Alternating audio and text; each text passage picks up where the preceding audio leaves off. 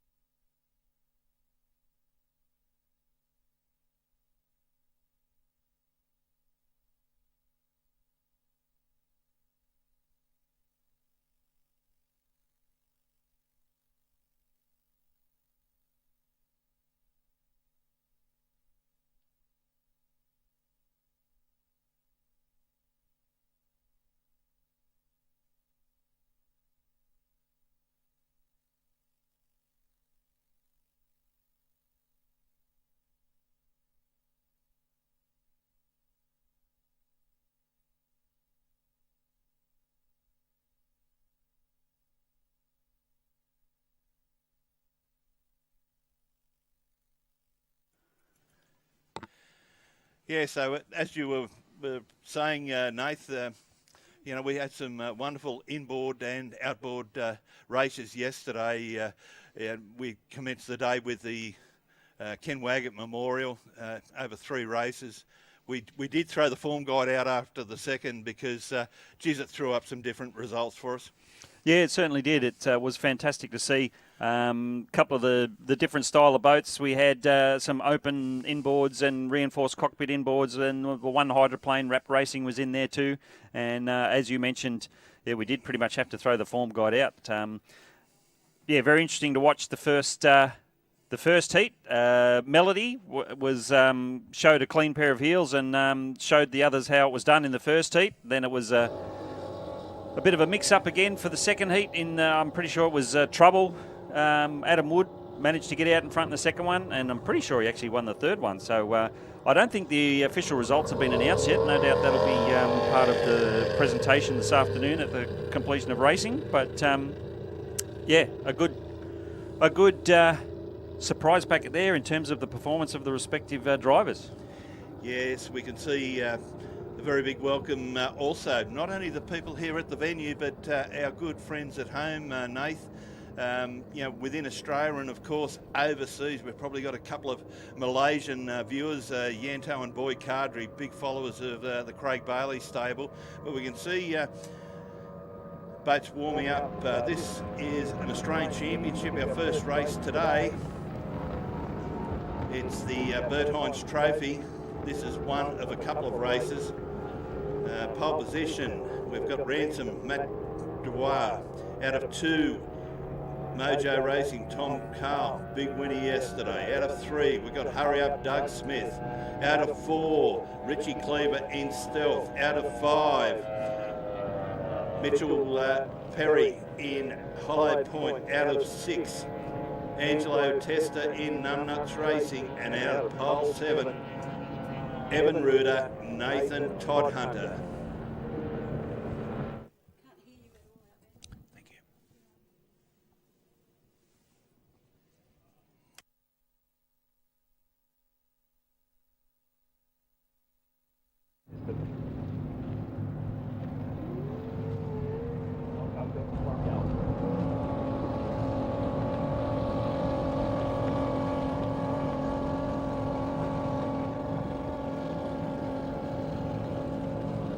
Test 1 2 1 2.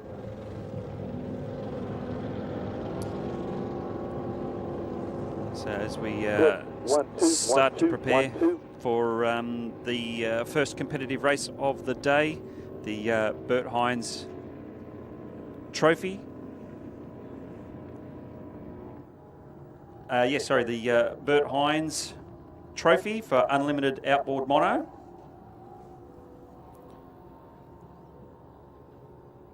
Being the first race of the day, our competitors get to do sort of one whole lap, warm up lap. Make sure all the engines are up to the right temperature and get the oil nice and warm. Pretty much every class will have the opportunity to do one extra sort of warm up lap in the morning. As you can see on screen at the moment, our schedule for the racing program today, we've got, as I mentioned, some fantastic mix of different types of boats, different speeds. We've got the smallest boats being the F4 outboard tunnels, driven by the young blokes here this weekend, all the way up to unlimited outboards and unlimited unrestricted, which are brings out the big bangers of the blown displacements, as well as the unlimited outboards will be throwing their hat in the ring for those races as well. Yeah, it's just quickly gone off the screen there, Nath, but a couple of the 85 mile per hour inboard and outboard races, they're going to be combined. So races 26 and 27 on the program, and races 35 and 36 are going to be combined as well. We're missing a few boats today, so they are going to be not treated separately but combined. So boats heading up to Gawley Bay there, Nathan, and we're not...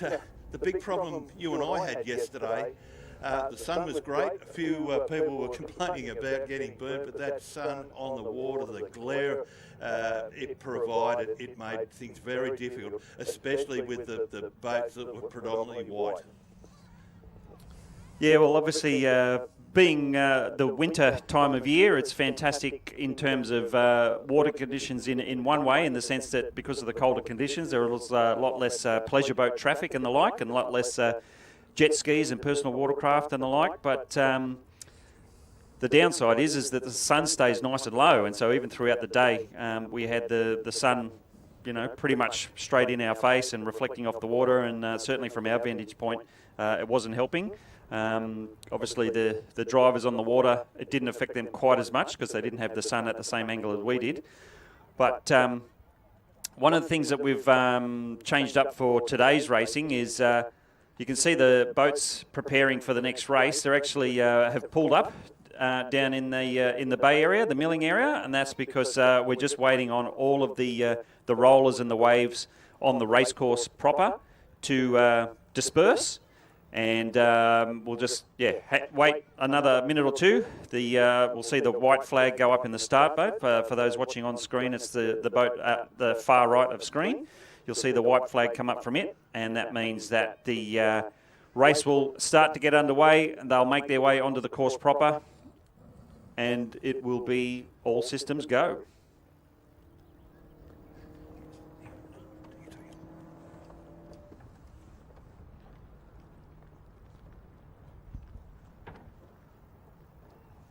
So a big shout out to the main sponsor for this event, being the St George Motorboat Club. So that's the host venue of the location we're at this weekend. The St George Motorboat Club is the social club and the marina, and the restaurant, the bar, and what a fantastic venue it is. So they're the naming rights sponsor for our front straight. You'll hear that name throughout the day, especially when our race boats head up from the milling area, as they're starting to do. The boats will line up side by side in order, in line with the start boat. You can see the white flag up and away it goes. Flag down. We've got 7 starters in this first race. Unlimited outboard mono. So it can be any engine combination. You can see all 7 boats there going side by side down the St George Motorboat Club front straight and turn into our South Sydney detailing northern turn. Hurry up. Dougie Smith on the outside, which is that monoboat with the reinforced cockpit. Stands out a little bit from the rest of the boats in this class. The boat Ransom trying to go with Dougie down the back straightaway. Yeah, great to see Matty Dubois there in Ransom. A really good driver-boat combo there. Doug Smith, of course, he knows every kilolitre of water in this cockerel. Look at Mojo Tommy Carl right around the outside of Matty Dubois coming into Cronulla Sea-Doo. He liked, we spoke to him, did an interview for Veterans early this morning. He did say he liked the water yesterday, and he's similar conditions today. But look at this great drag race down the St George Motorboat Club front straight. Mojo has moved into second place over Ransom in third. Yeah, so Tommy Carl's on the charge. He was obviously on the outside for the start, or close to it. He's got a bit of a job ahead of him to see if he can try and reel in Dougie Smith. But some of the other boats down the back, I spoke to one of the drivers of Stealth, which is that little black tunnel boat, earlier this morning, and he mentioned about, sure enough, the water conditions from the bank don't look that bad, but when you're actually out on the water, that little 17-foot bullet, it's at a slight disadvantage compared to something like Mojo Racing, which is a big 21-foot force boat. But so obviously the larger hulls managed to handle these rough and tough, choppy conditions a whole lot better than these smaller boats. He said, the river courses like Windsor or Dargle or something like that, he said that boat is probably perfect. And but obviously as engineering and design and things progress, the boats have gotten bigger and lighter and stronger, and obviously a bit more of an advantage to these older, smaller boats. So it's this first race is a 4-lapper. I think they'll be coming down to complete their second whole lap. one to go. So this they'll be finishing their third lap. We've still got Dougie Smith comfortably out in front at the moment. As you can see, probably half a straightaway in front. That boat Hurry Up, it's a Bullet replica, so it's based on a Bullet, but a bit of a custom-made job, as I understand it. And with that reinforced cockpit, again, it's quite unique. We can see Dougie on camera there. Yeah, that's one of the fixed cameras on our Northern Turn boat that captured Doug, but I tell you what, he drove for many, many years in the mono class here, and him and guys like Dave Minton and the like, they did a lot of racing here. But great to see Doug in the 1650 Bullet replica boat, formerly campaigned by Jamie Mullaney, coming up to take the checkered flag. Great job for Dougie Smith here. He'll take the win. He'll take the win. We should see Mojo Racing. Mojo Racing, we can see Out of Shot has taken second. Ransom on our screens as Matty Dubois, he crosses the line and takes third.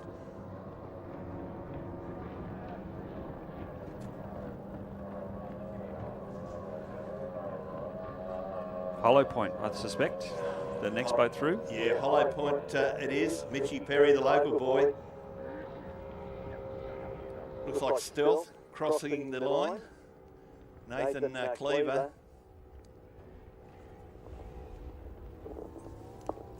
That's upturned.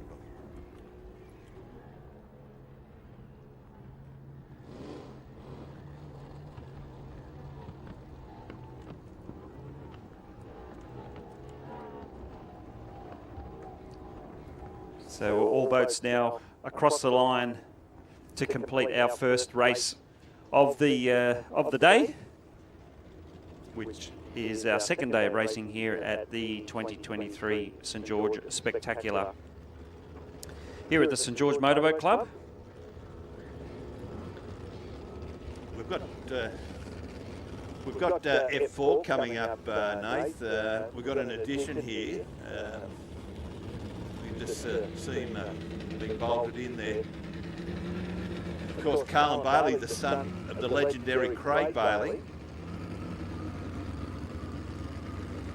I'm looking at the screen. We've got it's not F4. That's the race after. We've got 5 litre coming up. And this is for the Motorspares Australian Trophy 5.2 litre naturally aspirated inboard displacement. So out of pole 1, Melody 11, Brian Kilpatrick. He was a big winner in Heat 1 of the Waggett yesterday. Out of pole 2 is Adam Wood in trouble. This boat, Nath, is up for sale. Up for sale. Trouble. I know he probably would have scored very well in the Waggett yesterday, but this boat is up for sale in pole 3. Back in black, Royce McIntyre, and out of pole 4.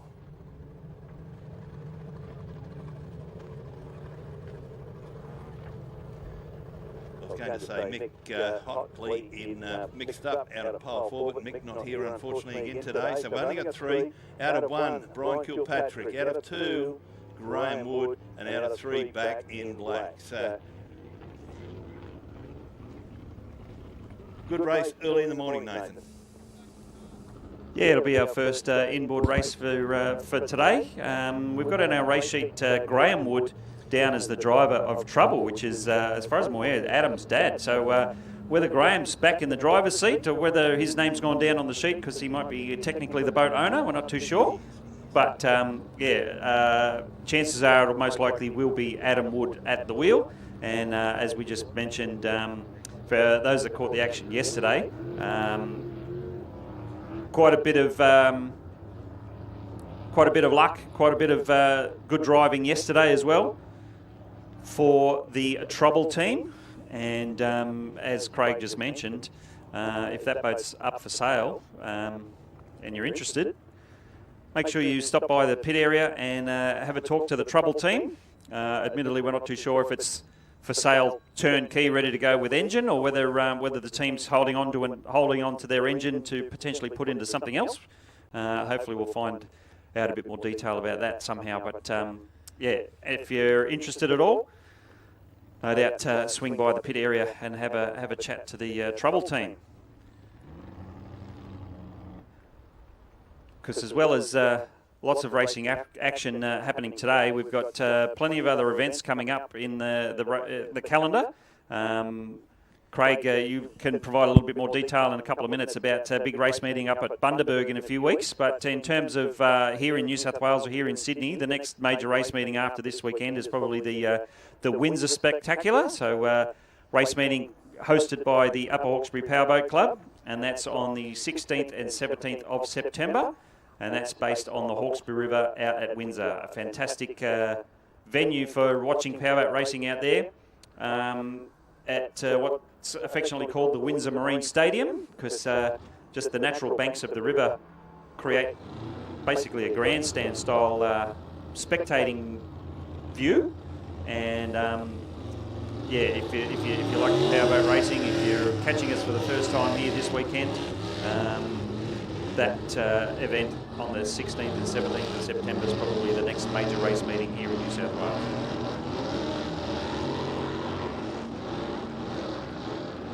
Yeah, it's, as you say, Nath, the Bundaberg Powerboat Club, a big 2-day event coming up on the 28th, 29th weekend of July.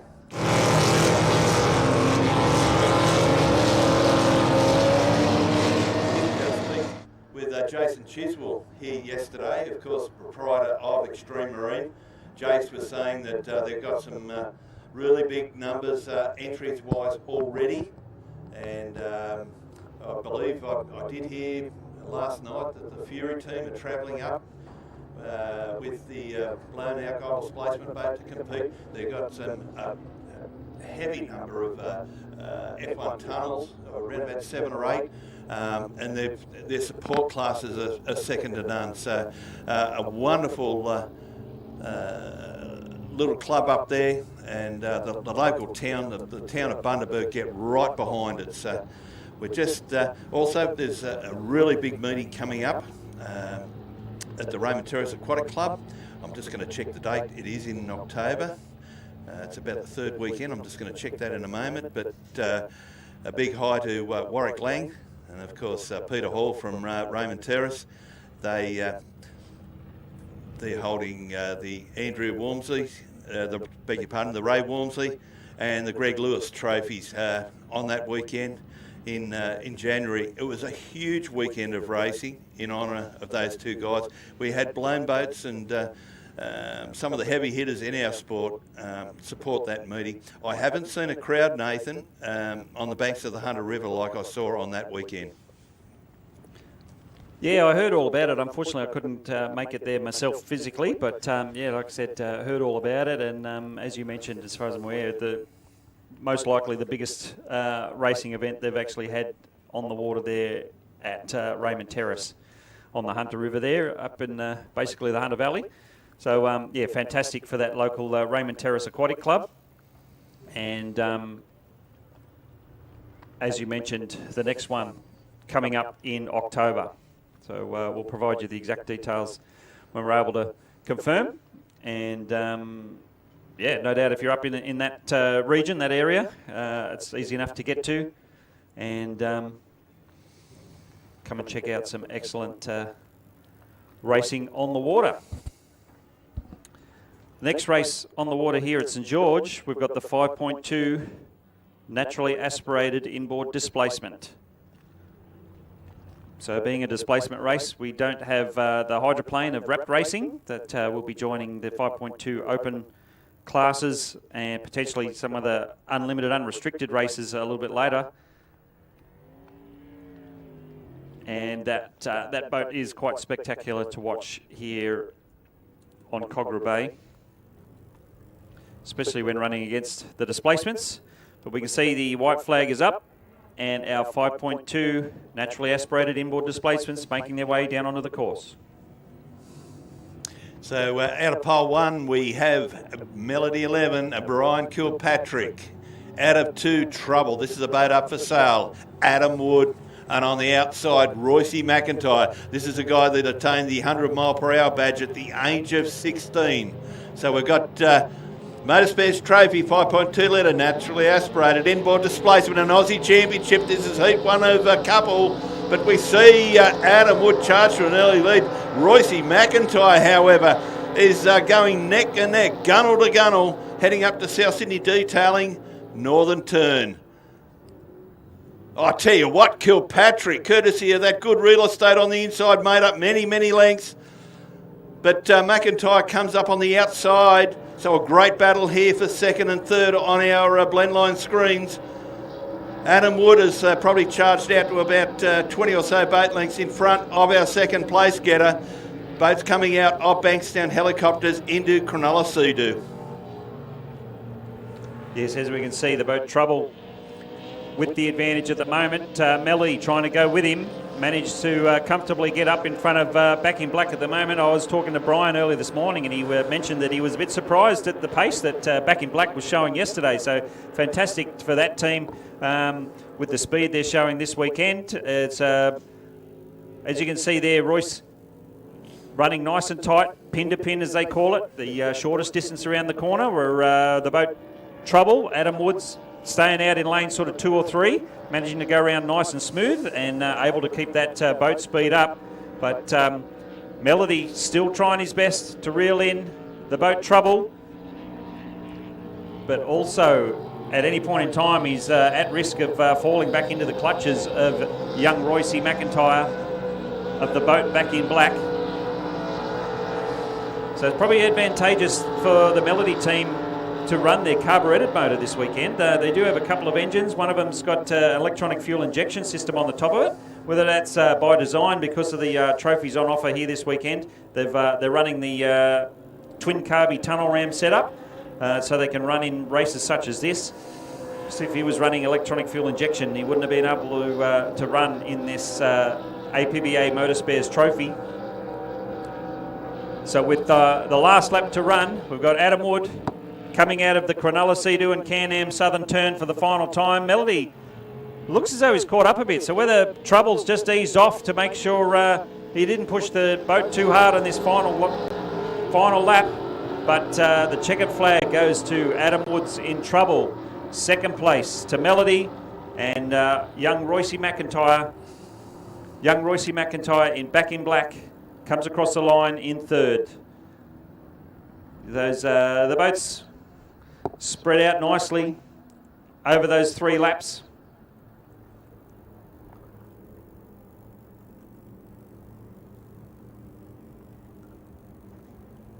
As we mentioned, the boat Trouble managing to continue the type of speed and pace that he showed yesterday in 4 or 5 races.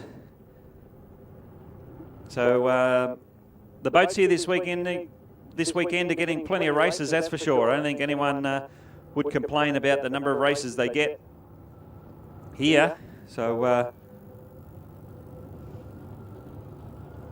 just because of the combinations of races on offer and the boats we have, each of the boats are going to get at least absolute minimum 3 or 4 races each this weekend. So big question of reliability. Got to try and keep these boats running all weekend. Craig mentioned, unfortunately, a couple of boats had some mechanical issues yesterday and are unable to make the pit area this morning. So it's obviously unfortunate for those guys, but fantastic to see the boats here this morning continue on their winning ways out on the water.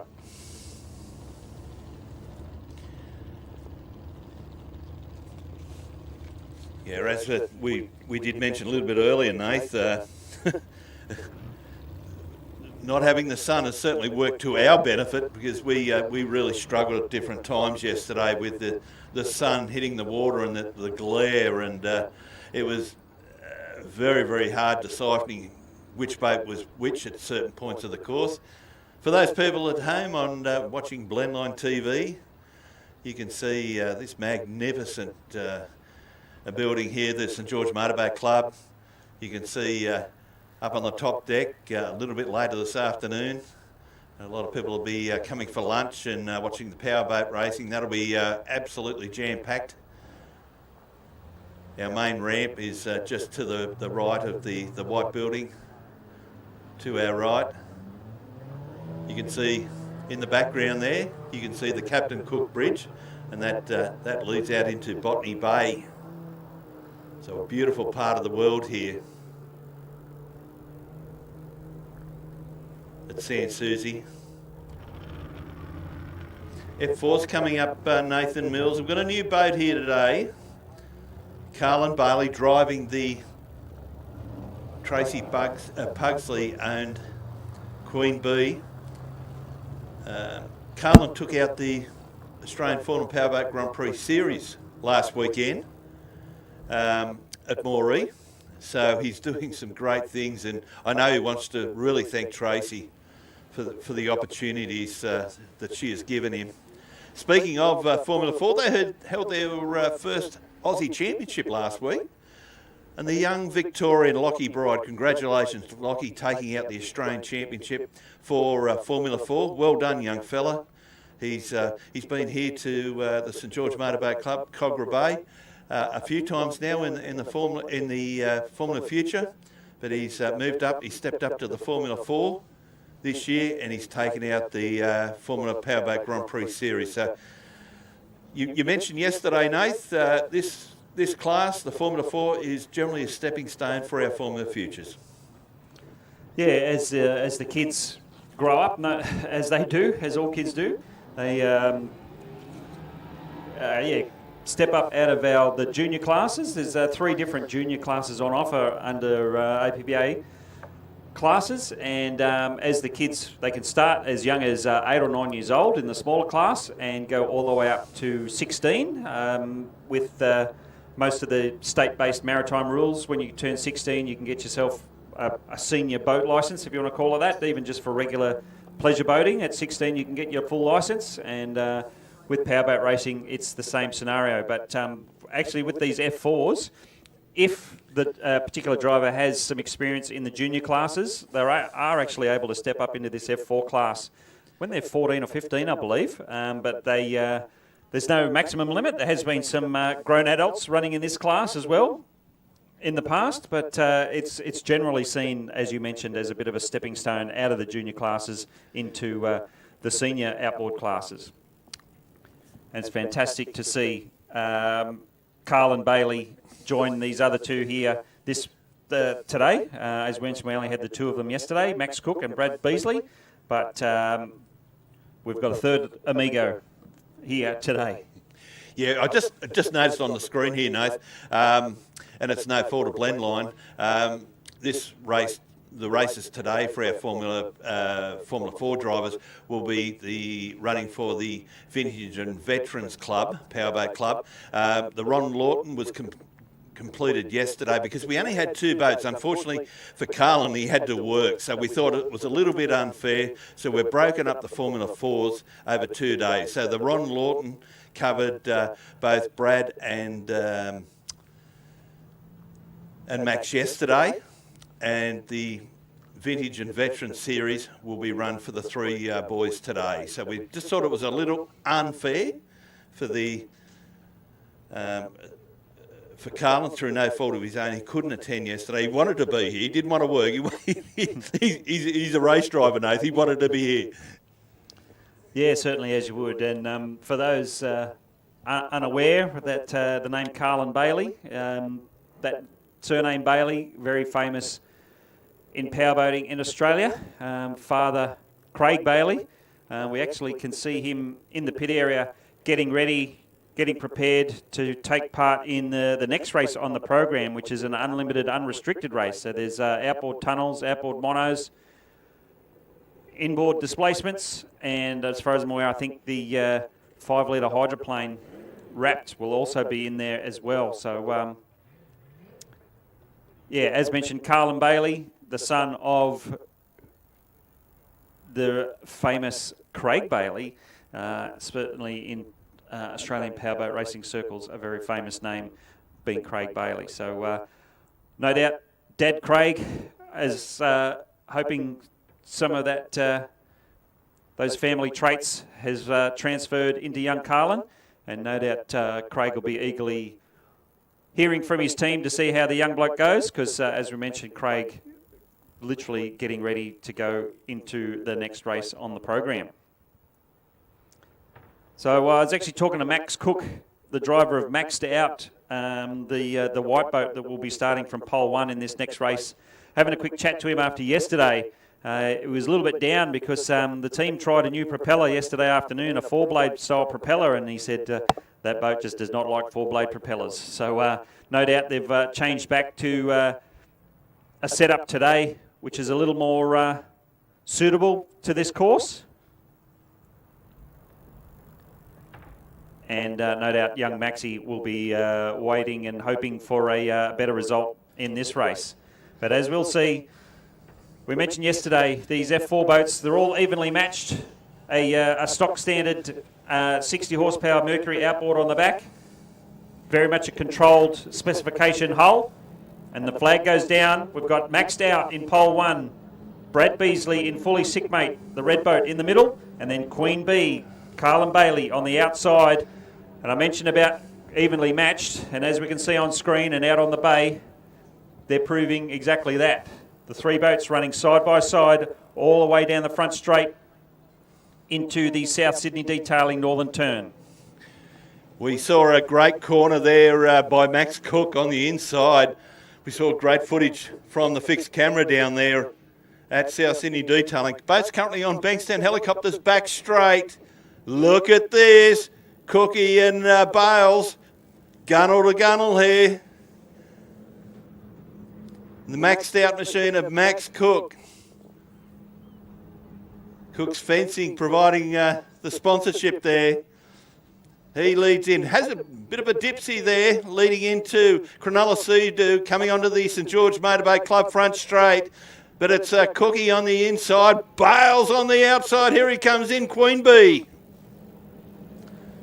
Yes, you saw a couple of different ways to attack a turn in that last shot, in that last turn. You saw Max Cook going in nice and tight, hugging those turn boys and basically making 2 little straights out of the turn boys. He'd hooked in tight in the first turn boy, went straight for the second one, hooked in tight and then went straight for the third one. Whereas Carlin Bailey chose to go around the outside a little wider, but he made the one turn, one nice big smooth curve. And for him on that lap, it turned out to be an advantage for him. So Carlin Bailey stretching the legs down our Bankstown helicopters back straight. Max Cook now in chase mode. And Brad Beasley no doubt doing the same in fully sick mate, currently in 3rd position. Yeah, of course, the Alan Baker owned machine, fully sick mate, as Nay said. We see Maxi Cook there and Maxed Out moved. We can see on the screen Brad Beasley there. Brad's really shot up in height in the last couple of years.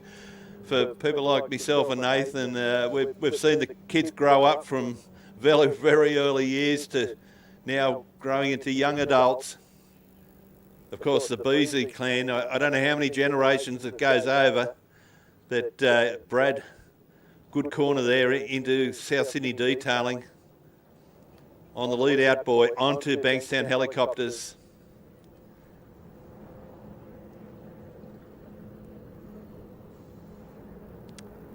The focuses move back to Carlin Bailey. Carlin between Cronulla Sea-Doo there, moving onto the main straight. We spoke yesterday, Nathan, a setup with these machines. It's so important because, you know, even they've got the same horsepower, same this, same that. So things like your prop or, you know, the way that the engine sits, it's so important. Most definitely. The angle of trim and the height of the engine and the way it's mounted on the back of the boat and sort of so how far the propeller is in and out of the water, all of those very fine details can just give you even 1 kilometre an hour is an advantage in this class, as we mentioned, with the boats being so evenly matched. There is an advantage with the driver being smaller, generally smaller when they're younger, but as you mentioned, Brad Beasley shooting up in height recently, although it probably helps with his vision out of the cockpit. Unfortunately, that extra bulk, that extra weight is a bit counterintuitive to the performance of the boat ultimately, which is interesting, but no doubt, you may remember we spoke to Brad yesterday, and his ultimate goal is obviously stepping up into F2 and ultimately F1. So obviously with his physical size at the moment, it won't be long at all until he does that. And we can tell you that at the completion of 4 laps, the first F4 outboard tunnel class is done and run, with Carlin Bailey in first place, Max Cook in maxed out in second, and Brad Beasley in fully sick mate rounding out the third position in our first of the F4s. We're expecting to see them at least 2 times more later in the day. And as we can see on the race program, we've gone from one extreme to the other in terms of horsepower. We just mentioned these F4s, a relatively stock standard 60 horsepower Mercury outboard, and our next race on the program, unlimited, unrestricted. So no limits on horsepower, no limits on engine capacity, no limits on hull style. So we've got going to have displacements, we're going to have outboard tunnels. We've got the 5-litre hydroplane wrap racing in there as well. So if you want to call it that, we've got the first of our big banger races today. Yeah, we have, and I've just had a look at the field, and it's like a licorice all sorts, this one, Nath. It's got a bit of everything, but for people who haven't been to powerboat racing, we've got some very, very quick machinery on the water, both outboard and inboard. We did see yesterday, we saw that great dice in the unlimited unrestricted race between Chris Hearn in Explicit and Odin, driven by Ryan Constable. It was just a battle royale for the whole race. We can see Mr. Craig Bailey, absolute royalty in powerboat racing. Of course, the first Australian in 1990 to win a World Formula One Grand Prix race in France. We did speak to Craig yesterday and made mention that he's had a contract with Marit Stromme and her team overseas as the crew chief. So he basically flies in and flies out. So he's not only a wonderful driver, but his own business, Craig Bailey Marine. We do know a lot of the mono guys and the like use Craig. He's just so proficient in his effort for detail. But water conditions don't look too bad at the moment. We can just hear through our radios that this race brought was by Eric. Well, the Eric Chadwick Trophy. Water conditions, how do they look to you, Nath? Well, it's interesting. From our point of view, our angle, the water looks really good. We can see some flags here at the St George Motorboat Club. Blowing in the breeze a little bit, not as strong as it got yesterday. It's potentially going to get us similar sort of wind strength as it was yesterday, a little bit later today, but at the moment it looks to be relatively gentle from here. But in saying that, pretty much all of the drivers commented just how rough it was out on the course itself yesterday. So that's going to be interesting to see. We'll keep an eye on those conditions throughout the day, obviously, and we mentioned yesterday as well that the boat racing's quite unique in terms of overall motorsport, because no matter what the weather conditions are, the racetrack basically changes every lap, and so the drivers are going to be on the ball with their eyes peeled on the water, every lap of every race, because obviously being the water, it can change, in the click of the fingers. Twinkling of an eye. And the drivers certainly have to be aware of that, and they are most of the time. And no doubt the drivers will think it's choppy. We might think it's okay, but somewhere the truth is in the middle there, no doubt. Certainly is, Nath. The Eric Chadwick Memorial. This Unlimited Open Championship was donated by Keith Chadwick as a memorial to Eric Chadwick, who raced on Cogra Bay during the 1950s and 60s, driving his hydroplane called Mr. Chad. Eric was known to have driven a number of other boats on occasion, including Chips and Fleetwing. The trophy was first contested in 1982 and was won by Barry Chaplin, driving Lord's Prayer. So there's a bit of history as to the naming of this race. The Eric Chadwick. This race has been on the calendar for some years. Look at this big weapon, the 540 cubic inch Chevrolet twin turbo, Nath. Odin, the name of the boat.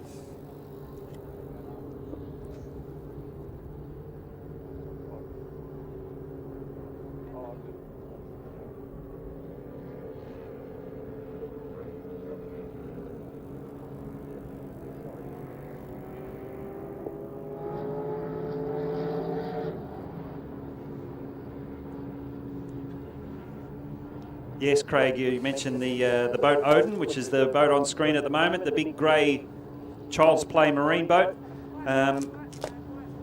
Relatively new to powerboat racing here in Australia. The Constable family, the patriarch, if you like, of the family, Rob Constable, used to be involved in powerboat racing many years ago, but more recently the family were involved in water ski racing. They had a very high-profile boat called the Pump in the Unlimited class, but the family have decided to have a crack at circuit boat racing, and they've come onto the scene and made quite a ripple, pardon the pun, and their first boat, called Ragnar, is a flat bottom style American hull that they brought in from the States. They had custom built and brought in. They fitted that out with a twin turbo V8 big block Chev motor as well. And then now they've stepped up. There's actually two brothers driving. We've got Ryan Constable driving this boat here today, and his brother Peter driving the other boat when it gets back on the water. They mentioned yesterday that fingers crossed they're going to have both boats ready for potentially the Windsor Spectacular in September. So that's going to be very exciting indeed when this team gets both of these big grey unlimited displacements on the water at the same time. Yeah, just quickly, Nath, we spoke with Ryan yesterday. Just wishes to thank his sponsors, Coldy's Tow Bars and Bull Bars, G&O, Motec and Child's Play Marine. It was great to see him. You mentioned the two brothers. He did say to me yesterday he's the better looking. Oh, good to hear. Both boats aren't on the water and the sledging's already started, so fantastic to hear that. Now, on camera at the moment, we've got another exciting sort of recent change to the powerboat racing landscape, in the sense that Explicit. This boat used to run 6 litre class, your carburetted sort of Chevy V8, or I'm pretty sure they were running a Dodge NASCAR style engine at one stage as well. But this team have stepped up into the Unlimited class, and they've actually got a supercharged straight 6 Ford Barra motor in this boat. Sorry, I might have just said supercharged. I do mean turbocharged. So one big single turbocharger on the side of a straight 6 taxi motor, as it's affectionately known as.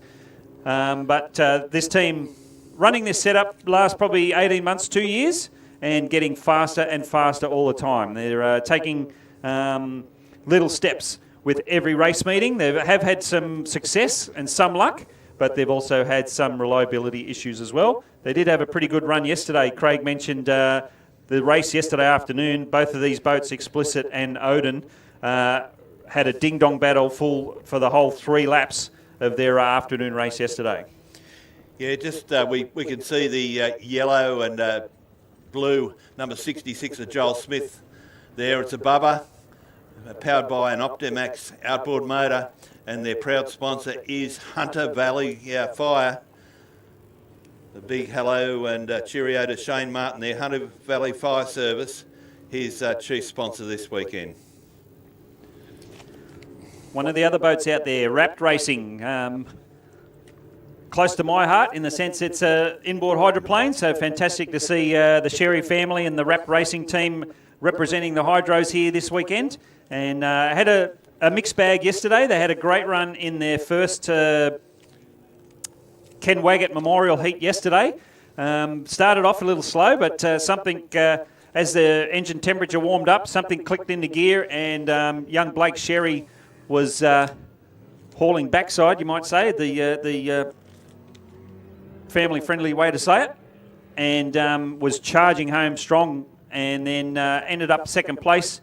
Did really well in the second race, and then the third heat, they actually had the oil cooler in the boat came loose, and as it was shaking around during the race, it actually knocked the high tension lead off the ignition coil. So not completely, so it didn't stop the boat, but just caused an intermittent ignition misfire, and unfortunately was unable to run at full speed. But as we get back into the action, we've got Odin out of 1, Melody out of 2, Explicit 3, Smith Family Racing 4, Trim King Outboard Tunnel Boat in 5, Craig Bailey in 6, and Wrapped Racing on the outside in 7. We've got a start flag down, ladies and gentlemen. Great start by Bailey on the outside. The two turbos, the twin turbo on the inside, Ryan Constable, the single turbo, the red taxi of Chrissy Hearn. But coming up to South Sydney detailing, who's it going to be? On the inside, Ryan Constable. Moving up on the outside, the local legend, Craig Beetle Bailey. He's charged to an early lead, but look at the horsepower of the twin turbo, the Odin machine of Ryan Constable coming out of Bankstown Helicopters. Bailey will go in really deep here, goes to the outside. The ever-enduring battle of Australian powerboat racing, inboard versus outboard. Craig Bailey, the outboard tunnel, gets onto the front straight away, stretches the legs. Odin trying to go with him. Ryan Constable chasing him down towards the end of the front straight. The outright speed possibly with the displacement boat. But Craig Bailey shuts him down. Very clever move there by Craig. He knew he had the corner. It was his to take. He drifted over, and Ryan Constable had to back out of it a little bit and lost a little bit of an advantage. Not at risk at the moment of falling back into the clutches of Explicit, but nonetheless having to give up some advantage to Bales. Looks as though Explicit might have come to a stop. We can't see him. Oh, there he is. He is continuing around, sorry. So third place, Explicit. Trim King in 4, Melody in 5, and 2 or 3 boats you can throw a blanket over for 6 and 7. So Wrapped Racing goes around the outside of Smith Family Racing on the inside to round out the competitors. So one straight away behind the leaders at this point. We've got Craig Bailey heading down the Bankstown Helicopters back straight, still half a dozen boat lengths in front of Odin with Ryan Constable at the wheel. Yeah, Bales, the Eric Chadwick. We can see Ryan Constable made a big charge on the outside coming onto St George Motorboat Club front straight, but Bailey takes the win over Ryan Constable. Third place last time we looked, yes, just passing the stripe there is Chris Ahern. Oh, Kirkpatrick's had a big dipsy doodle there. Coming into Cronulla Sea-Doo. Around he went. Hope he's okay. Yeah, hatches up, Nathan. Wow, just hit a bit of dirty wash there by the looks of it. And yeah, he's okay. But great race finish there. Bailey over Constable. In third is Chris Hearn. We can see, well, that's good news. We can see he's fired the boat back up again.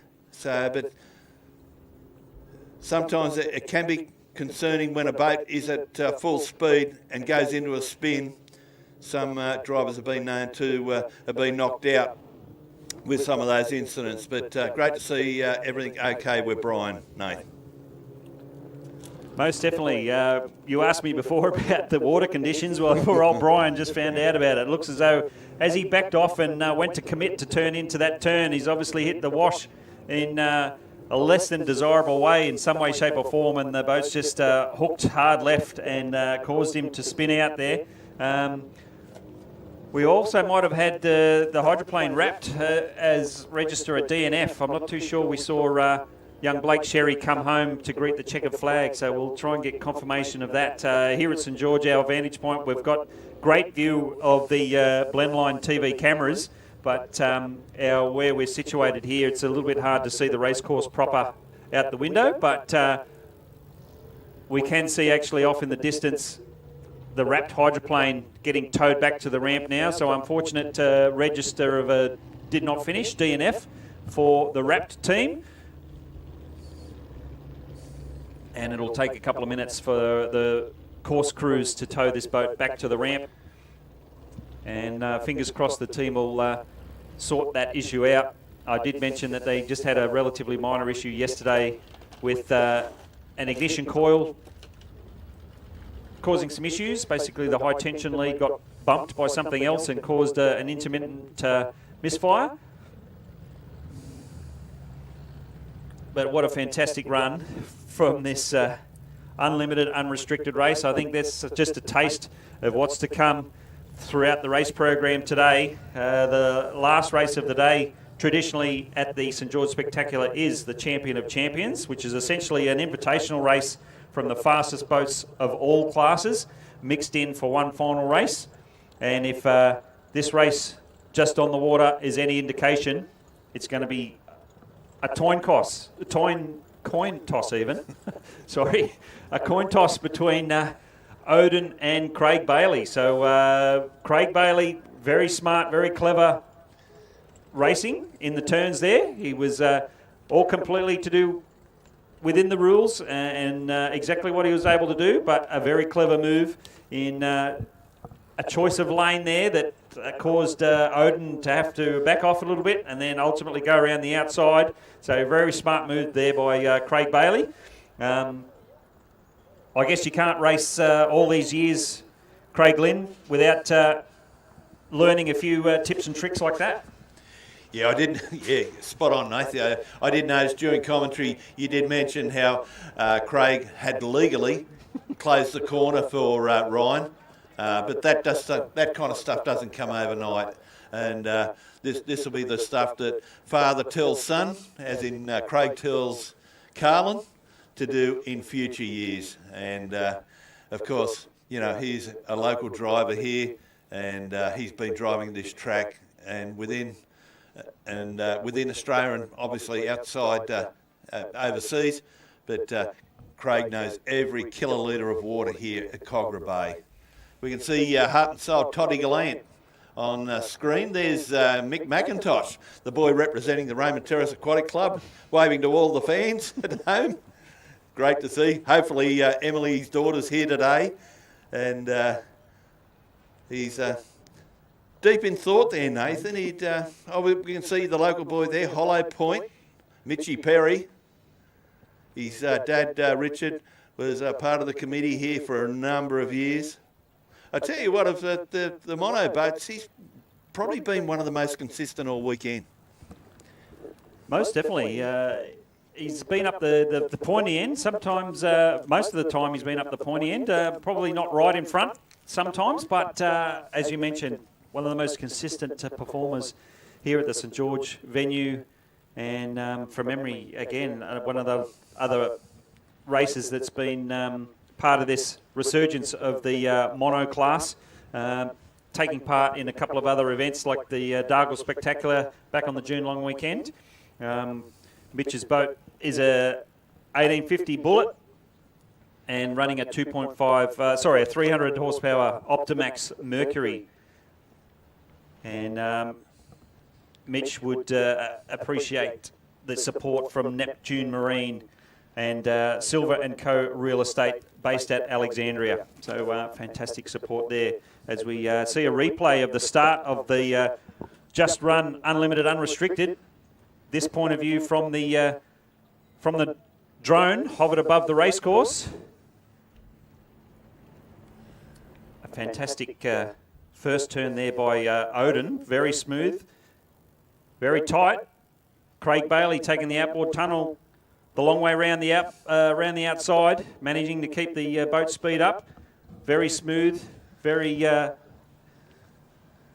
measured driving there from all drivers. One of the challenges of boat racing is for boats to maintain their lanes, maintain their pole positions going around the first turn. But you saw in that race a fantastic example of smooth and fast and fair racing by all drivers in our first unlimited, unrestricted race here on Sunday. And we did talk a little bit about it yesterday, Nath, where you've recently been officer of the day and the like, and that first corner is so important, where you must remain in your lane. And it was great to see that, you know, we had Ryan Constable on the inside, we had Chris Hearn in the centre, and we had Craig Bailey on the outside. All drivers, that they have the utmost confidence in each other. There was absolutely no chance of a touch or a scrape or anything there. The big boat, geez, Ryan got that round the South Sydney detailing corner very, very well indeed, but Bales went right round the outside. You can see Cars Park in the background there. A very famous landmark in Sydney. That's our northern turn. But yeah, water conditions don't look too bad at the moment and hope remain the same. We can see the Evan Ruder boat of Nathan Todd Hunter there. Nathan comes from Basin View, just south of us here. We did an interview with Nath and his lovely wife Amy and the three kids, Sasha, Sarah and Lucas, early this morning. They absolutely love hubby and dad being in the boat. We can see that's Angelo Testa there, the Numbnuts Racing. We often see whenever the Georges River gets flooded and the Milperra Road gets flooded, we see Angelo going out to rescue humans, dogs, cats and whatever else on our nightly news.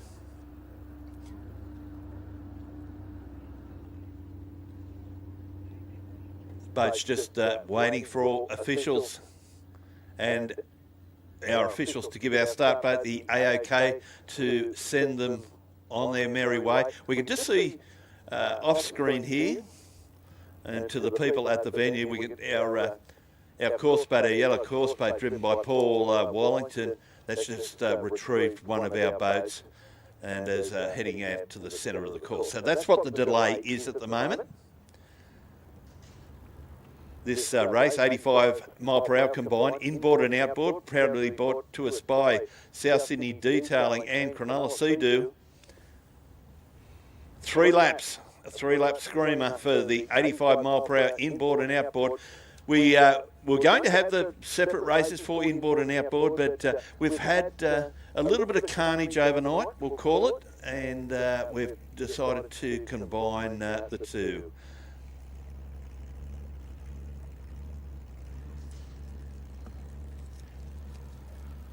The Evan Ruder boat there, it's a Bullet Sports Mono, powered by a 300 Evan Rude. Sponsors, Butlerfell, Forest and Oceans, and to his wife Amy and kids Stasha, Lucas and Sarah. So pristine conditions here at Cogra Bay. We can tell by the boat movements there on screen, Nath, and we can see the white flag aloft our start boat. Our great friends from the Vintage and Veterans Club, not only helping us with the start boat, but providing many, many volunteers this weekend. But we can see from the water conditions, Nath, things aren't too bad at the moment. Most definitely. We can. I mentioned the flags sort of flapping in the breeze a little bit earlier. The good news is that they've pretty much dropped down to almost nothing. So looks as though the breeze has dropped right down at the moment, which is fantastic news for the drivers. You did mention the Vintage and Veteran Club providing some assistance for the logistics of this race event, and one of the things they were actually able to organise is in the pit area, they've actually got 3 or 4 mini tractors that are ferrying all the boats from their respective pit area down to the ramp, and then obviously back to the pit area after their respective races. So the Vintage Veteran Club very much appreciative of the support and the supply of these tractors by Dick Patricus Mowers and Tractors from out in the Hawkesbury area. We've got 3 mini tractors. They do all sorts of tractors and farm machinery and lawn mowers and chainsaws and all sorts of power equipment like that. As mentioned, they're actually based in Tennyson, which is just outside of North Richmond in the Hawkesbury area. They've been established since 1963. And the business name being Dick Patricus Mowers and Tractors, but son Chris Patricus is running that business now and doing a great job, and greatly appreciated the support that Chris and the overall Dick Patricus company has provided here this weekend with the supply of 3 mini tractors to help the logistics of this race meeting being run in the pit area this weekend. So fantastic support there by Dick Patricus Mowers and Tractors.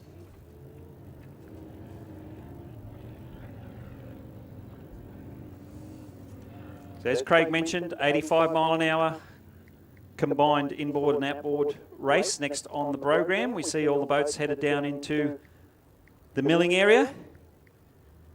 This 85 mile an hour class, relatively new. It's they've only been running this style of racing for the last few years. When I say this style of racing, where we have a maximum speed limit being, for this particular class, being 85 mile an hour. There are 75 mile an hour options, 95 mile an hour and 105 mile an hour. So the boat configurations are relatively open. Inboards, outboards, displacements, hydroplanes, monos and tunnels. But the common factor being that they can only do a maximum of 85 mile an hour at any point during the race. It's not as if it's an average speed over the whole race. All of these boats carry a handheld or personal GPS unit while they're in the boat, and those GPS units are checked when they're immediately back to the ramp to make sure none of the boats go over 85 mile an hour at any one point in time. So just as these boats line up for the start of this race, interesting weather scenario. We mentioned the breeze dropped. We've got the sun coming out from the east. We've got some potential wet weather over the northwest. So we're going to wait to see how this pans out over the rest of the race program. But the 85 mile an hour combined, lined up, waiting for that flag to drop, and away they go. Numbnuts gets a early start on the outside. Heart and Soul trying to go with him. Evan Ruder and Hollow Point getting the nose out in front on the inside, and Time Out right on the inside trying to go with him as well. Yeah, boats heading out of out of St George Motorboat Club front straight into South Sydney Detail. Very, very busy at the Cars Park end of the course, ladies and gentlemen. We're moving back through the field there. Todd Gallant has moved up a place, pushing Hollow Point Match Perry back, as is Nutcase Racing. But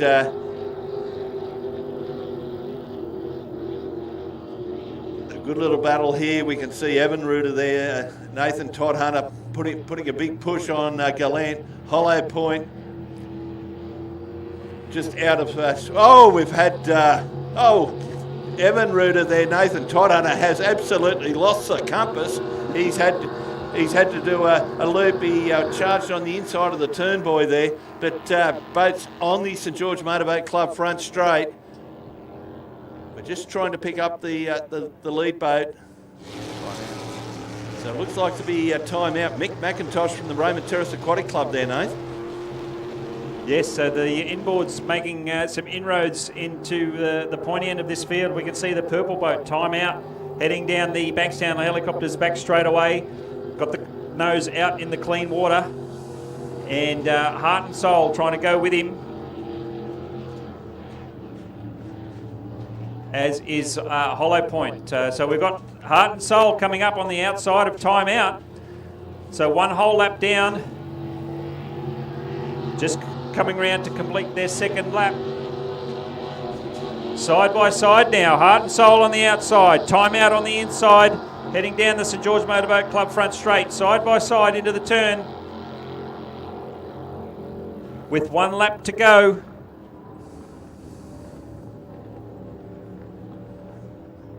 Very close indeed. You could throw a blanket over them in that last turn, heading down the back straightaway. Looks as though Heart and Soul might have the advantage. Able to keep the boat speed up in that turn a little higher, heading down the back straight. But Time Out, making a bit of a charge back. Who's it going to be, Craig?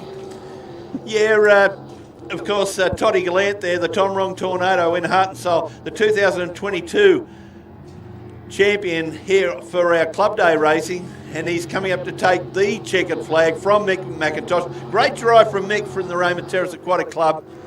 Coming home, just coming onto the St George Motorboat Club front straight, Mitchy Perry in Hollow Point. He takes third. We're just in 4th place, Evan Ruder, the boy from Basin View. Of course, Nathan Todd Hunter. I tell you what, it was a great duel at the front of the field there, Nathan. Todd Gallant and Mick McIntosh. This, the Time Out boat, formerly it was a boat of Scott Trainers there from the Bundaberg Club.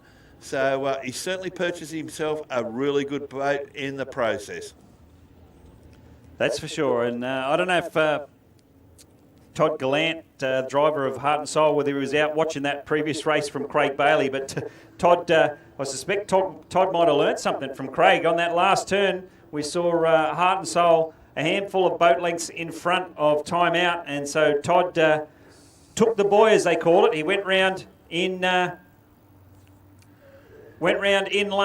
probably 1.5, if you want to call it that. So basically, he was able to effectively shut down Time Out, but also did leave enough racing room if Time Out was brave enough to try and come up on the inside. But very interesting and very clever choice of racing line from Todd Gallant in Heart and Soul, which eventually helped him take the win.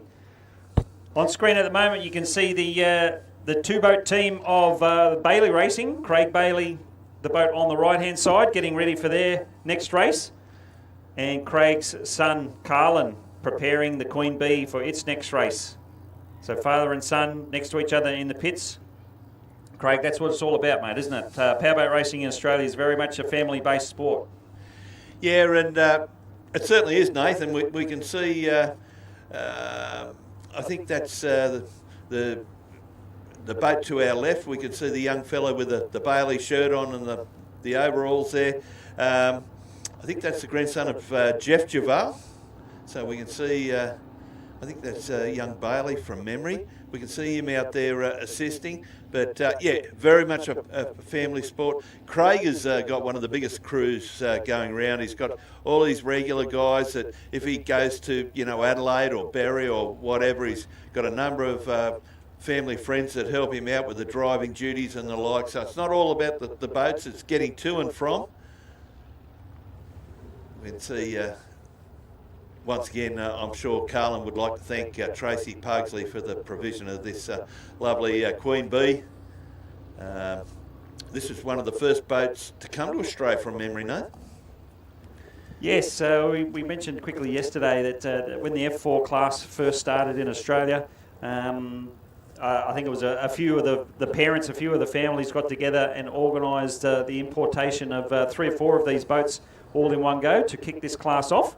And with their younger drivers getting ready to step up out of the junior classes, and with this being a FIM, or the International sort of Association of Powerboat Racing that looks after the World Championship Formula 1, they also look after the rules and regulations for some of the other formulas as well. And this Formula 4 class was created a few years ago for the younger participants in the sport, and it's been a great addition to powerboat racing here in Australia. There's 3 here this weekend. There's probably at least 6 or 8 of them in the country, and it's a fantastic sight to see when all these guys get together.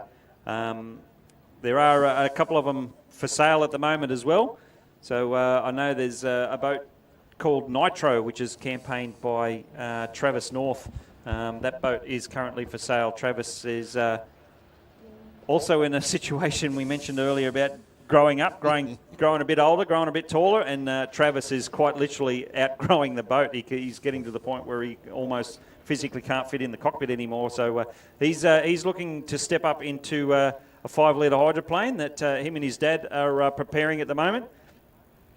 And that boat, Nitro, the F4 tunnel boat, is up for sale at the moment as well.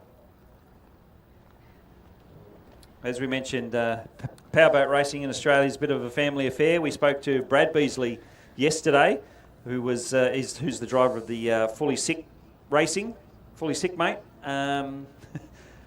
We spoke to Brad yesterday, and as we mentioned, I think he's the third, potentially even fourth generation racer in that Beasley family. So fantastic to see the tradition continue on in the Beasley clan.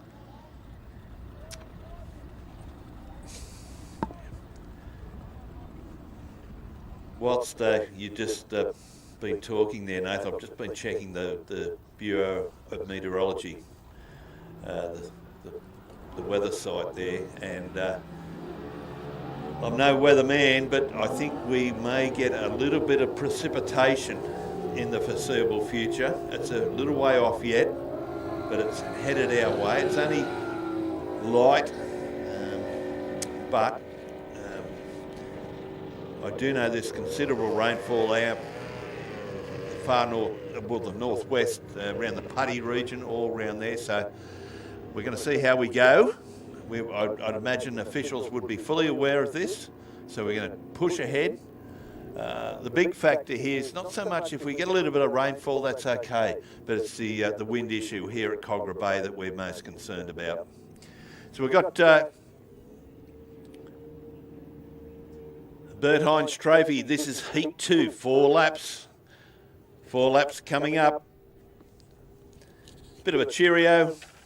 We were certainly hoping to see this boat here this weekend, the unfinished business boat owned by Ian Harris and driven by Chris Pugsley. Unfortunately, there was an issue at Laidley last weekend, so that boat couldn't be with us. Big cheerio to Debbie Calderwood. We know Deb will be watching the telecast, and she's a real boaty fan from way back, Debbie, and she loves the powerboat racing and probably loves it as affectionately as she did in days gone by. You can see the stealth machine there. Not sure whether that's Nathan or Richard. All the way from Albury, ladies and gentlemen. These guys have boat, have car, will travel. Yeah, fantastic commitment made by that team. As we mentioned earlier, I had a chat to Nathan Cleaver this morning, and I had a chat to both of the drivers, but Nathan mentioned about this boat probably not quite 100% suited to conditions here on Kogarah Bay, but as you can see, that commitment made, the big travel up the Hume Highway from Albury, and they're here to stick out the weekend and get this little 18-foot tunnel deck bullet boat to do as best as they can. So for those people that are here at the St George Motorboat Club, just a note to keep an eye out for the traffic and movements in the pit area. It is an active race meeting. We've got boats and trailers travelling in and out of the ramp area and the pit area. So just please be aware at any point in time when you're down on the tarmac or in the park that there's tractors, trailers and boats moving around in regards to the conducting of events here on Sunday.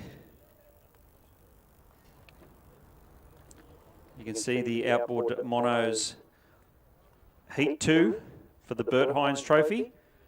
They're just waiting on the racing conditions to settle on the racecourse. We will see the white flag come up on the start boat. They will hang there for sort of 10, 15, 20 seconds to make sure all the drivers see the flag get raised, then the start boat will be underway, make their way onto the course proper. And when they're comfortable with the lineup of boats, they will drop the white flag. And that's when the real action starts.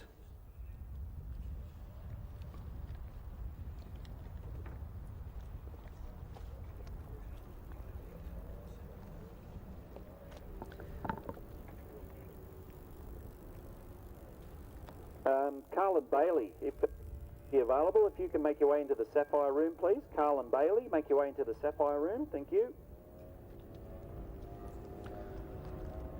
So we can see the white flag up on the start boat as our unlimited mono heat number 2 makes their way onto the course proper.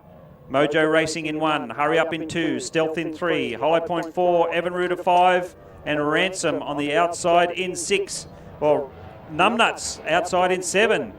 Gets the jump on the outside, cutting across the race course. But Hurry Up, the reinforced cockpit style monoboat, gets the nose out in front as they head into the South Sydney Detailing Northern Turn for the first time. Yeah, it was a great start by all boats there, Nath, and the stealth boat we did see on camera, but Dougie Smith there pushed to an early lead over Mojo Racing, Tom Carl. Tom had a wonderful day. We can see on screen now, we can see the ransom boat of Matt Dwyer, and on the outside, Angelo Testa in Numbnuts Racing. Oh, you can see Ransom there hitting a bit of wash. The boat did not like that at all, coming up to Cronulla Sea-Doo and Can-Am. You can see Angelo going very, very wide. He's, I tell you what, Angelo's gone for the good water, but I tell you what, it cost him some territory. He's gone very wide indeed. He's been in clean water, but the boat on the inside has just grabbed many, many lengths. So coming up to complete one lap. Now look at this battle here, ladies and gentlemen. We've got Stealth on the inside and Mojo Racing on the outside. So we've got Cleaver over Carl here.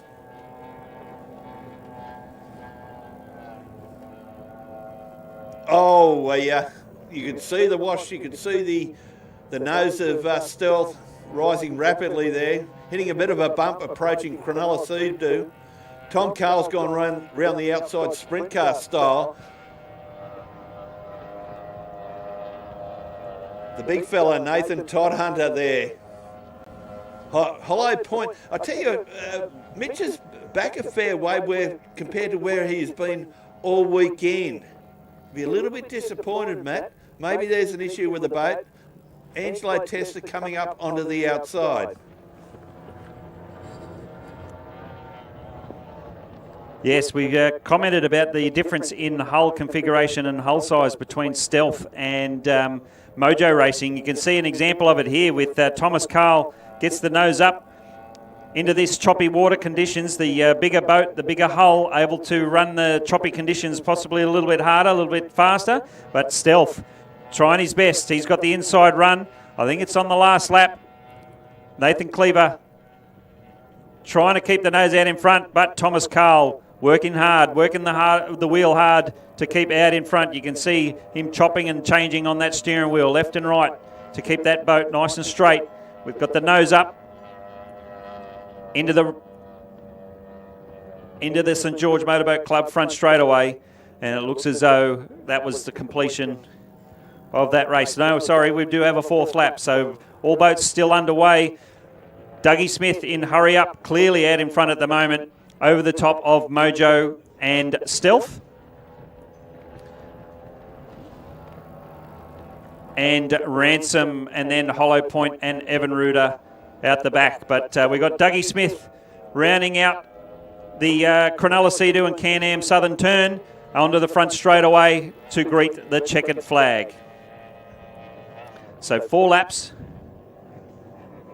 4 laps down in the second heat of our Unlimited Mono APBA Bert Hines Trophy. So Mojo crosses the line comfortably in second over the top of Stealth. So the full 4 laps the advantage of the big 21-foot force boat worked out over the top of the smaller stock in the fight, so to speak, here this weekend in terms of outboard monos, being the little 18-foot tunnel deck Bullet, and a very strong run for that little boat in this big open bay. So Hollow Point and Numbnuts, the two more Bullet outboard monos, down to the wire as they cross the start-finish line.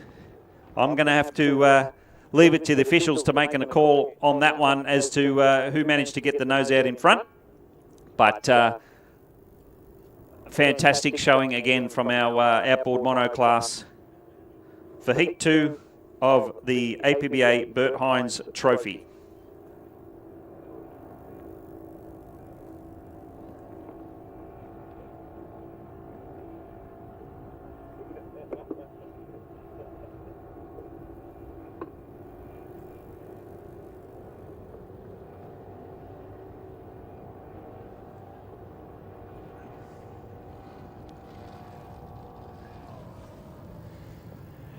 Well, ladies and gentlemen, boys and girls, we've been talking about a guy that we didn't have here yesterday because he was at work, but great to see him here today. He's the son of the legend, Craig Bailey, Carlin Bailey. Welcome, Carlin.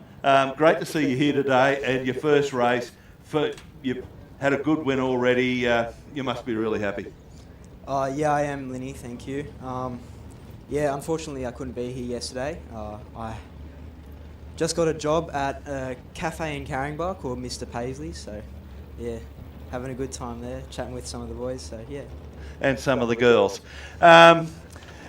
We've seen you come through the Formula Future ranks in the last couple of years. You've stepped up courtesy of Tracy Pugsley in the Queen Bee Formula 4. You must be having the time of your life at the moment. You look really, really comfortable behind the wheel. Yeah. Well, I've been lucky enough to be given the F4 to borrow by Tracy Pugsley and the Smith family. Unfortunately, Tracy isn't able to drive it because of a leg injury. But yeah, I've hopped in the seat and I've tried my best, and I've done pretty well so far. So yeah. Okay, the transition from Formula 4 to, beg your pardon, from Formula Future to Formula 4, what's been the big difference for you? Oh, well, Formula 4 isn't as hard to drive as a Formula Future, I don't think. I don't know, it feels like it's on rails a bit more and a bit easier to control, yeah. Okay. The Formula Futures, we always say that, you know, it's a great way to start your powerboat racing, and now Nathan was saying yesterday, generally with you young fellas, young ladies, that the Formula 4 is a stepping stone. Yeah, well, as I said, Tracy's given me an amazing opportunity to drive a Formula 4. If I didn't drive a Formula 4, I'd be in a 25, but I love where I'm at the moment, so yeah, hopefully it'll keep advancing and see where it goes. All right, what year of school are you in at the moment? Year 11 at the moment, yeah.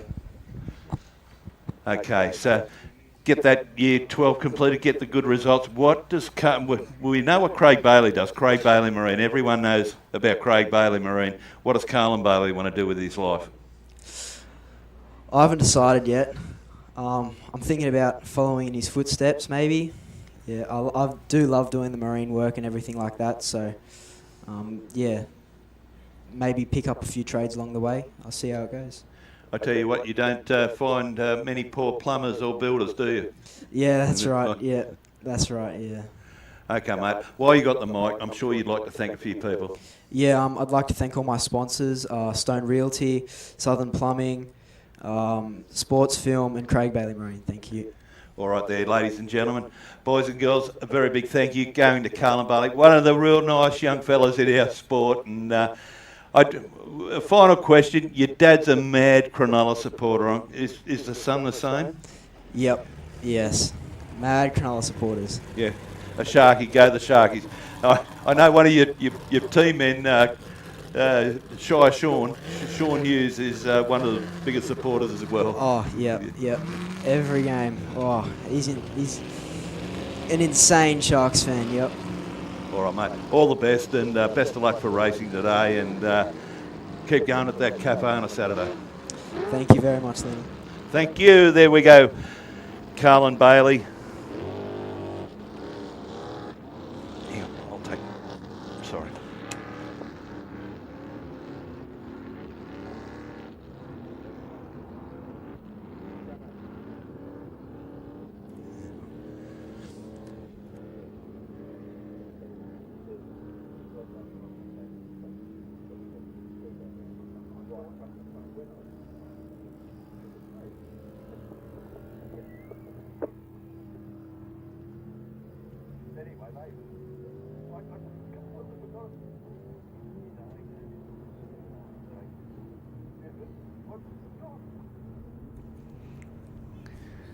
So thank you, Craig, for that chat with young Carl and Bailey. As we mentioned, another scenario of the next generation of a current powerboat racer stepping up to the plate and having a go at this fantastic sport. So as we saw, young Carlin already showing plenty of pace, plenty of speed out on the water in this F4 class, and no doubt we're going to be mentioning that name, Carlin Bailey, a number of times in the future. So thanks again to Carlin for coming in and having a bit of a chat. Next race on the water, Heat 2 of our APBA Motor Spares Trophy, 5.2 inboard displacement.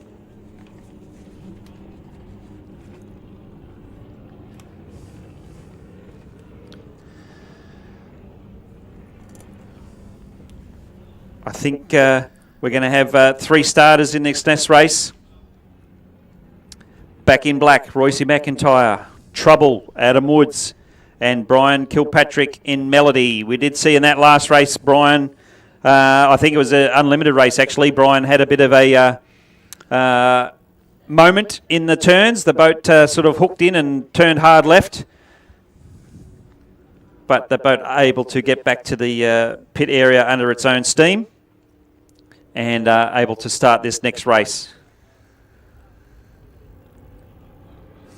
So as we mentioned, the boats Trouble, Back in Black and Melody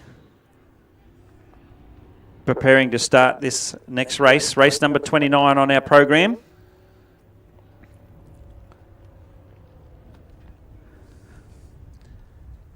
We can, for our Blendline viewers at home, we just saw one of the locals on the kayak. We see a hell of a lot of that, particularly in the warmer months. One of the reasons we did move the meeting to July were a couple of reasons. It cuts out a lot of the social traffic, and the weather in February, particularly the southerly winds, have destroyed a number of meetings at this club and racetrack. So that's the reason we've moved. But boats just waiting for the water conditions to settle and to give our competitors at least one lap of clean water. So St George Motorboat Club 5.2 litre, naturally aspirated inboard displacement, Heat 2. So we can see back in black Royce McIntyre, who was Royce Simmons there for a little while yesterday, but we got Royce McIntyre back today. We got Brian Kilpatrick out of 2 and Trouble, Adam Wood. This is a boat for sale. Nath did say he wasn't sure whether it was just the hull or the motor or both, but this boat is for sale. Coming out for the start, white flag aloft our old pole boat, and down it goes. Good start on the outside by Wood, but McIntyre's come along the inside, pushing Kilpatrick back to second. Look at this, ladies and gentlemen. 3 won't go into 1. Coming up to South Sydney detailing. The cars parked, end of the course. Wood has had to go wide, remain in that third lane there. But he goes very, very wide indeed and pushes him back to the lead over Royce McIntyre. Kilpatrick back in third on the Bankstown Helicopters, back straight. Yes, with the performance of these boats in the heat earlier today, Adam Woods in Trouble seemed to have the pace. He's going to have to do it from around the outside. We can see at the moment Melody dropped out of the race for the lead right at this minute, but Back in Black on the inside and Trouble on the outside, sticking side by side. 1.5 laps down, 1.5 to go. Fingers crossed this battle is going to continue to rage throughout the whole race. Young Royce McIntyre sticking nice and close to those pins. Shortest distance around the racecourse. Trouble electing to go around the outside, or not so much electing, he had to, considering he started out in pole 3, so has had to stick around the outside. He probably hasn't got the lead far enough yet to be able to change lanes and come across to the inside, which we saw the likes of Craig Bailey and the boat Heart and Soul in its race cut across, take the inside line to help shut down the chasing boat. But at the moment, clean pair of heels. Adam Woods in the boat, Trouble out in front. He's probably got a sufficient enough lead. Probably this next turn we might see him come in close to grab lane 1. But at the moment, Back in Black doing its best to go with Trouble. And Melody, not giving up in any way, shape or form, sets chase down our Bankstown helicopters back straight away.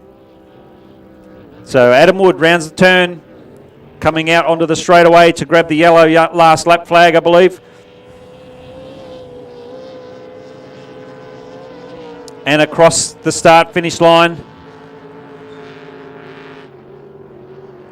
Trouble first, Back in Black second, and Melody in third. Yeah, geez, I tell you what, you can't beat Adam Wood down with a stick at the moment. He's been sensational all weekend. That is the warm down lap. I did note what Nay said there, that Royce was driving pin to pin on the corners there. But you saw Adam Wood, he went round in a big arc, very similar to the way we saw Mojo Racing Tommy Carl put the boat round this morning. So by doing that, it might have been quite a bit longer, but he was able to keep the momentum, keep the speed into the boat. See the Kilpatrick machine, been very solid. They've had some real issues the last couple of club days here, the Kilpatricks, and this is a Kilpatrick hull, Nath. Generally, you know, we talk about hulls, we talk about Child's Play, and Everingham's and Evercrafts and whatever, but we're starting to see a little bit of deviation, you know, and the Kilpatrick family have put a lot of time and effort into this hull. Most definitely. From memory, they took a mould off one of their previous hulls and made some changes while they built the mould, and then obviously laid up a hole inside that mould, and this is the result that we see today, being the Melody 11. So with that Melody 11 on the end of the name, you can probably work out that this Kilpatrick team have been in powerboat racing for some time. A lot of the boats, as you progress throughout the years, you start off with one particular name, then it's so-and-so 1, so-and-so 2, so-and-so 3. And as you can tell by the Melody team, they're up to boat number 11. So as we mentioned, another scenario of multi-generations of one family taking part in the sport of powerboat racing. So fantastic to see. And as you mentioned, Craig, the team going to quite a lot of effort in developing their own hull, and I'm pretty sure the family do all their own engine work as well. They, even though it's based on a Chev architecture, there's a lot of custom-made parts in this engine that the Kilpatrick family have developed themselves, and so it's quite a unique package, that Melody 11 combination. Yeah, next race, he was the vice commodore of this club for a number of years, but sadly we lost Stevie Antuch in 2013 whilst in a tragic accident while testing his boat on the Georges River. Steve was at the time actively involved with the St George Aquatic Club as the rear commodore and racing regularly on the weekends with the club. Steve raced in unlimited mono and 235 horsepower Evinrude powered 20-foot bullet hull named Sports Fisherman Marine, and before that Joe's Boat Shed Racing. The trophy was donated by the family and friends and is contested by Unlimited Outboard Monos.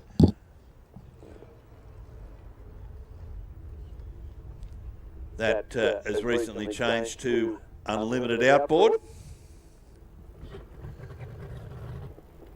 So Peter Antuch, his dad, is an active member of the committee here at the St George Powerboat Club. We can see Craig Beetle Bailey there for TRG Pacific Marine. See that the name of his good mate Chris Kuznetsov. Chris, of course, of very good racer and of sports film fame. So a big hi to Chris. CC Grand Prix Powerboat Racing Team, TRG Transport.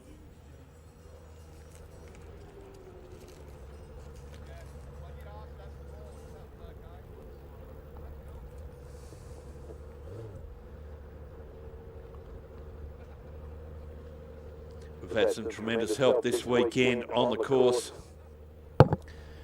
Our young fella Cooper, that he's been provided a jet ski by our sponsor Cronulla Sea-Doo and Can-Am. So Cooper doing a great job on the course, keeping social traffic off the race line. We can see Joel Smith there, the number 66, the Bubba Hole. Optimax powered Mercury. This is another guy, Nath, that I can remember coming to deep water and his local club, Raymond Terrace, I remember as a young bloke.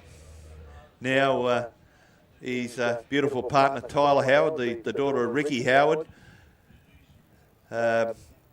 Joel, he won the former Powerboat Grand Prix round at Moree last weekend, so he's starting to make some pretty big steps in senior racing. Yes, he certainly is. Joel takes part in the Australian Formula Powerboat Grand Prix series. The outboard tunnel classes run their own sort of multi-round series at a number of events throughout New South Wales and Victoria. And I'm not too sure if they run in Queensland or not, but a lot of boats travel around all over certainly the state of New South Wales and partake in the Australian Formula Powerboat Grand Prix, and Joel's one of them. It's funny you mentioned, we've already spoken about how people keep it in the family in terms of powerboat racing, with kids stepping into the junior classes and ultimately as they grow up into the senior classes. But you mentioned Joel's partner being Tyler Howard, so you could almost say Australian powerboat racing, potentially a bit of a matchmaking process there as well, Craig. I know you just mentioned that combination. I know we spoke about Thomas Carl in Mojo Racing. He met his wife through the sport of powerboat racing too. His wife is the daughter of the previous president or commodore of the Upper Hawkesbury Powerboat Club, John Duvall's daughter. But so it might be a secret source of matchmaking, Australian powerboat racing. Yeah, right. We can even extend that to many sports, and one of the most famous ones I know of, certainly the motorsport category of Speedway, Melinda Moore, daughter of Sid Moore, married Max Dumsney. So we all know what all the Dumsney kids have done these days, and so it is a bit of a matchmaking service. I suppose, well, mum or dad race and whatever, and so they see a hell of a lot of each other. See Dougie Smith there, one of the local guys. He's been racing for a long, long time. It is a replica 1750 bullet chassis powered by a 2.5 Merc with EFI producing around about 260 horsepower. Great footage here from the drone, Nath, for our Blendline viewers at home, both here in Australia and overseas. This is heat one of the Stevie Antuch, tragically taken in 2013 in a tragic testing accident. He certainly could drive that sports fisherman.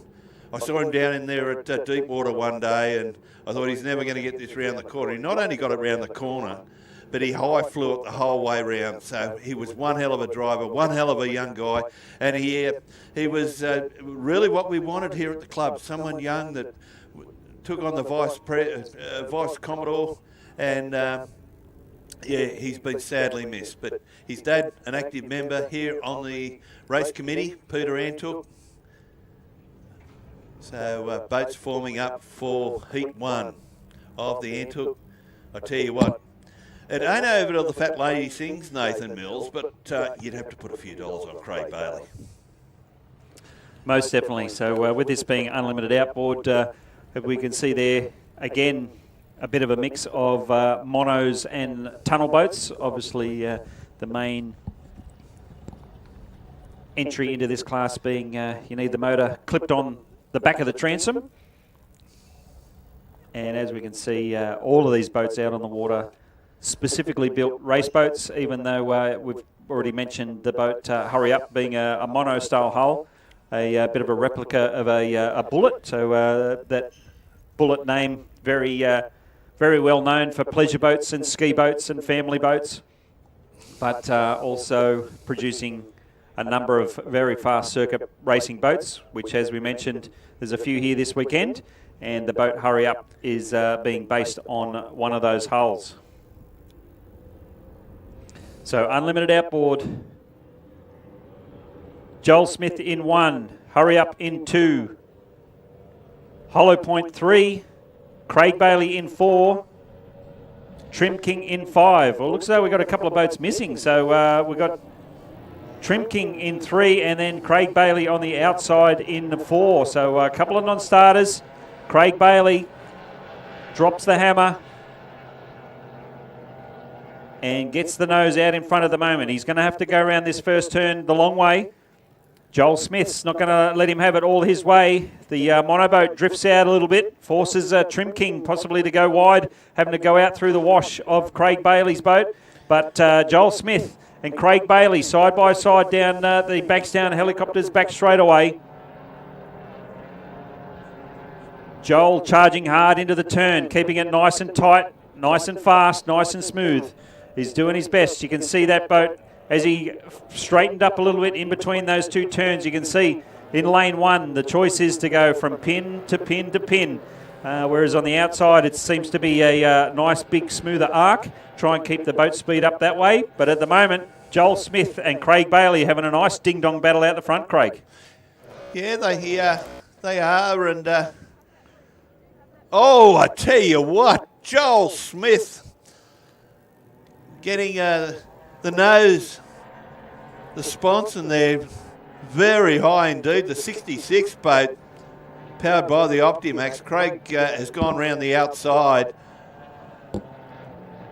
Joel going pin to pin, but the TRG machine, CC Grand Prix of Craig Bailey Marine sponsored as well, leads out from Joel Smith. Great footage for the Blendline viewers at home from our drone. You can see Nath made a point a little bit earlier. Craig has really dialed himself into lane 2 or 3 round the corners, whereas Joel, we just saw, went in quite a bit tighter. So boats on their final lap.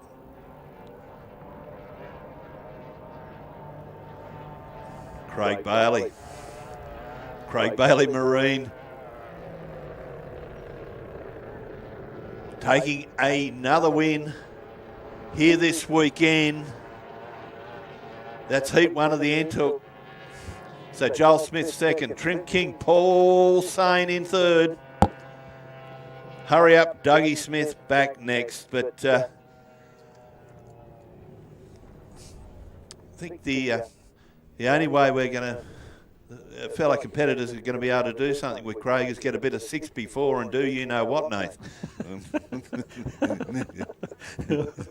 Yeah. The unthinkable. Yes. Yeah, but so Craig Bailey, we mentioned before, this is his home track. This is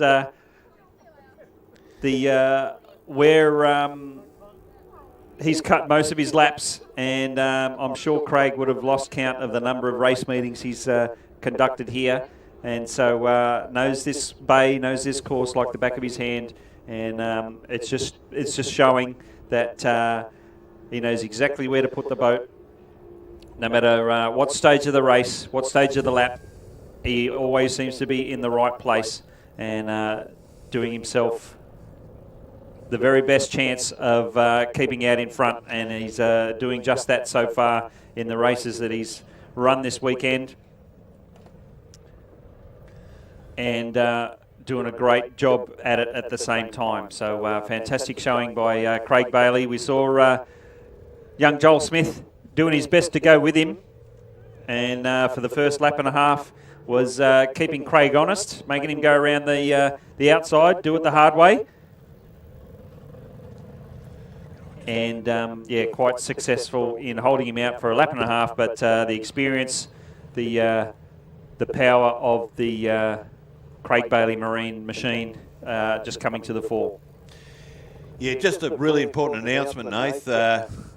We've got a number of kids that are in the pit area, and we've had a couple of near misses with the tractors. So we encourage the kids to be in the pit area, but must be under supervision of parents. So we can't just have the kids playing willy-nilly. We've had a couple of near misses with our tractors that are extricating our boats in and out of the water. So we must have those kids fully supervised, thank you, because we have had a couple of near misses. So if you've got young children particularly, keep them under watch. We can see, we were just speaking with him not too long ago. He wasn't here yesterday because I'm just trying to think of the name of the cafe where he works, but Carrying Bar somewhere, what did you say? it was somewhere at Carrying, yeah, somewhere at Carrying Bar, and young Carlin Bailey. You can see he's just lifted the hatch of the F4 there, Nath. Even on a day like this, I'd imagine it would get pretty steamy inside. Yeah, it certainly does. Obviously, especially halfway through a race day where you've already had a couple of races, and no doubt you're excited, you're all G'd up, ready to get that boat underway. So there's quite a bit of body heat sort of emitting from the driver, and especially in sort of humid conditions like this where there's a bit of moisture in the air, that basically turns to fog and can fog up the inside of the windscreen. Obviously, all of these boats and teams do their very best, use a lot of Rain-X or anti-fog, any kind of treatment they can to keep the fog off the windscreen. But unfortunately, sometimes it's just inevitable, especially if the drivers are jumping in and they happen to have wet shoes or wet feet or wet race suit in some way, shape or form. Obviously, when your body heat warms up that moisture, it unfortunately turns to fog. Obviously, when the boats are underway, it's not bad. Pretty much all of these boats have some form of ventilation or scoops in the cockpit to help the airflow, and that helps clear the screen. But obviously, when you're sitting still and you don't have that flow of air, it's unfortunately can fog up the windscreen. So sometimes you see when these boats stop and are preparing to start a race, you'll see them crack the lid or lift the lid a little bit, and that's basically just to get some fresh air in, a little bit of airflow to help clear up the windscreen.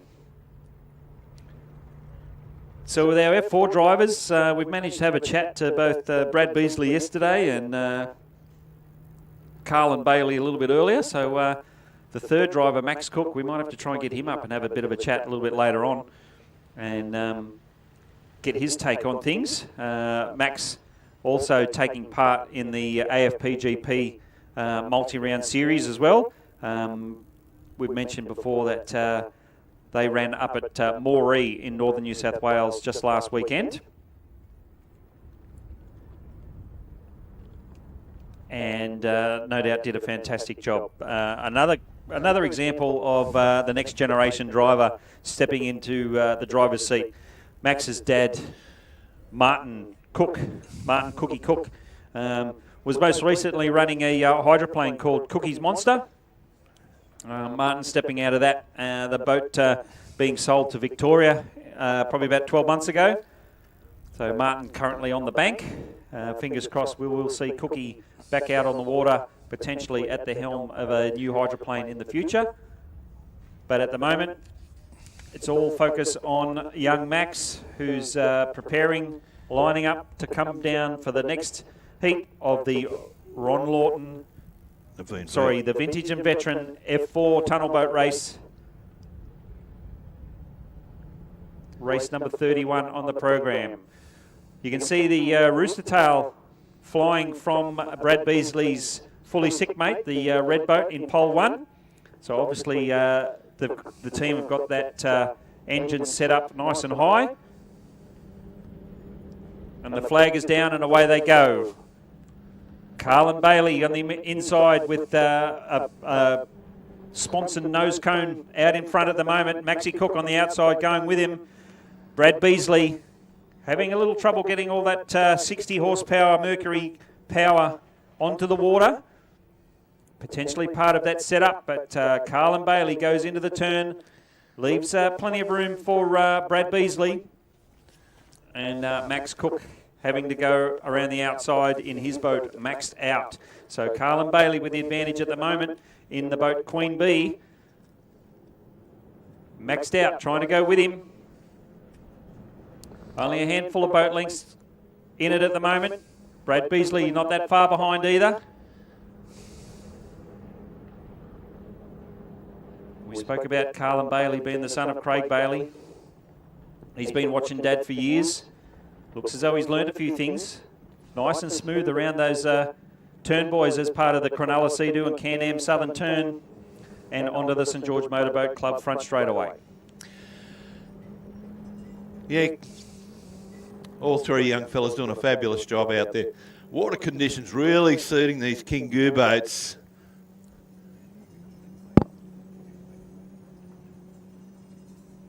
All following a fairly similar line. You saw Max just going a little bit wider, coming to cut back in, but the boat, a little bit of wash, the boat didn't really like it, but the maxed out boat of Max Cook, sponsored by his dad's company, Cook's Fencing.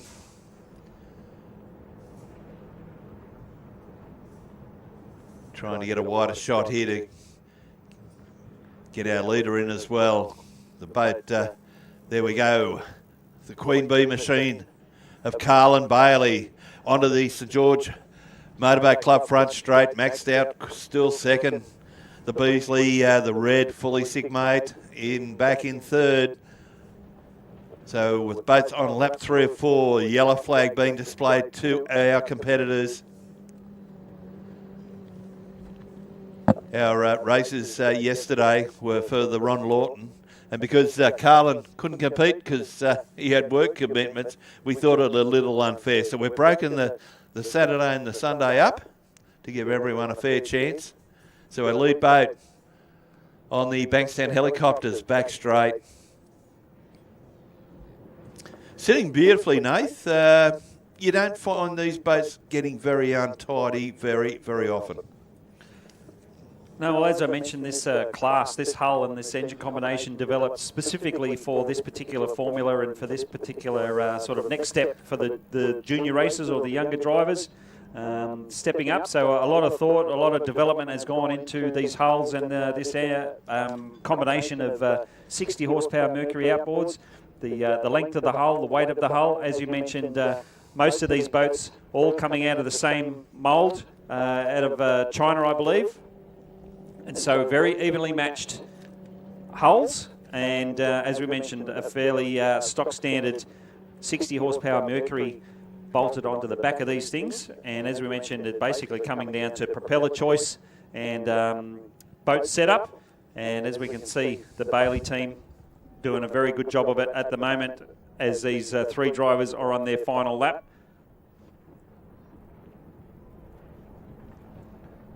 And Carlin Bailey hooks it in left into the Cronulla Sea-Doo and Can-Am Southern Turn for the last time on their final lap of the second heat, or their second race of today. We will see them back out on the water for a 3rd time later in the program. But hands together for Carlin Bailey, grabbing 1st place. Young Max Cook in Maxed Out, 2nd place. And Brad Beasley in the red fully sick mate boat, rounding out the final turn onto the front straight away to grab 3rd place and some valuable points. Similar situation with most of the races here this weekend. There aren't too many races that are just a straight out one race championship or straight out one race trophy. Most of the events here this weekend are multiple rounds or multiple heats, sorry. And so points tally over those multiple heats for the ultimate winner.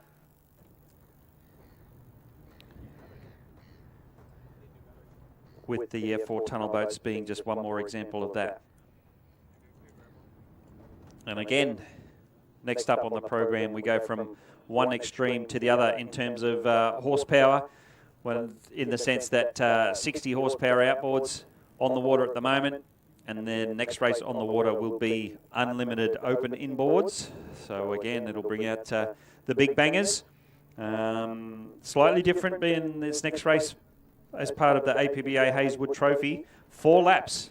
So we see a lot of the outboard races run for 4 laps, but aren't too many inboard classes or inboard races that run for 4 laps. Most of our races in Australian powerboat racing are 3 laps.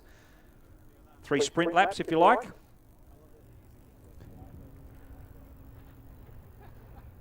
But the next unlimited open inboard APBA Hazelwood Trophy, brought to you by the St George Motorboat Club, is 4 laps. So we'll just take a bit of a break as these F4 tunnel boats make their way back to the ramp. And the next race on the water will be unlimited open inboards.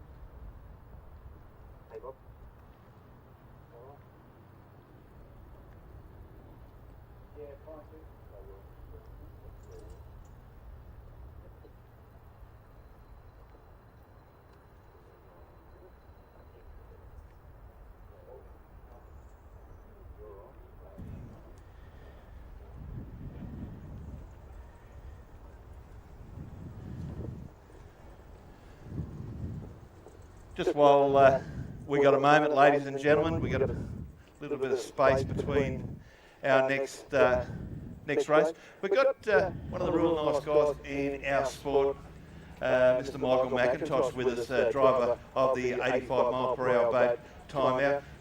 Michael, welcome to St George. Your first time here? Yeah, it is. Thank you. Yeah, I mean, I come here as a young fella watching my father, grandfather race, but me personally, this is my first time racing around the track, and I've thoroughly enjoyed it. It's been a great weekend.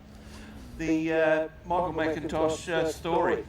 Yeah, so I grew up with boat racing. My grandfather built a boat for Kent Warby, who we all know, out at Birmingham Gardens when he lived there, and he built many boats, and the people may know Black Mac, and my father then got into, he was obviously into boats, racing his dad's boats, and then he raced a number of his own boats in a lot of different styles, versions he's built himself, and some are Mr. Thurger's boats, and that's the Bruce and the Gary McIntosh, and all of the my grandfather's sons, and there was 5 of them, all had touched in different areas of the motorsport, whether that be engine building, boat building, or racing. So yeah, I've got a long and yeah, really fulfilling history in the sport. And it's great to see the sport today still progressing. And yeah, this club, looking at the trophies behind us, it's just amazing. So yeah, very happy to be here. Thank you.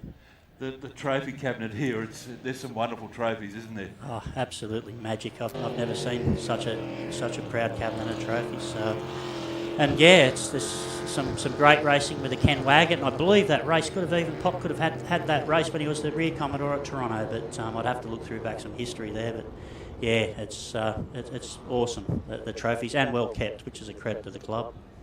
The 85 mile per hour, a lot of camaraderie. When I went down to see you, you're down there with Toddy Gallant, the Tomarong Tornado. Everyone, a lot of camaraderie. Everyone gets on really well. Yeah, Nibsy, Todd, they're just fantastic guys. We love racing against each other, and at the end of the day, it is fun for us. We're doing the sport because we love it.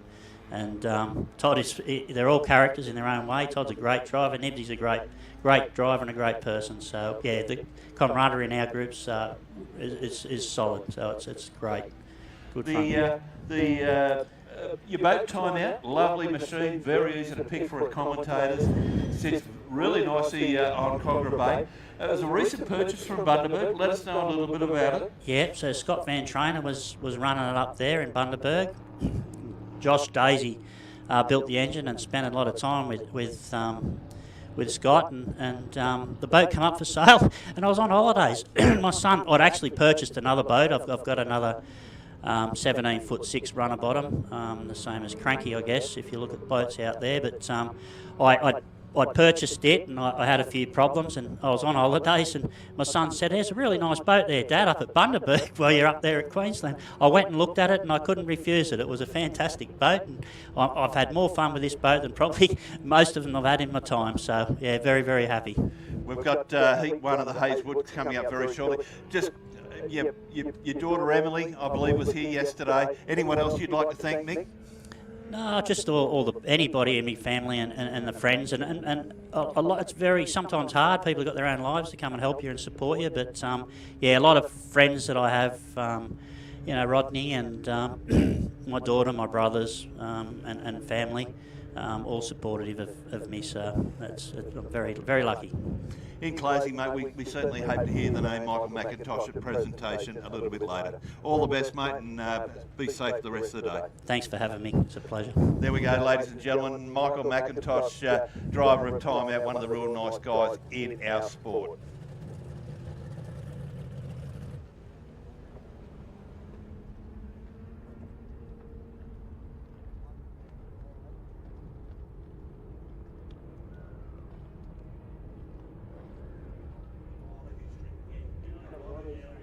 As Craig mentioned, we're getting ready for the next race, being the Hazewood Trophy.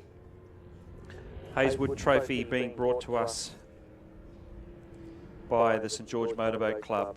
We mentioned the Vintage and Veteran Club providing some support here this weekend as well, in terms of people helping coordinate the pits. It's all the vintage and veteran drivers that are on the tractors ferrying the boats in and around the pits, and most of the course boats as well. So fantastic support there for the Vintage and Veteran Club.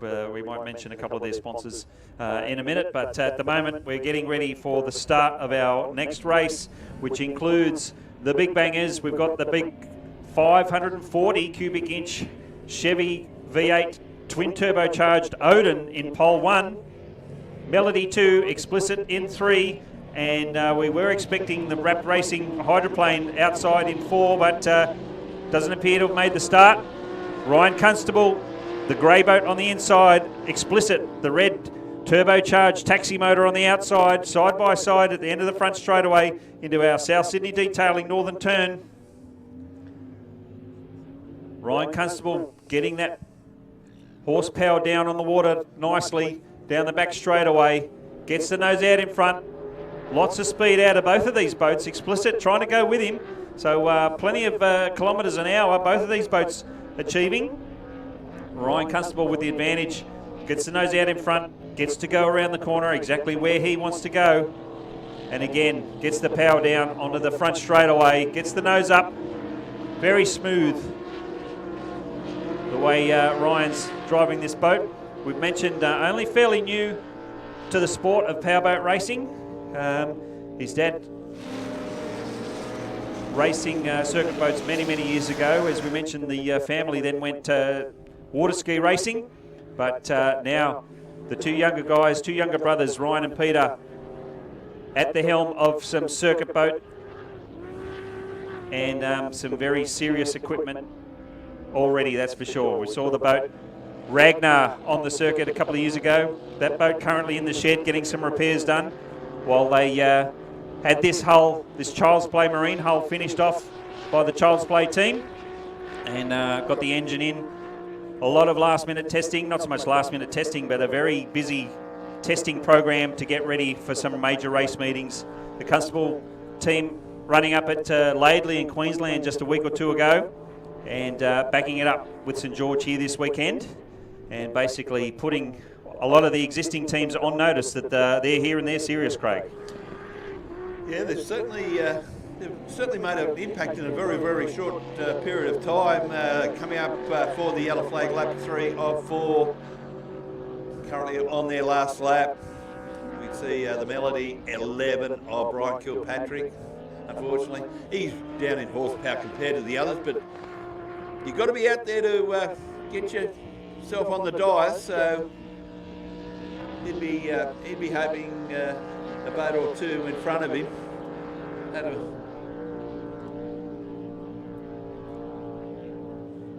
But it's Constable coming out of Bankstown helicopters now onto the St George Motorboat Club front straight.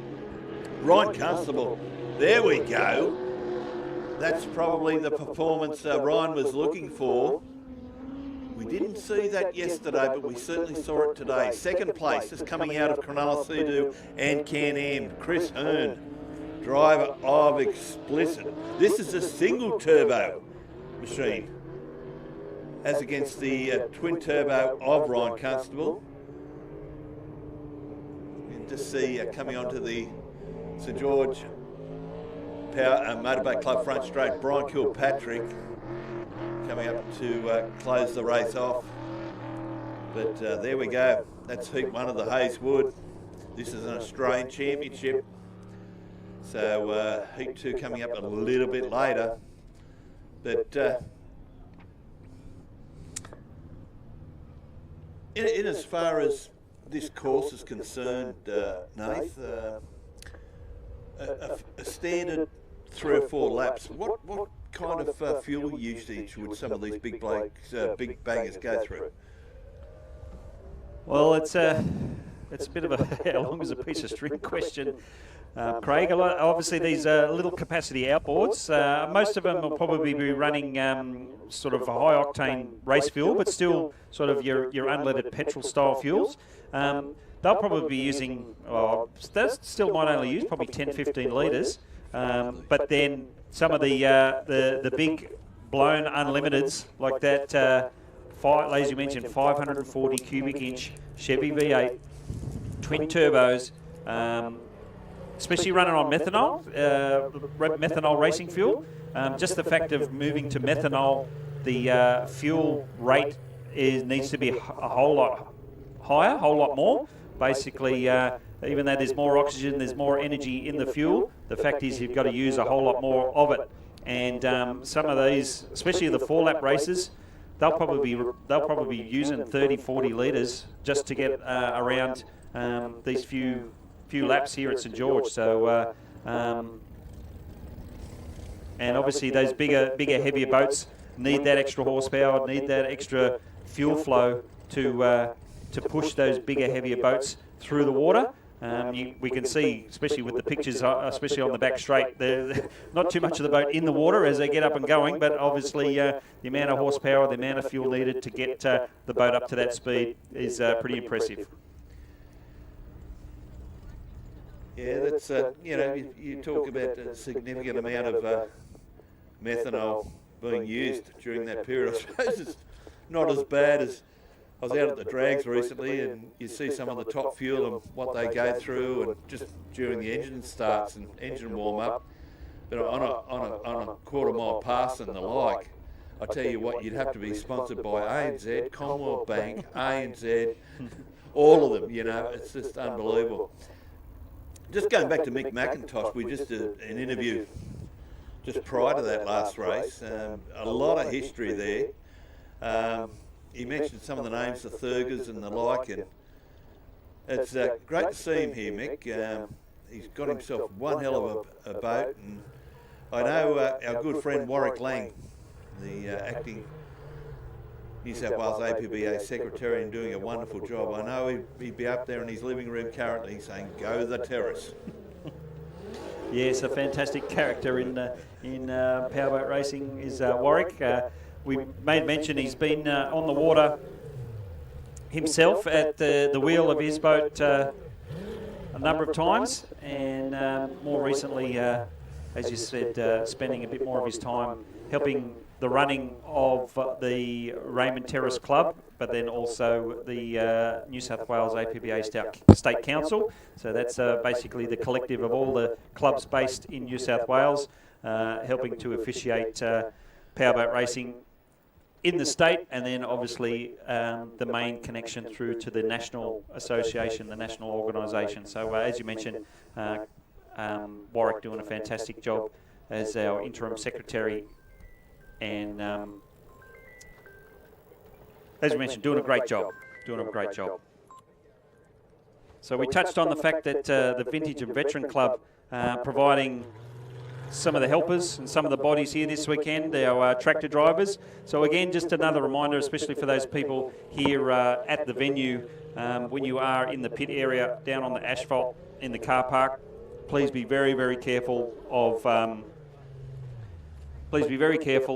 the movements going on in the pit area. We do have tractors and trailers and boats moving around back and forward, so please be very aware of your surroundings. If you do have young ones, please make sure you keep them under control, and we'll all continue to have a fantastic day here at St George Powerboat Club. So just a quick mention of some of the Vintage and Veteran sponsors. We have Airmakers Air Conditioning Service, the Indy 800 kart track based out there at Wilberforce, just outside of Windsor, Breno's Concrete Pumping, Coldy's Tow Bars and Bull Bars, Daniel's Automotive, Mechanical and Auto Electrical Repair, they're based at Seven Hills, Borgia Cranes, Hawkesbury Forklifts, Smick Roofing, All Sydney Bathroom Renovations and Waterproofing, as well as Constable Brothers Concrete and Werns Rural Services. So just some of the businesses and supporters of the Vintage and Veteran Powerboat Club, who themselves are supporting the St George Motorboat Club here this weekend. And St George have a number of their own supporters and sponsors to say thank you to as well, including Neptune Marine, Smiley Photos, David Blyth Proprietary Limited, and even Coca-Cola. So fantastic support there to the St George Aquatic Powerboat Club, which is the racing arm here based at the St George Motorboat Club. So our next race on the water, race number 33 on our program, the Steve Tuck Antuch Unlimited Outboard, supported by Bankstown Helicopters. So just 3 laps, but I believe this is the second heat, second of 3 heats for the Unlimited Outboard class here this weekend. Just a very big thank you to our sponsor, Bankstown Helicopters is one of Australia's longest serving helicopter flight training schools and a leader in Australian aviation, who has been operating in the past 30 years from 3 airports located at Bankstown, Orange and Redcliffe. The company operates over 20 helicopters with a range of highly skilled pilots and instructors who have over 40,000 flight hours worth of experience. Alongside their helicopter operations, the company also owns a maintenance facility which services and refurbishes helicopters from around Australia to the highest standard possible. If it has something to do with helicopters, Bankstown Helicopters is your answer. Very big thank you to Di Miller there of Bankstown Helicopters. A big hi to everyone here at the venue. A big hi to everyone watching us on Blendline TV, both here in Australia, and we may have a few people from overseas. I definitely know we've got the Yanto and Boy Kadri from Malaysia. They'll be watching this and particularly cheering on Craig Bailey. But boat sitting in Gourley Bay at the moment, just waiting for the start boat to receive the okay to bring them down onto the course. Of course, this heat 2 of the Steve Antuch. Steve, unfortunately, tragically passing away in a testing accident on the Georges River in 2013.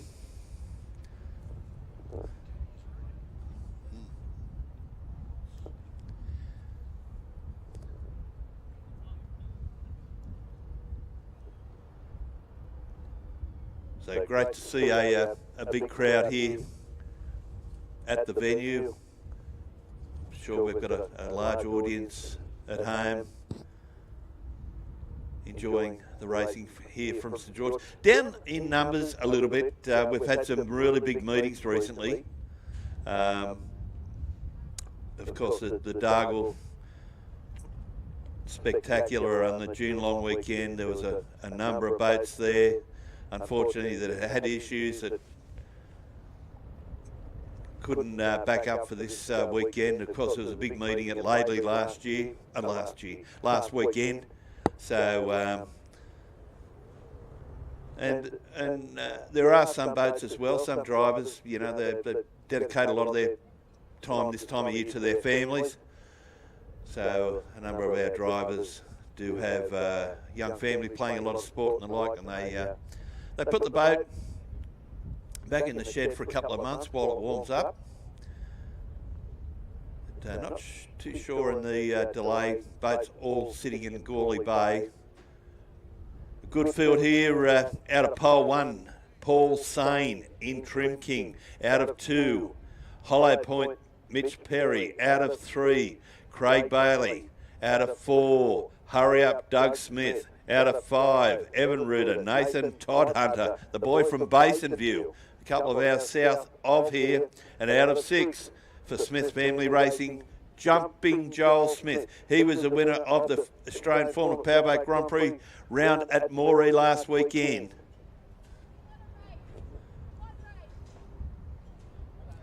Great to see all the kids here at the venue. A big hi going out to Jack Roach here at the venue today. One of the young stars that plays a really mean game of rugby league for the Moorebank Rams. So a big St George Powerboat Club welcome to you, Jack. Not too sure of the delay here, Nath. Are you getting any word from officials? No, unfortunately not. Can only assume with the breeze probably picking up a little bit again. The officials just making sure that the water conditions are absolutely perfect. And as I finish saying that sentence, we can see the race boats now under power, making their way towards the race course. We've got Trim King in 1. Looks as though we got Joel Smith. He was going to look to be in pole 2, but having to go to the outside, so he had to pull back, go to the outside. So we've got Trim King in 1, Craig Bailey 2, Hurry Up in 3, and Joel Smith in 4. White flag still aloft, waiting for them to line up, and the flag goes down. Joel Smith getting the run at the moment, but Craig Bailey launches all the available horsepower down the front straight away, gets the nose out in front. Rest of the boats pretty much side by side in the battle for second place. Paul Sane in Trim King keeps that boat relatively nice and tight for the first turn, and the run down the back straight. He's going to try and go with Craig Bailey. Dougie Smith in Hurry Up, currently in 3rd place. Gets the nose out in front of the outboard tunnel boat of Joel Smith on the outside, the blue and yellow boat. So lap 1 of 3. Paul Sane gets a bit of an advantage, gets the nose up on the inside of Craig Bailey as they head down the front straight away. Craig's going to do his best to come back Side by side, they go down the front straight away. 1 lap down, 2 to go. Craig having an amazing run here this weekend. I don't know if he's finished anywhere other than first place, except for maybe one of the races where he had with Odin. But side by side, Trim King on the inside, Craig Bailey on the outside. Down our Bankstown helicopters back straight away. So we're currently on lap 2 of 3. We can see the Trim King machine of Paul Saint improving all the time. I tell you what, he's having a good red hot go there at Bailey, as is Joel Smith here on screen with Smithy there in hurry up. And oh, look at the sponsons there of Joel Smith. Very high indeed. But final lap for Craig Bailey Marine. We can see Sane making a big dive in South Sydney detailing, leading on to the Bankstown helicopter back straight. But this is heat 2 of 2 for the Antuch Memorial, the Steve Antuch Memorial of 2023. The TR Group machine of Bailey, Craig Bailey, and for CC Grand Prix.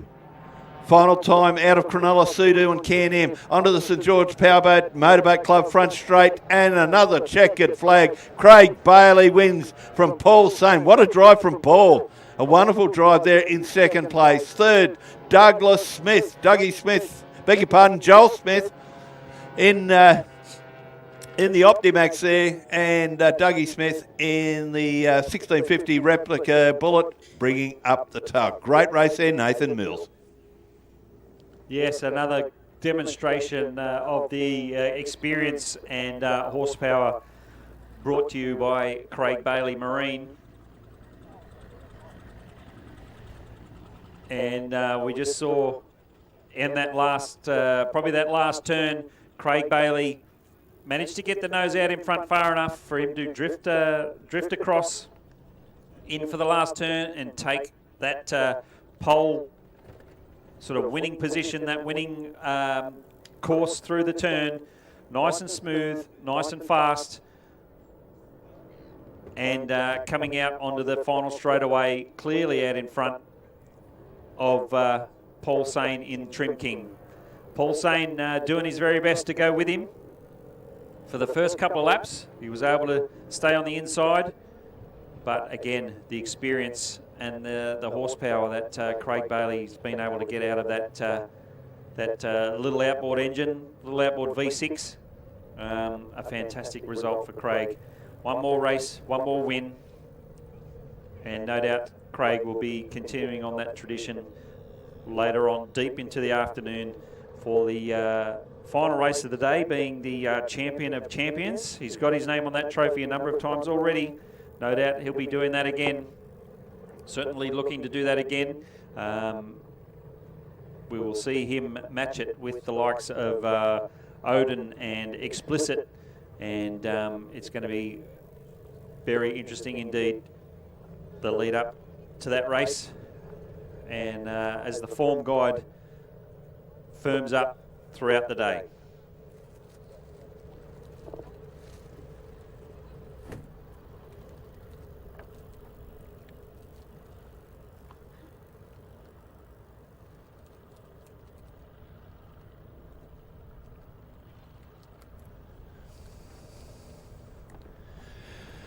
So just to let everyone know, not only at the venue, but home watching Blendline TV, we've got a combined 85 mile per hour race, inboard and outboard, and then we're going to have a short lunch break. We need to get some of our on-water staff, we need to get them into the bank, water and quickly fed and straight back out on the water. We're also conscious, and this is probably the main thing, we're very conscious of the weather at the moment. So we are in front of ourselves, but we certainly want to get in a full program today. So we're going to push ahead. We certainly don't want major races like the Commodore's Life and Vets Invitation and Champion of Champions. The two of the main races this weekend, we don't want to lose them because of weather. So we will push ahead. So we've got a combined 85 inboard and outboard race coming up 85 mile per hour. Nathan's mentioned all weekend. Boats limited to 85 mile per hour. All have GPSs fitted. Go over that 85 mile per hour mark at any stage of the course. Immediate disqualification from that race. I did get a little bit of advice earlier, Nath, that at 2 early Australian Championships, there were dead heats for one of them for second and third, and the other one there was a dead heat for third and fourth. So Jeff Javel, our guru up in the tower, he's had to go back through the races, work out combined times and all that kind of thing. All the things he does, whereas you and I go straight for a calculator, he does all that, and so he's had to work out the quicker of the two and that kind of thing, because there was a tie for second and third of one of the Australian Championships and a tie for third and fourth in the other. So that's how tight the racing has been. Yeah, well, that's certainly one of the advantages of being back here and talking a bit of rubbish throughout the weekend and trying to do our best. But the good thing for us is the pressure is off a little bit in terms of the officials having to make the tough calls like that. So it's certainly one of the elements of being in the control tower that I certainly don't miss. But all of our St George officials doing a fantastic job, and as you mentioned, especially Jeff Duval in terms of calculating points, cross-referencing race times, and as you just mentioned, sort of breaking the tie, so to speak, in some of the points tallies to register a respective place getter. So we were supposed to have a couple of the monos run in that open unlimited outboard race previously, but I think the reason why they did not run is because they're getting ready for this next race, which is the Ron Pate Open Mono, brought to you by Cronulla, Sea-Doo and Can-Am. We've got some footage on screen at the moment, a replay of that last unlimited outboard race, showing there's a bit of a skill, bit of a science, bit of an art into a number of boats all heading into that first turn on the first lap. Obviously, soon after the start flag drops, everyone's trying their hardest to get to that first turn first. All of these boats having to stick to their respective pole positions. So if you start in pole 2, you have to go around the first turn in lane 2. If you start out in pole 5, you have to go around that first turn in lane 5. So that's you could be 10 boat lengths in front. It doesn't matter. You've still got to go around that first turn in your respective lane, and it's only down the first back straight.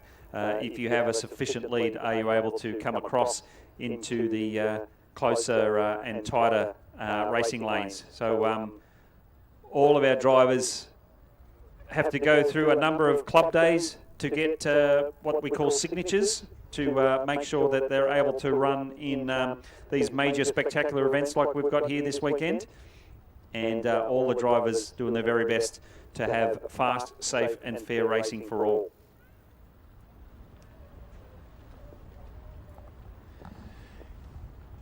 Thanks, Nath. Yeah, boats are just milling in front of the control tower, just waiting on the powerboat to raise the white flag, and that's their invitation to follow them up to the Gawley Bay end of the course.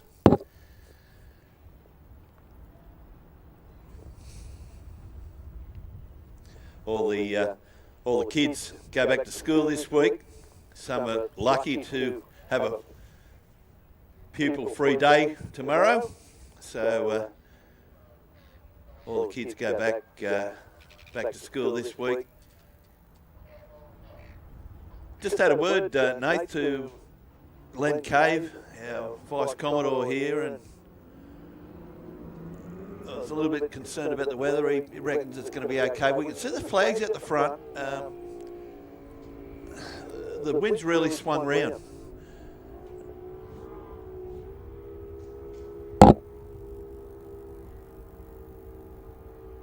certainly a southerly direction. We got that white flag aloft our start boat, our powerboat.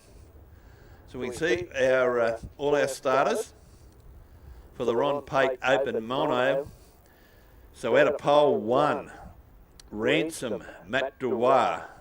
Out of 2, Hollow Point Mitch Perry, the local boy. Out of 3, Evan Ruder, Nathan Tobhunter from Basin View. Out of 4, Stealth Nathan Cleaver, all the way from Albury.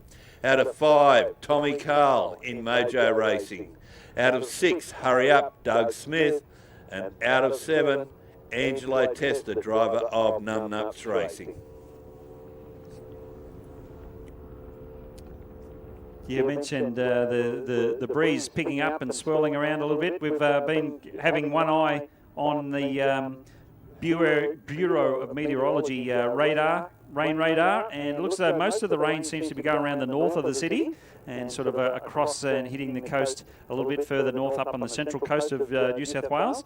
But there is a little patch that's sort of brewing from a little bit further south, sort of down the Wollongong area, potentially coming up along the coast. So we're going to have to keep an eagle eye on that. That's why we're pushing through the race program, try and get as much as we can done. Which, as we mentioned, the St George officials doing their very best. And we're also very much appreciative of the assistance from the Vintage and Veteran Powerboat Club of New South Wales, who provided a number of helpers, a number of course boats and crew, and especially here in the pits, a lot of coordinating assistance there. They would love to provide a shout out to some of their supporters, being Douglas Welding, Quino's Quit Snaps. I know Quino is here today. He's got his display set up underneath the main Motorboat Club building. He's got a lot of his framed photos on show there. Greats to Go Australia, Wilberforce Cellars, Rhino Traffic Control, South Windsor Butchery, Acacia Refrigerated Transport, Greg Stubbs Automotive Repairs, and Aussie Stop Leak. A number of great businesses there that support the Vintage and Veteran Powerboat Club of New South Wales. And as we mentioned, that club here this weekend supporting the St George Powerboat Club. So fantastic range of assistance. As the boats line up in our open mono, the flag goes down. Ransom in 1, Hollow Point in 2, Evan Ruder out of the middle, Thomas Carl in Mojo Racing. That's the white boat with the Australian flag emblazoned down the side, and Numbnuts on the outside in pole 6.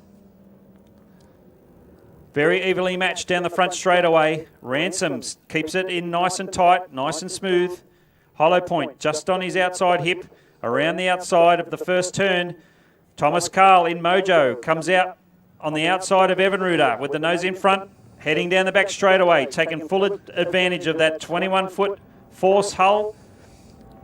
And the Mercury Outboard bolted onto the back. Gets it up side by side with Hollow Point, tearing into our Cronulla Sea-Doo and Can-Am Southern turn. Still going around the outside is young Tom. Hollow Point around the mid-pack in terms of lane choice. Evan Ruder nice and tight, trying to sneak up the inside of Thomas and Hollow Point, but Mojo Racing gets the nose up and the power down the front straight away. Now the chase is on to reel in Ransom. Both of these boats in second and third doing a pretty good job of that. Ransom keeping nice and tight, nice and smooth. Evan Ruder sneaking up the inside now, doing his best to sneak up inside Hollow Point and Mojo Racing. Yeah, Nathan Todhunter there. Nathan nearly belted one of the turn boys at the South Sydney Detailing top turn. But what a race we've got here. Tommy Carl hasn't got his own way. He's back in third, and he's got a real struggle on here. Mitch Perry, the local boy in Hollow Point, making it very, very difficult indeed. We can see Mitch Perry there, just in front of Evan Ruder and Nathan Todhunter. Tom Carl has moved into second place. So there we go, Ransom Matt Dubois leading out from Tom Carl in Mojo Racing. Look at this on the St George Motorboat Club front straight. We'll see Dubois go in tight. Mojo will go out very wide and keep his foot right in the bucket there. So Next time around on the Bankstown helicopters back straight. I've been watching him all weekend. He has been very, very solid indeed. And if he can get a win here over Tommy Carl, that'll be a feather in the hat. But, yeah, doing a good job. He's forcing Tom out wide. He's keeping it nice and tight. His throttle control is very, very good indeed. So boats in the Cronulla Sea-Doo and Can-Am Southern turn coming onto the St George Motorboat Club front straight. What's it gonna be? It may be an absolute tally-ho, ladies and gentlemen. Evan Ruder looks like it's home in third. But that race for the lead there, Nathan Mills, I don't know if, I certainly couldn't pick it. Could you pick a margin? No, certainly not. I was going to say, I think that's another one for our fearless leader, Jeff Duval, to make a call on who's going to get the first place, who's going to get second place on that one. Very close indeed. Fantastic race there. Funnily enough, the two Force boats, the two Force brand outboard hulls out in front. We saw Matt Dubois in Ransom doing very handsomely whole race long. He did have the advantage of starting in pole one, and he took full advantage of that. He had to make Thomas Carl in Mojo Racing work hard around the outside the whole 3 laps, and make him work hard. He certainly did. So Thomas did his best. Like I said, we're going to have to wait for the call from the officials as to who ended up registering first place, but a very tough call, a very tough job for the officials in the tower to make that call. So very exciting racing. We mentioned a couple of times this weekend this open mono class, or the sports mod VP class and things like that, making a bit of a resurgence the last probably 12 months or so. These mono boats, like I said, making a comeback. A number of competitors coming back onto the racing and bringing a few new races with them as well. So this whole class is building in interest, building in numbers, and it's fantastic to see the action staying nice and close and nice and competitive out on the water.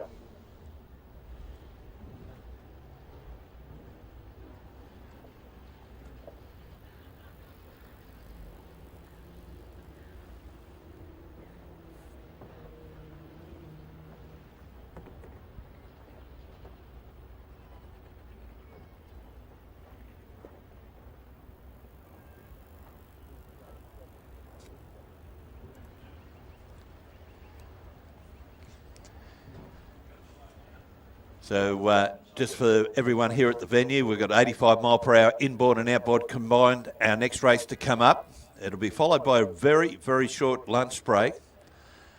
We need to get some of our on-water staff. We need them to visit the conveniences and give them a lunch pack to go back onto their boats. But we need to get them off the water and get them visiting the conveniences at the club.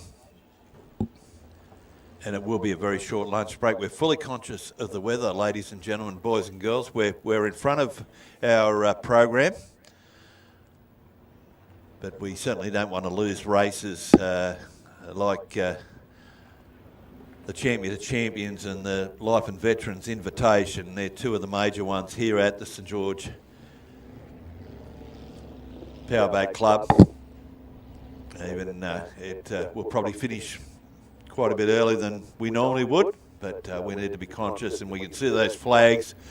They're swung round to the southerly direction, and before it gets a chance to get too much harder, we want to try and get most of those major races over with. There we go, we can see the flags aloft one of our course boats there.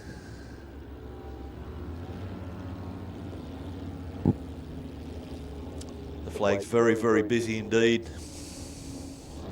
See the flags there just in front of the club.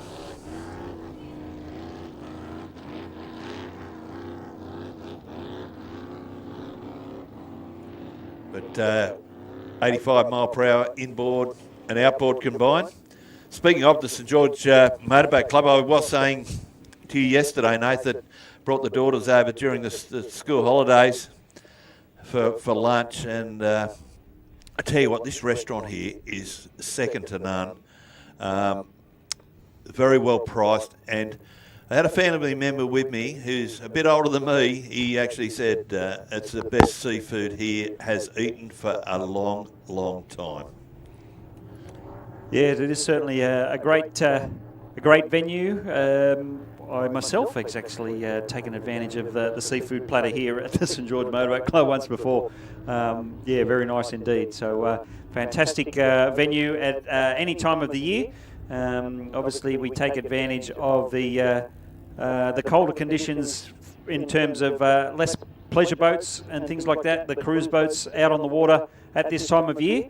And traditionally, it's the water conditions are a little more sedate compared to summer. But yes, most definitely a fantastic venue in regards to the social club. As far as I'm aware, they certainly offer function rooms for events and weddings and big parties and the like. There is obviously the licensed bars and cafes and restaurants, all part of this magnificent facility. That is the St George Motorboat Club. So we do have the 85 mile an hour boats out on the water at the moment, combined inboards and outboards. So a relatively new development in terms of race classes in Australia the last couple of years, the introduction of these maximum speed classes. So it doesn't matter what type of boat, what type of engine, whether the engine's bolted on the back in terms of an outboard, whether it's mounted inboard, whether you've got a stern drive or a V-drive, or even a hydroplane, you're able to run in these classes, the only stipulation being that you stick to the maximum speed of that class. The perfect example being this one, 85 mile an hour. You cannot go over 85 miles an hour at any point in time of the race. Each of these boats carry personal GPS units, GPS tracking units, and when the drivers get back to the ramp, the GPS units are checked, and make sure that none of these drivers go over the nominated speed of the class. So even if you break out by 0.1 of a mile an hour, you will be disqualified from that race. And if you do it a number of times, you're unfortunately on the trailer for the rest of the weekend. But most of the boats are set up to run just a handful of mile an hour under the maximum. So even if you have a bit of a lapse in concentration, you push the right foot just a little bit further.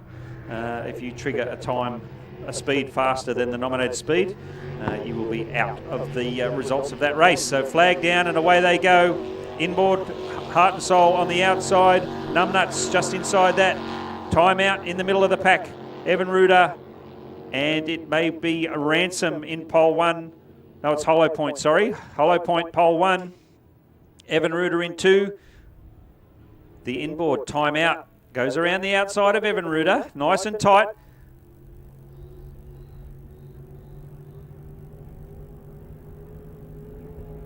Down the back straight away, Hollow Point gets the nose out in front and nice and high, as we can see these outboards as they trim the mercury on the back to an optimum running speed.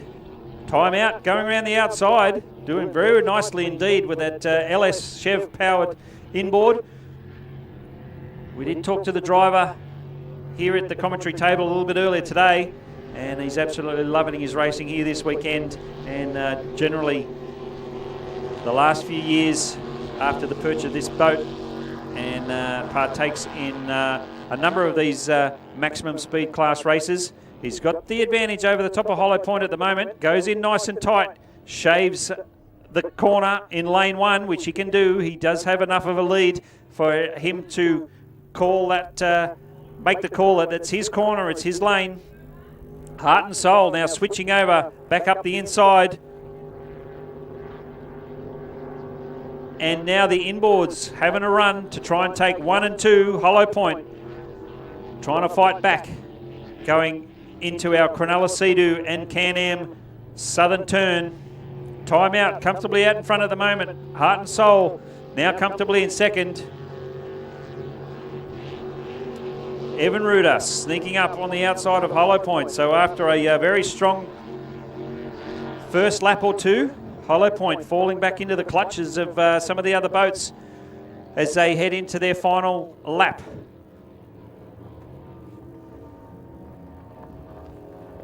We've got some reports from our Blendline TV crew. The drone operator is reporting the breeze is picking up and it's getting windier. So whether the drone's still able to operate in these conditions, we'll wait and see.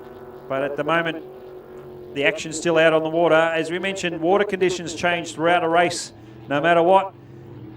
And these drivers have to stay vigilant and on top of things.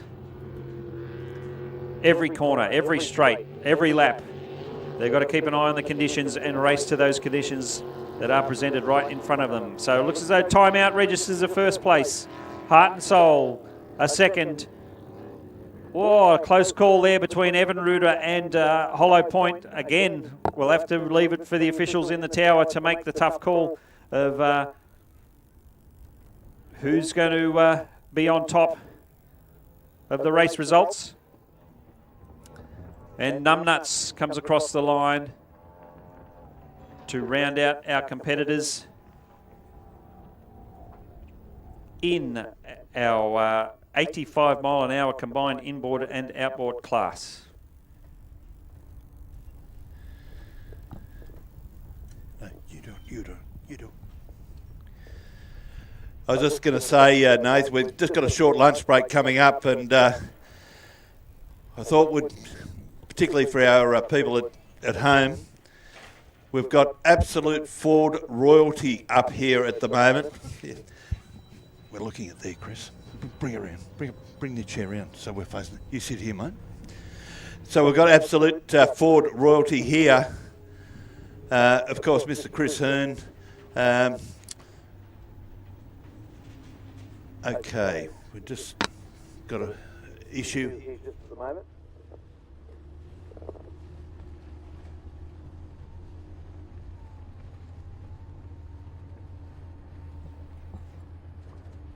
Got the driver of Explicit, Chris Hearn, here. You're taking part in the unlimited open classes here this weekend, and we've already spoken about your boat setup, trying relatively something new in terms of powerboat racing anyway, switching to the taxi motor, as it's officially affectionately known as. Yeah. And so the last couple of years you've been running this setup, and obviously ironing out some of the gremlins and some of the details, and you're showing plenty of pace recently.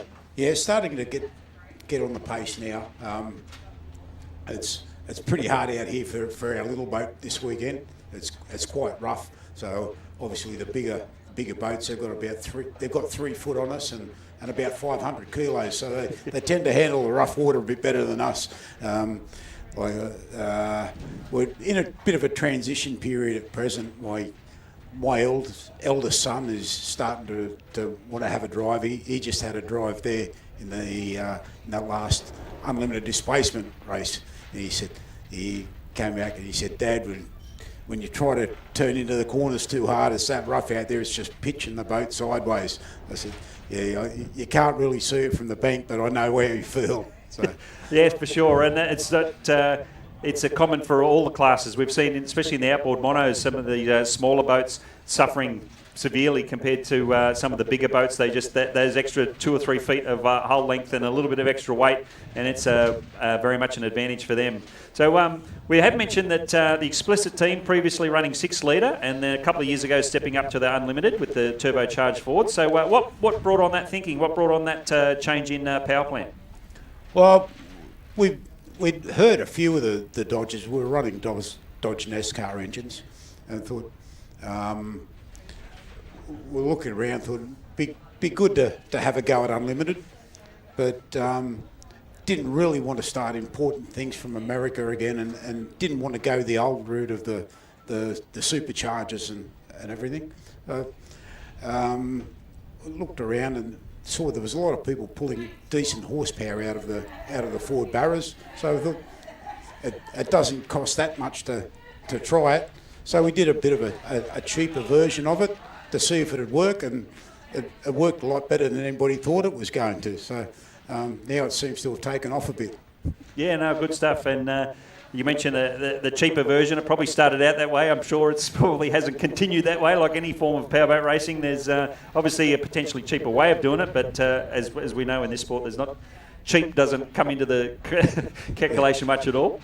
No, you're right there. But having said that, there's with the turbocharger and that, you've got a lot less strain, if you like, on the valve train and things like that. You don't need the super high lift cams and the exotic valve springs and lifters and that type of thing. So you save a lot there, and they tend to wear relatively well as well, you know. So. Yeah, good stuff. And with the choice of the Ford and the turbocharger, like, was there any previous experience in the team that sort of led you down that path, or was it just you liked the look of what they could do, and then if you did go down that path, did you have to call on the expertise of some other people who had some more experience? Well, no, we'd seen what the Fords could do, and also what the 6 cylinders could do. Pat Purcell helps us out quite a lot. He ported the first head that we did, and he'd done a lot of work previously, helping Gas Motorsports with their drag cars and things like that. And we saw the horsepower that they were pulling out of those. Now, obviously, we're not going to run it as hard as they do in a drag car, because they only last for 5 or 6 seconds at a time, but moderate it down and transfer it out. We thought it was worth a try. Yep, good stuff. And you mentioned the size of the hull probably not 100% suited to this bigger course and sort of rougher course here at St George, but obviously your home track being the Windsor Marine Stadium on the Hawkesbury River, no doubt that's the home of the team, and ultimately where you try and develop the boat to go its optimum performance. Yeah, it tends to do well on the river courses. We've done well at Windsor, at Dargle, Taree, that type of thing. I think it showed glimpses of potential down at Melton and tight circuits down there. So I think in the long run that's where its forte is. Yeah. Yeah, and you touched on a little bit earlier the transition from yourself to your son driving. Is there a sort of an ultimate date or ultimate time on when you plan to be head crew chief full time, or is it just sort of just see how we go? The way he's going could be sooner rather than later. I was very, very impressed and very proud of him, actually, the way he drove. For a young guy, he didn't get overawed. He drove smart. You know, Odin was going to be a really hard boat to catch. He didn't do anything stupid. He had a run with him to the first buoy and things like that, and but didn't go overboard trying to catch him or try to beat him. You know, he just drove smart. Yeah, fantastic to see, and hopefully we see the reliability of this setup to continue throughout the final races of this afternoon's program, and no doubt you guys are going to be right there, keeping Odin honest, and obviously a bit of a match-up with Craig Bailey as well from the Outboard, so a couple of open hull style races to come this afternoon. No doubt Team Explicit's going to be right there. Yeah. Well, if we're still out there, we'll turn the wick up a little bit more and see what happens. Good stuff. Thank you very much for joining us, and all the best for the rest of the weekend. Thanks very much. Thank you very much, Chris Hearn there from Team Explicit. And as we mentioned, that team trying something a little bit different over the last couple of years, running a single turbocharged Ford Barra motor, straight six cylinder Ford, and as we've learnt, providing a lot more variety in the unlimited inboard class, and along with the twin turbocharged Odin boat campaigned by the Constables, bringing a lot of fresh interest into the unlimited displacement class and powerboat racing in general. So at the moment we're having a bit of a lunch break in the action on the water as our course boat and volunteer crews are fed and watered for the day, and we will be back when the action continues a little bit later.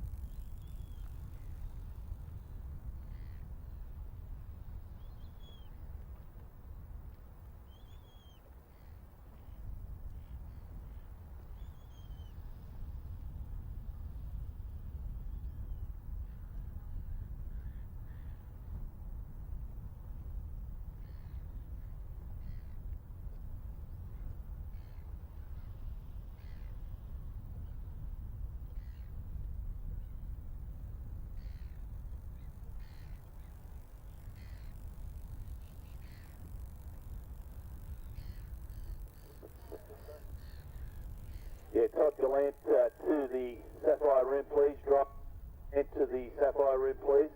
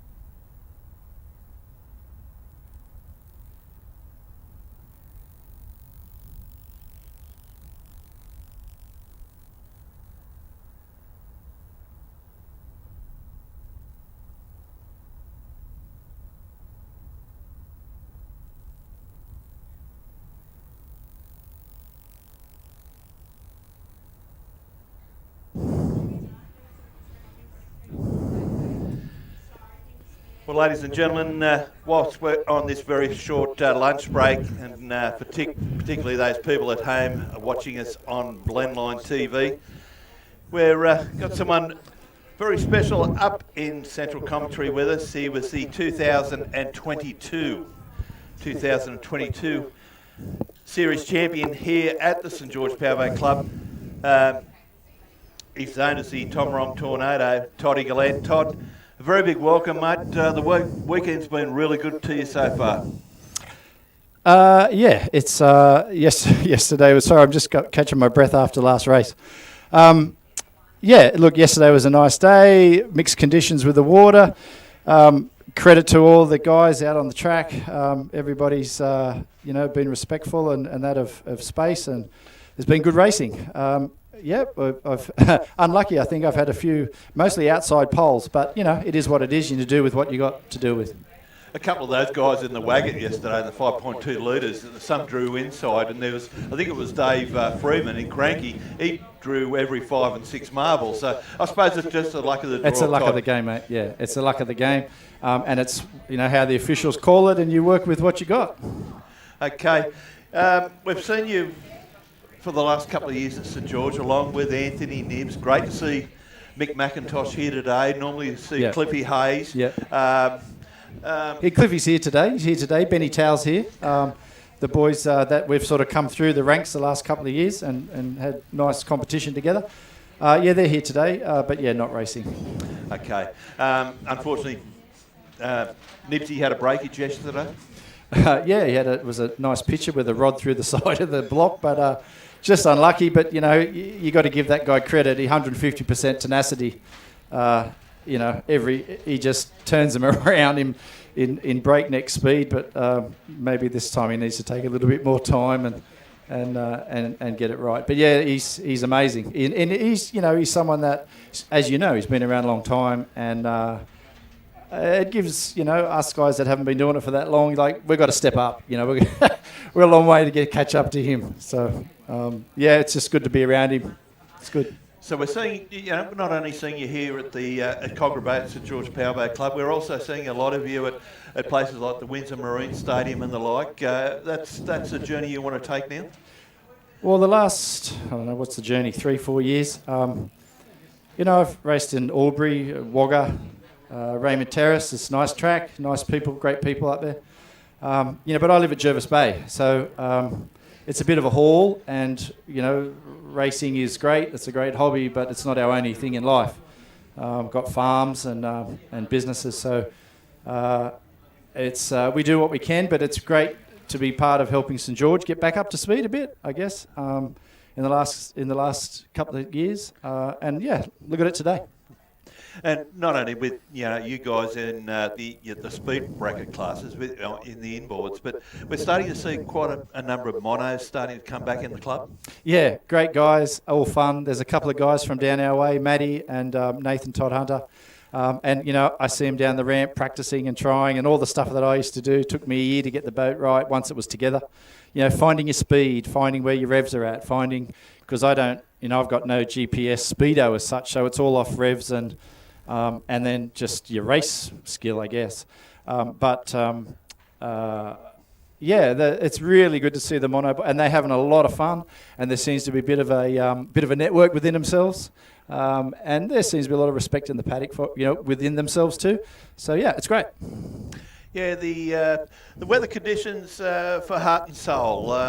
What have they been like? You like a bit of cut in the water?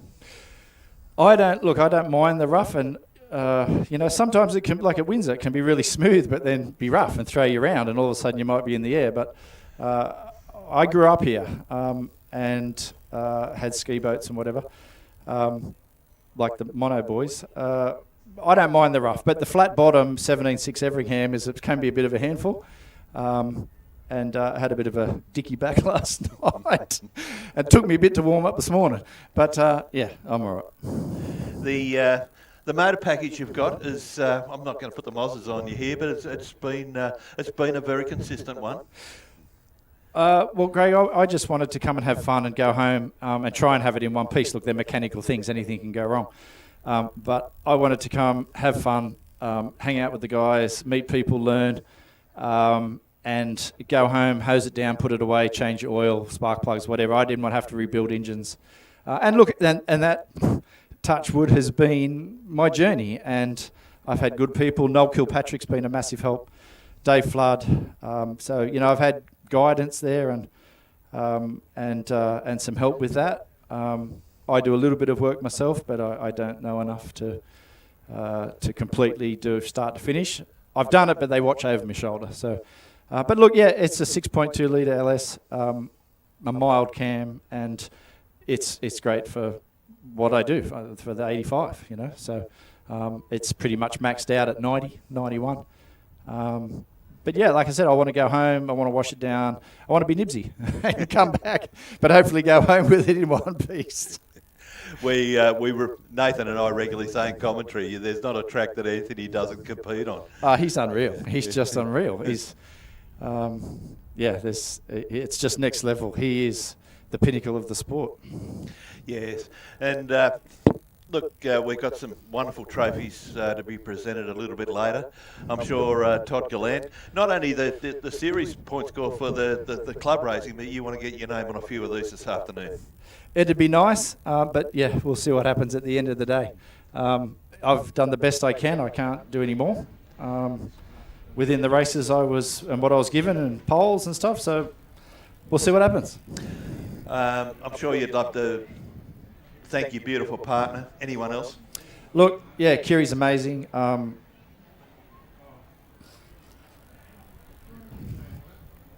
Noel.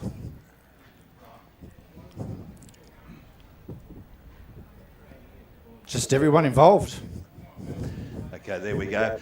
A very big thank you going to Toddy Gallant, one of the most popular drivers here at St George and one of the most popular drivers on the scene. And mate, you've probably got one more, maybe two at the very most for this afternoon, but we wish you all the best, and I'm quite sure Todd Gallant's name's going to be mentioned quite a few times at presentation.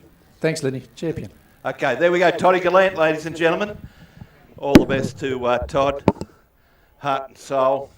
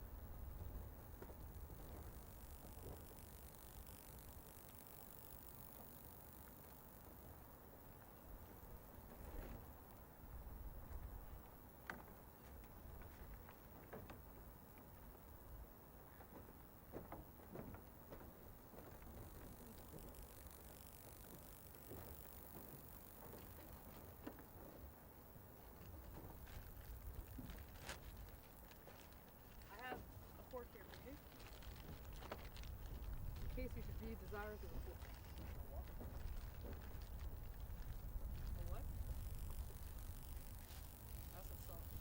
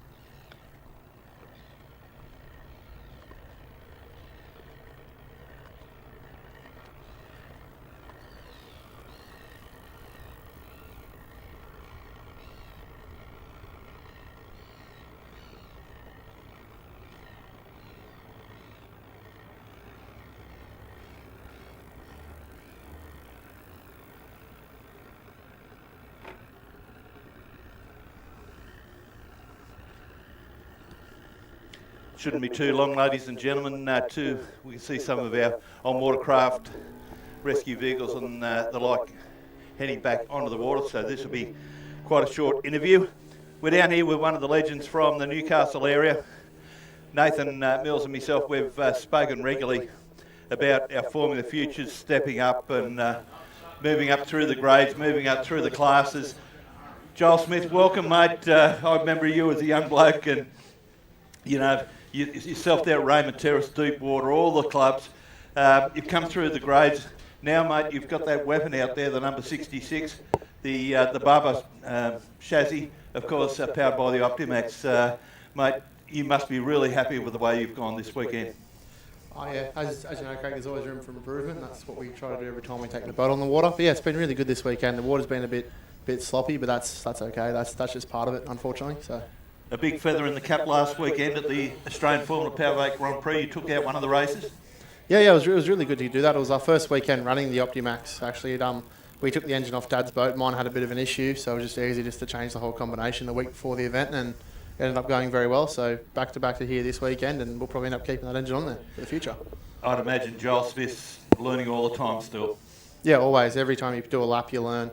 Every time you try a new prop, the boat has a new characteristic you have to get on top of, and you're just always learning. You're never fully 100%. So.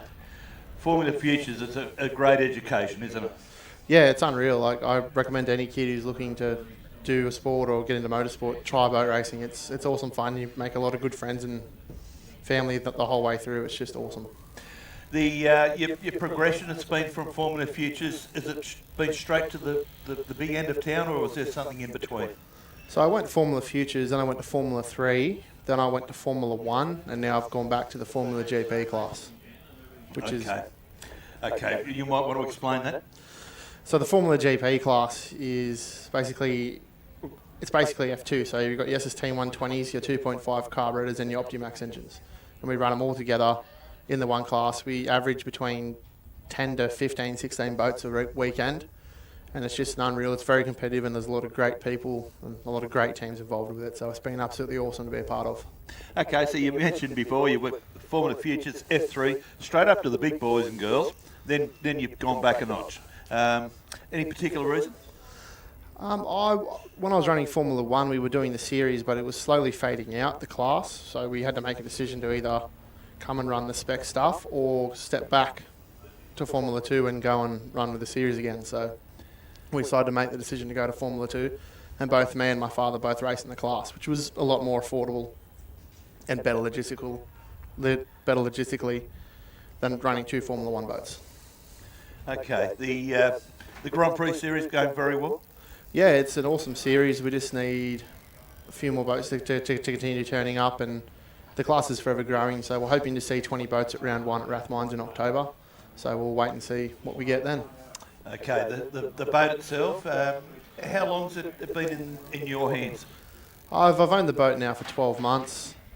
Brought it off Damon Cullen, which was Craig Rayleigh has once driven that boat here when Jamie Maloney owned it. So it has been, it's been around a fair bit. But yeah, it's definitely by far one of the best boats I've ever been able to drive, so it's been awesome. On a track like here at Cogra Bay, a little bit different to the conditions you met at Moree last weekend?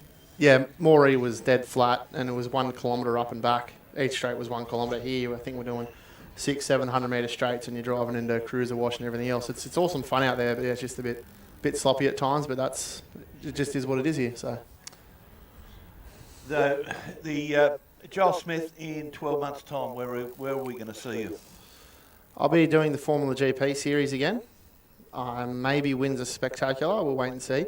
Hopefully back here, if they put on another event, we'll definitely be interested in bringing one, potentially 2 boats to the next one. So we'll just see where it rolls from there. Maybe Dargle. Just got to wait and see, but definitely the series, and we'll definitely be coming back here again.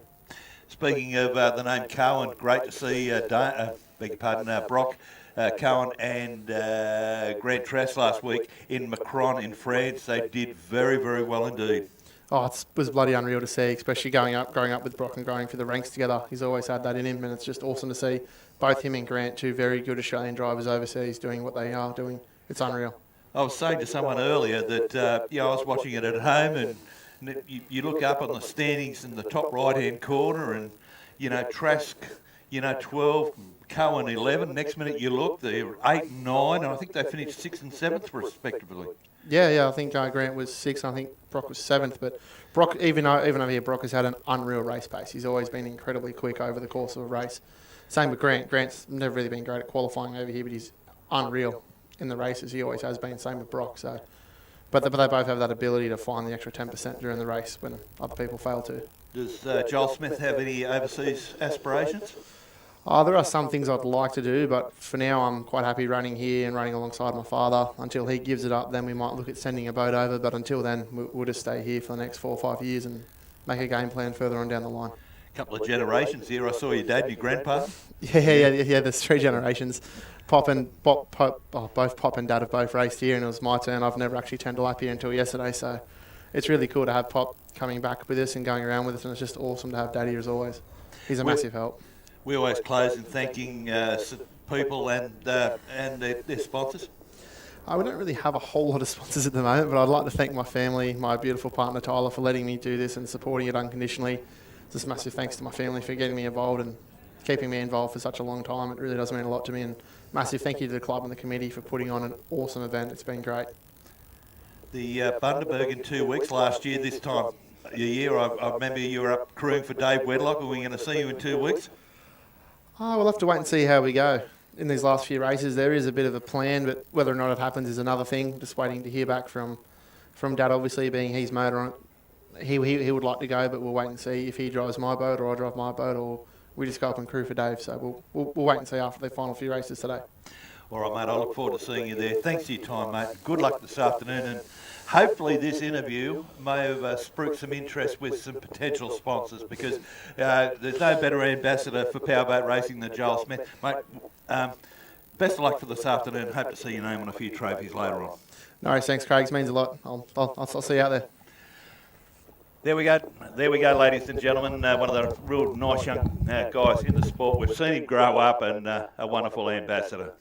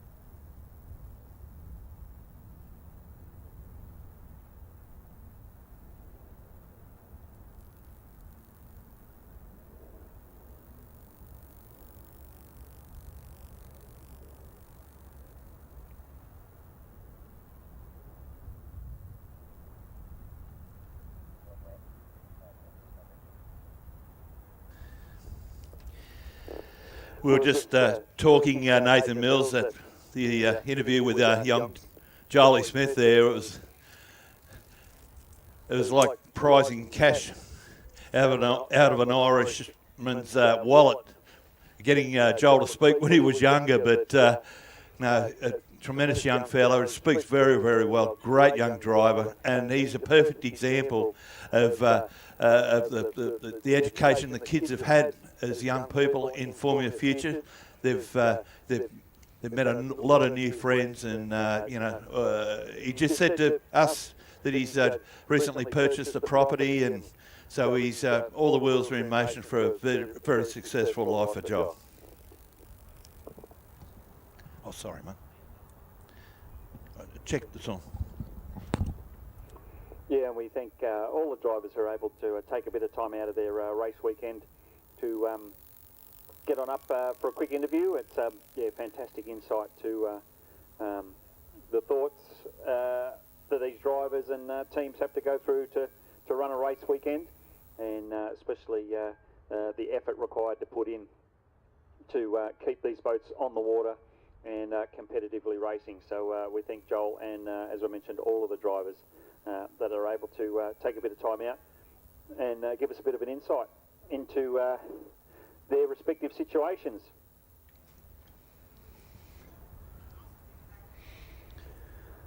So as all the course boats start to make their way back into position, we are looking for to get the competitive action back on the water in the next sort of 5 or 10 minutes. We do have on the program race number 37, the Unlimited Open Inboard Heat 2 of the APBA Hayeswood Trophy, brought to us by the St George Motorboat Club. So that is the scheduled next race on the water, and we can see some of the monoboats or unlimited outboards getting ready to also head towards the ramp. So chances are they'll be the following race on the water after the unlimited inboards. So while we still waiting for these course boats and rest of the volunteers to get back into position, a quick shout out to all of the volunteers. We have had it noted to us there's actually 41 volunteers here this weekend to help make this weekend happen. So the St George Motorboat Club are very appreciative of all of those 41 volunteers that are here assisting with the operation of this weekend. It's a fantastic job they are doing. We've got 44 races listed on the program and for over the 2 days, and we are managing to get through them. Thankfully, the weather is holding out. Bit of overcast conditions, but a little bit of a breeze that picks up every now and then. It seems to have dropped a little bit for us right now at the moment, but chances are it's going to be coming up again at some point in the afternoon. At this stage, it looks like the rain's holding off, which is beneficial for everyone. But we'll see how we go. So, as mentioned, 41 volunteers.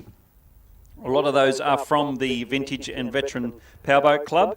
A number of those are driving our tractors, and one of them, Trent Wern, managed to secure the support and services of Dick Patricus Mowers and Tractors. They've provided 3 mini tractors here this weekend to help ferry most of the boats from the pit area to the ramp and back, using 3 tractors instead of all the boats using their own tow vehicles. It just helps the pits stay free-flowing and moving, whereas if we had a situation where each of the crews and boats using their own tow vehicle, it can cause a bit of a bottleneck at the ramp and the like, and unless you've got everyone working together going in the same direction, it can just cause more drama. So the decision this weekend just to go with 3 tow tractors, tow vehicles, has been a smart decision indeed, and it's helped the flow of the meeting very much. So we thank Dick Patricus Mowers and Tractors. They provide sales, service and hire on all sorts of tractors and rural power equipment, tractors, mowers, chainsaws, generators, all those sorts of equipment. Dick Patricus Mowers and Tractors, based out in Tennyson, which is just outside of North Richmond, out in the northwest of Greater Sydney, providing lots of equipment to customers out in that region. But as we can see, they can provide anything to anyone in Greater Sydney. So the business has been operating since 1963. And Dick Patricus started the business, still the name of the business, but son Chris now managing things, Chris Patricus.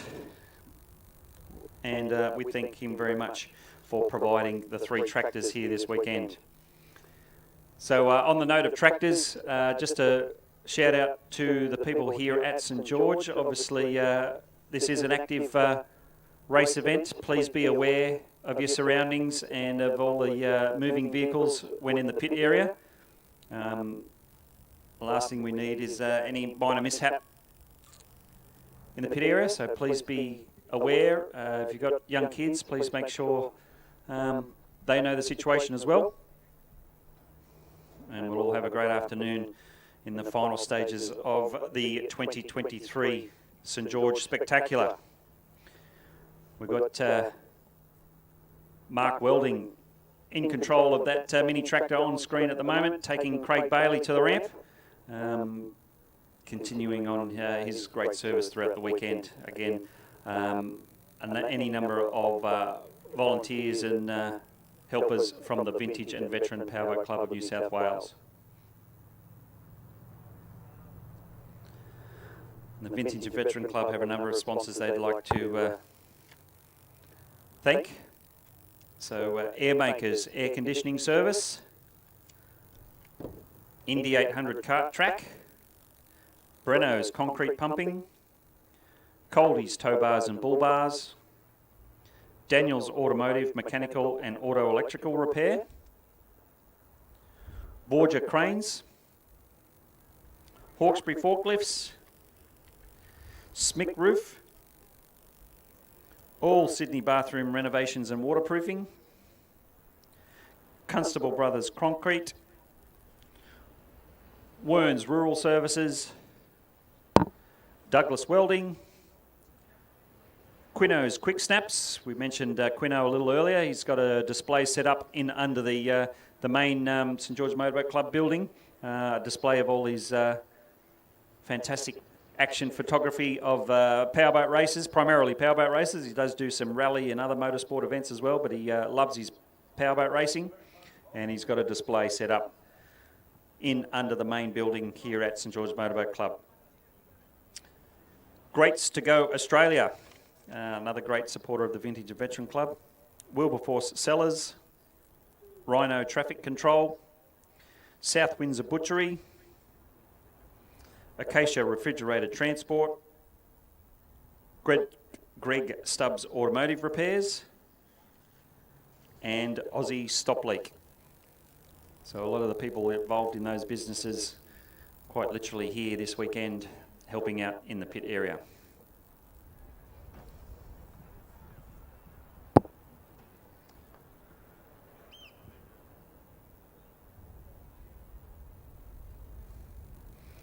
So just a few minutes now, hopefully as we get all the course boats back into position and volunteers back onto their respective posts, we can see some of the unlimited outboard boats heading down the ramp here at St George. So it looks like we might be running the unlimited outboards instead of the open inboard race as per the program, but we'll see how we go. So the unlimited outboard heat 2 of the Steve Tuck Antuch Trophy. We can see some of the inboards also in the water and ready to go. So maybe we'll be unlimited inboards will be the first race away, and then the unlimited outboards will follow soon after that. So we can see the boat Melody getting held on the wharf down there next to the ramp.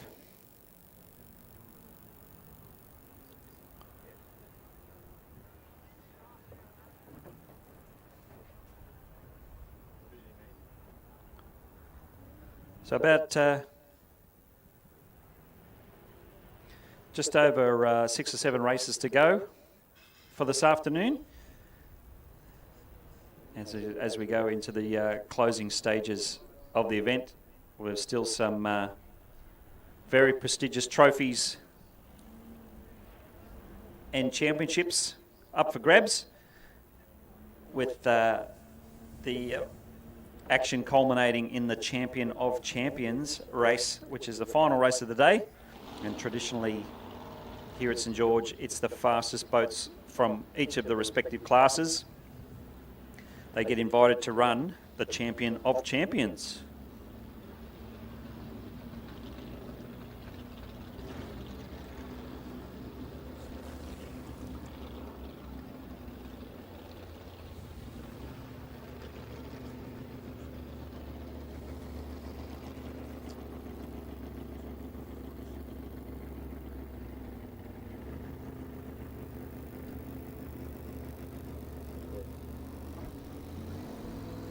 So we can see the race boats heading out onto the course now. The Unlimited Open Inboard APBA Hayeswood Trophy about to happen next. We can see the red boat Explicit on screen at the moment, just floating out in front of the control tower, waiting for the rest of the boats to continue. We do believe it is the younger Liam Hearn at the wheel for this race. We did get a chance to chat to Chris a little bit earlier in the day, and had a pretty good chat with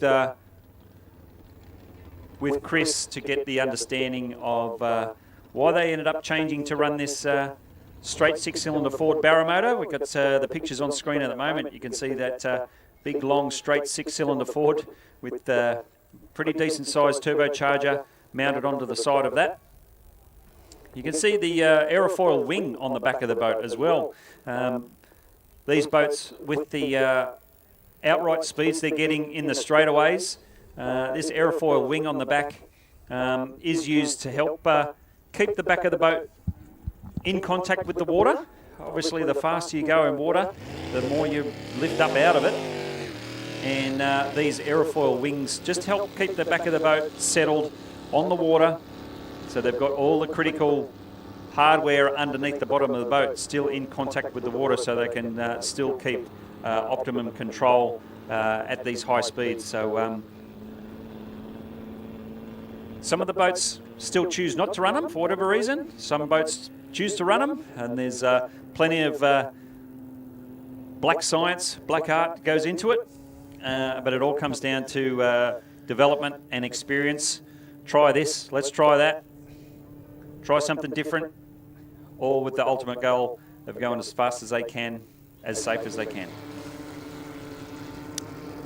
Yeah, thanks indeed, Nath. St George Motorboat Club Unlimited Open Inboard Heat 2 of the national title, the Hayeswood, over not 3 but 4 laps. We can see on screen for our Blendline viewers at home, both here in Australia and overseas, this guy has been a very, very busy boy this weekend, competing in a number of classes. Headed up yesterday with the Waggett, the Ken Waggett Memorial for 5 litre. He's missing the horsepower of some of his fellow competitors, but we know Brian Kilpatrick is a hard-nosed charger, and he certainly won't give up. To finish first you must finish, and I'm quite sure that that's what's prompted the Kilpatrick family to enter this race, knowing that some of the bigger class boats may suffer reliability issues, boats heading towards the Gourley Bay end of the course. So we've got our poles here. Liam Hearn out of 1 in Explicit. Out of 2, Melody 11, Brian Kilpatrick. Ryan Constable in Odin out of 3. Haven't spotted Blake Sherry. He was an entrant, but haven't spotted Blake at all.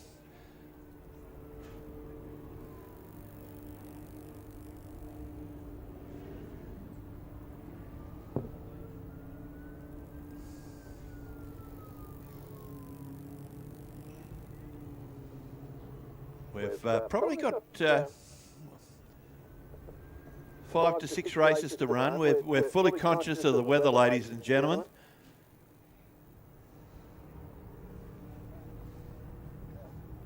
Between myself and my co-commentator Nathan Mills, we've been on the bomb site quite a bit today, monitoring rainfall and the like.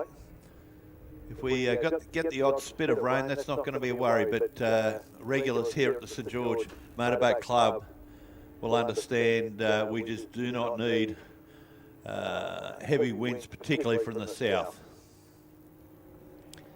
And that's primarily why this spectacular has been moved from the traditional month of February to July.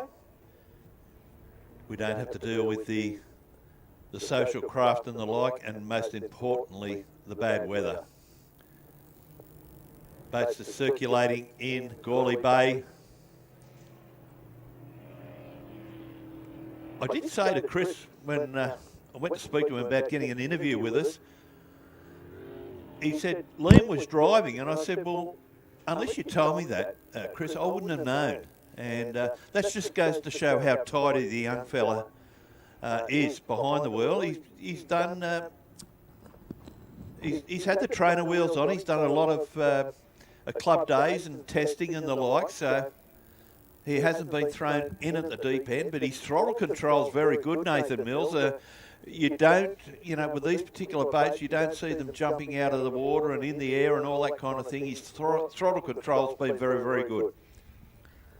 Yeah, it certainly has. And as you mentioned, if you didn't know who was driving between the two, it'd be pretty hard to pick. And as we heard Chris say, I did ask him about sort of the plan for the transition between him and Liam full-time, and he said it might happen sooner than originally thought because of the way that young Liam is going. So as we mentioned, Liam at the wheel for this one. We'll see how we go. He will be starting out of pole 1, so he's got the advantage there. We'll have Melody in the 5 litre on his outside hip in pole 2, and then the big Odin on the outside in 3. So we do have the white flag up. They will start to make their way down onto the course proper.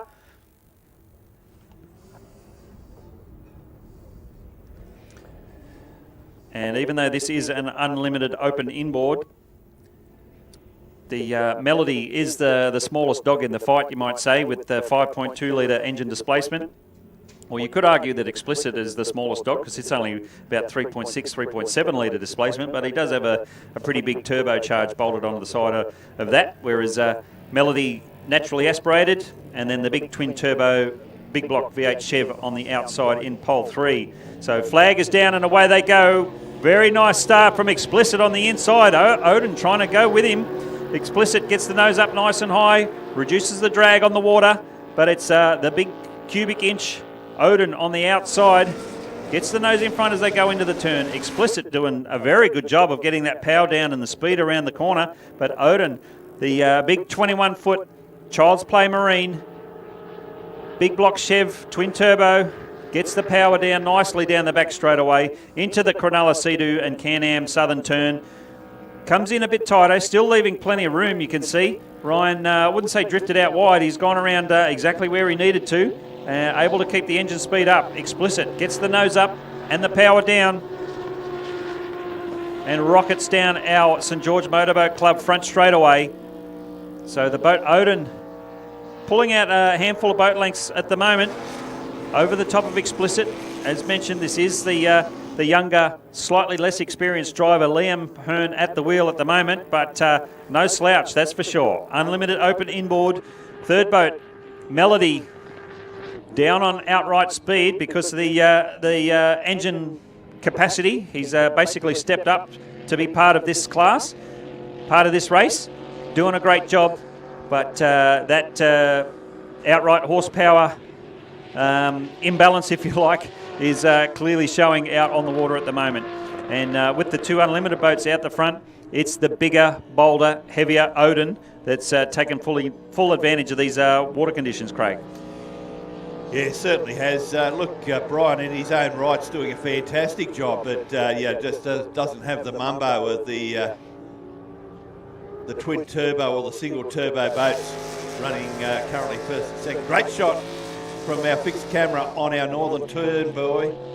But Odin on his last lap, Ryan Constable, he's done a fabulous job so far. First time I've seen both Ryan and the boat, and you would have thought he's been doing this for years. He looks very comfortable behind the wheel. He said to me this morning, it's small steps, the baby steps.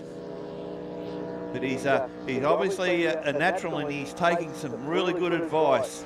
But out of Bankstown helicopters last time, into Cronulla Sea-Doo, onto the St George Motorboat Club front straight. Wowee, holy moly, this beautiful 540 cubic inch twin turbo Chevrolet takes the checkered flag. And we'll take the checkered flag over Liam Hearn, just coming onto the St George Motorboat Club front straight. Great view here on the drone for our Blendline viewers in Australia and overseas. Brian Kilpatrick, we can just see him out of the window here, and we're going to it'll come onto the main straight very, very shortly. Just coming through Cronulla Sea-Doo as we speak.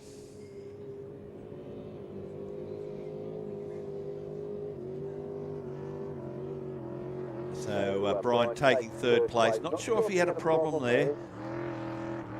But I'll tell you what, Liam Hearn showing maturity far beyond his years, because he was very, very solid early, and then the outright power of the twin turbo overtook. So we've got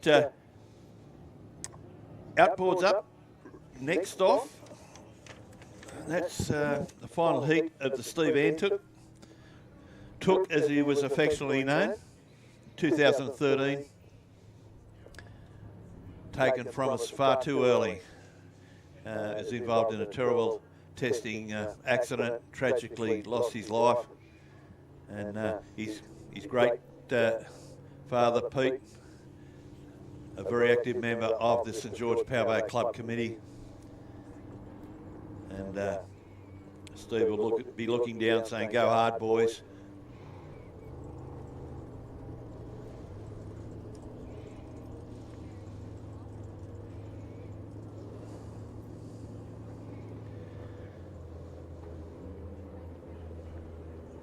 So let's not forget, we've got some big meetings coming up. The big meeting at Bundaberg in 2 weeks' time. 2 days, well above 60 entries so far. Of course, the Windsor Marine, we'll start again, the Upper Hawkesbury Powerboat Club Spectacular on, I think it's the 16th and 17th of September. And I just haven't got it in front of me.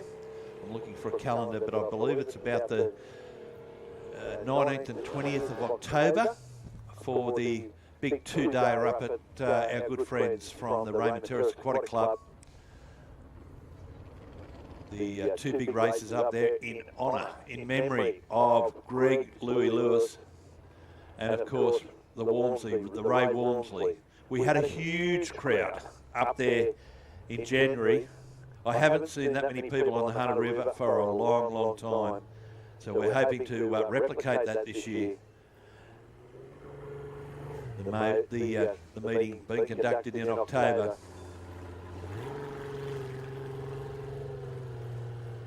We can see Nathan Mills, we can see Dougie Smith there in the 1650 replica bullet in front of us. Doug's been around the sport, despite the young looks and the like. He's been around the sport a long, long time. Yeah, he certainly has, and he has been in a couple of different types of boats. He previously ran an outboard tunnel boat as well, and choosing to go back to this, no doubt take advantage of the scenario where, as you mentioned, this boat, Hurry Up, previously campaigned by Jamie Maloney. And no doubt Dougie was considering what move he wanted to do in terms of boat type, boat style. This package coming up for sale, and Dougie jumping at the chance. and taking advantage of this rather unique looking mono hull with the reinforced cockpit. Actually, just going back to that unlimited inboard race that was on just a minute ago, we spoke about the 2 turbo boats out the front, and then the 5 litre Melody running in 3rd place. So just a bit of a shout out to the Melody team. They actually previously ran a turbocharged V6 Nissan motor in their previous hull of Melody 10, Melody X. And so they were one of the first teams to competitively run a turbocharged setup. Something a bit different with it being a quad cam 3 litre Nissan V6. I'm pretty sure they did try both twin turbo and one big single turbo. And just with some rule changes and things like that in the last few years, they've ended up going to the naturally aspirated V8 Chevy architecture. But yeah, funnily enough, as coincidence would have it, you could almost suggest, in spirit anyway, there was potentially 3 turbo boats out there in that last race.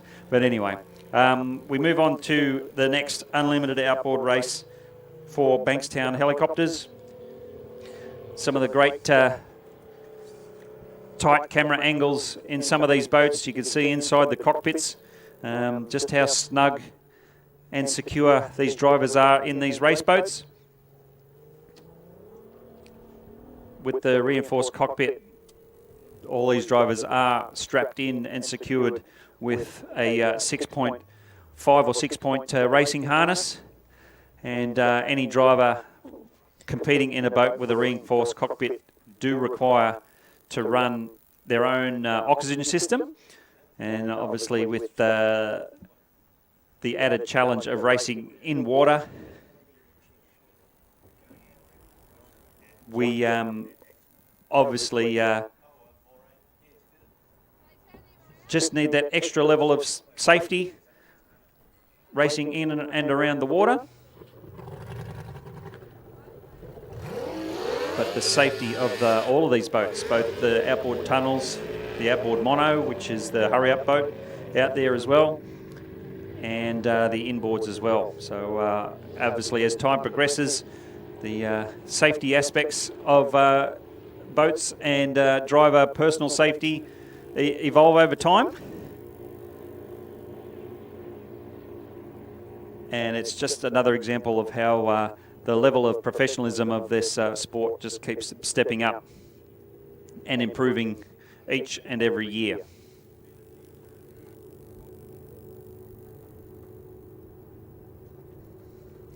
So Heat 3 of the Steve Tuck Antuch Trophy, brought to you by Bankstown Helicopters. So 3 laps. This is the 3rd heat.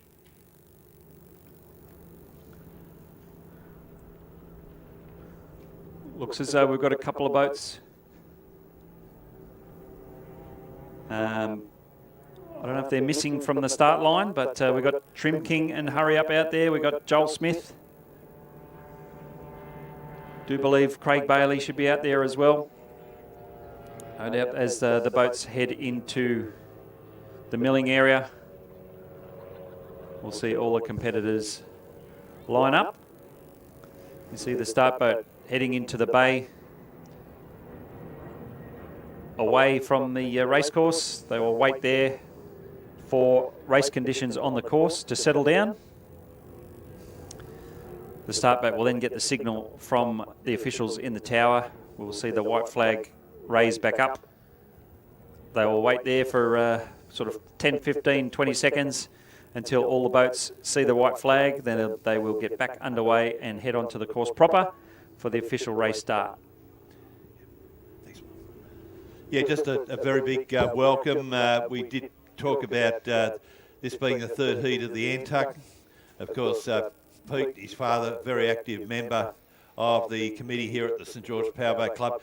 A very big welcome to Steve's mum, Maureen. We just sighted her in the crowd, so we've got both Peter and Maureen here for the 3rd heat of Stevie's race.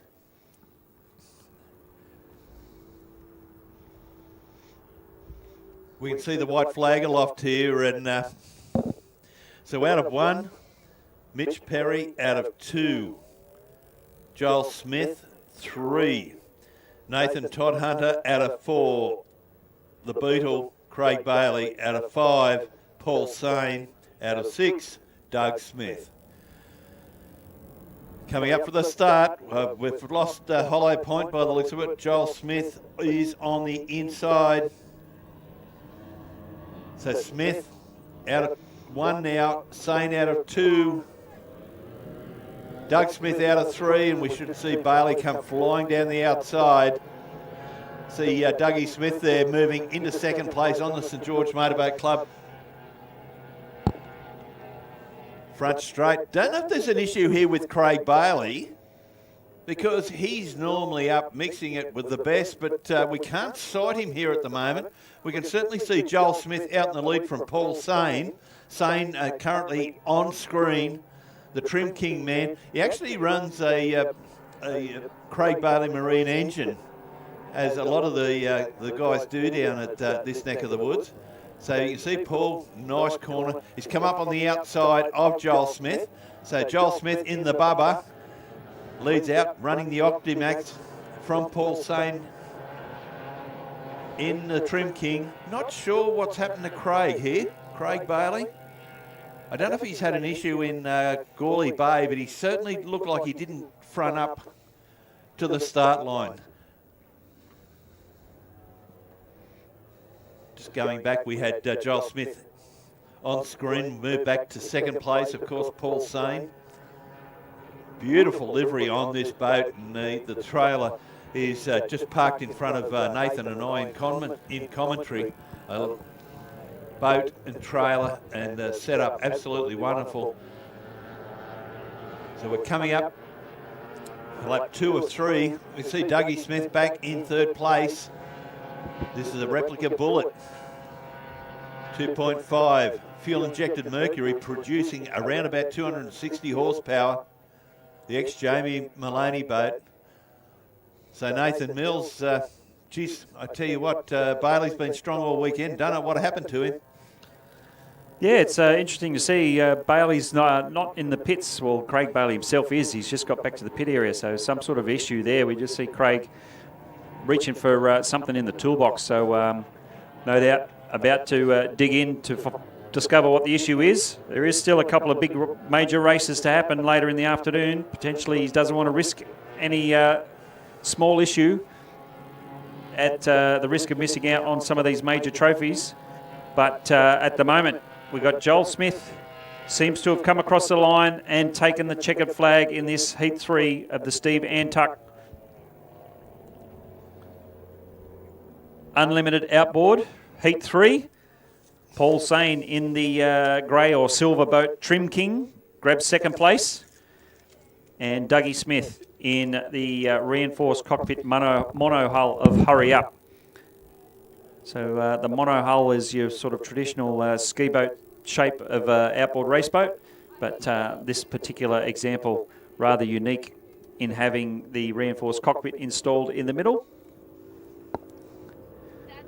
But plenty of speed, plenty of pace being shown by that setup, by that boat. And he's just gone around and around all weekend. So much the same as Joel Smith and Paul Sane. We mentioned Paul Sane in Trim King competing in a couple of major race meetings over the last few weeks and couple of months. He did actually have an incident down at Dargle in the sense where he tripped it sideways and barrel rolled at Dargle. So managed to get himself out of the boat in time, and thankfully the boat landing the right way up, which assisted, and basically one of the key elements, key features of these outboard tunnel boats. They're designed to try and land the right way up, and if there's significant hull damage or anything like that, they're designed for the rear of the boat to sink down in the water and the cockpit basically raise up out of the water. And we did see that with the Trim King boat down at Dargle, but thankfully Paul Sane behaving himself, dare I say, so far today, keeping it upright, running very quickly indeed. But Joel Smith taking full advantage of having the inside pole for the start of that race.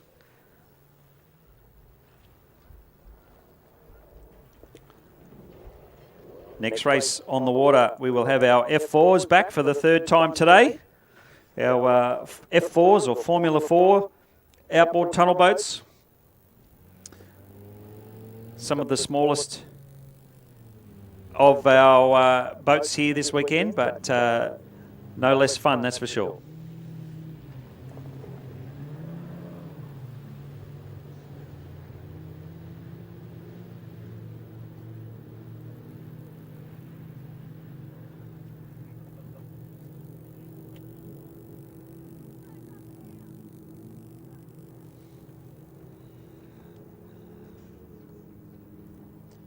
So we just mentioned Craig Bailey, an unfortunate non-starter in that last unlimited outboard race. We've still got a hand in the game here with his young bloke, Carlin Bailey, running the Queen Bee boat in the F4 class. We touched on earlier today that Carlin, unable to take part in the racing here yesterday. He actually had some commitments with his job. And Craig mentioned that Dad Craig put the hard word on him and basically said, well, if you want to go racing, you've got to help pay for it. And therefore, Carlin still had to work, still had to earn some of his pocket money that no doubt goes towards the race boat and his racing. And but the great thing is, Carlin getting along here today, jumping in the driver's seat and taking part in this F4 tunnel boat class. He's out there in the boat Queen Bee, which we've mentioned is on lend or on lease from Tracy Pugsley from the Dargle Valley Ski Park. She's the owner of the boat and traditionally the driver of the boat, but she has had some challenges in the last couple of years with some sort of a foot and leg injury. Poor Tracy's been hobbling around with a cast on her ankle and on her foot for quite some time, so no doubt she's hoping to get that all sorted and gets her flexibility back in those joints, and so she can potentially jump back into the driver's position, the driver's seat. Unfortunately for Carlin, that might mean he's kicked out, but anyway, we'll see how we go. No doubt Tracy will let the Bailey family campaign that boat for a little time yet. But we can see all three boats lining up, heading down to the racecourse. I was just going to say, Nath, if Trace wanted to get back behind the wheel, you did mention that there was a white boat by the name of Nitro up for sale, so some of that cafe money might have to go that way. Who have we got here? We've got pole one, we've got Carlin Bailey out of 2, Max Cook. So we've got the 2 white boats, 1 and 2. And the red boat, Brad Beasley, fully sick, mate, out of pole 3.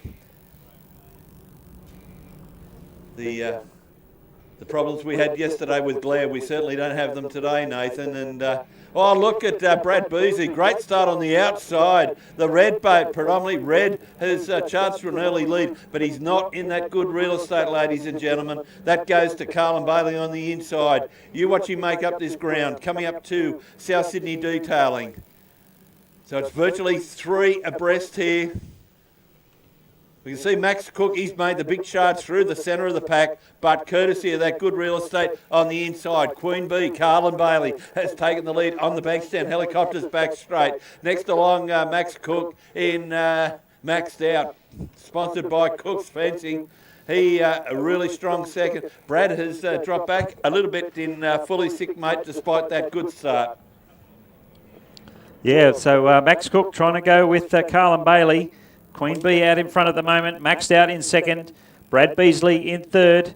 We saw, consistent with the rest of the weekend, the Beasley Racing Fully Sick Mate, that's the official name of the boat. That's not just a comment from us in commentary here, but very well presented boat anyway, but fully sick in that way as well. But the boat's set up a little bit different to the other two. We saw as they came onto the front straightaway, even just under start speeds and start processes, the Rooster Tail running a little higher out of the Beasley Racing boat compared to the other two white boats that were on the inside.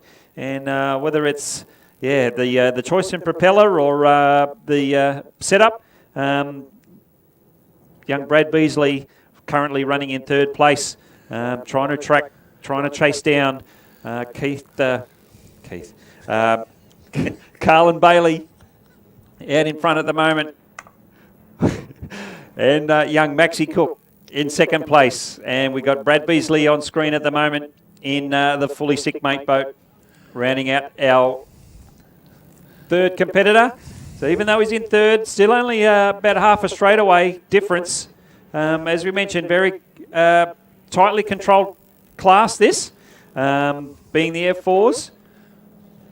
Most of the hulls in this class in Australia have come out of the one mould, and as we mentioned, there's only one engine choice that you can run in this class. That's a 60 horsepower Mercury outboard.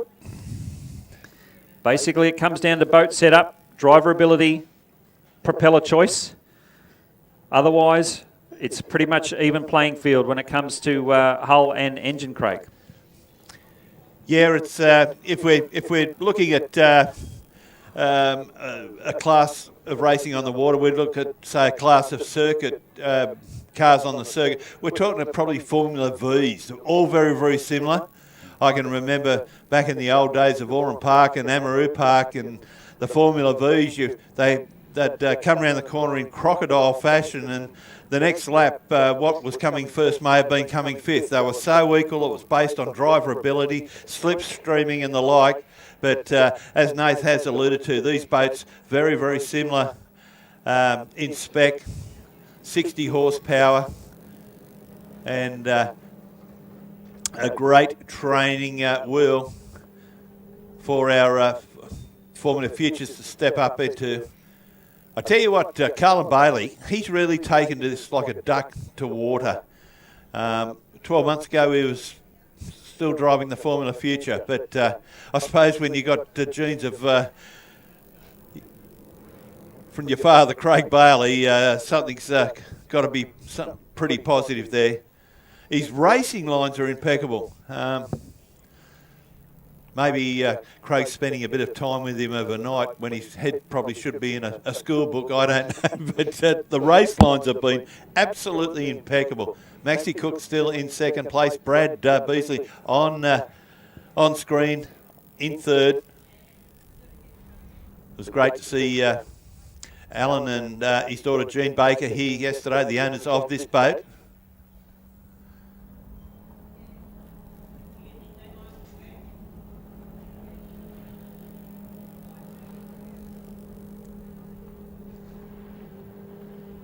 We did see, we were talking about some of these guys, Nath, you mentioned Travis North before, Brad Beasley, Blake Sherry, I remember when he was last in a Formula 4, they couldn't close the hatch. They could not close the hatch, so it was time to move on.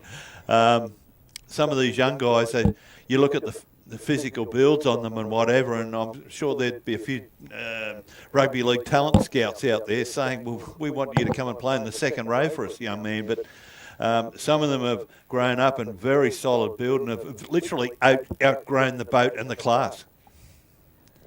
Yeah, that's for sure. And as we mentioned, the main point of this class being created in the first place was for younger drivers to step up out of the junior classes, and this being their first sort of foray into the senior racing realm, and they've done it well with the creation of this Formula 4 class. It is an international class, so they do run these boats overseas as part of the World Formula 1 Championship, that type of event. And actually a number of races, including one of them being Louise Vella, actually took part in a couple of events overseas in a couple of the rounds in the World Championship. They managed to land a drive in one of the teams based from Europe.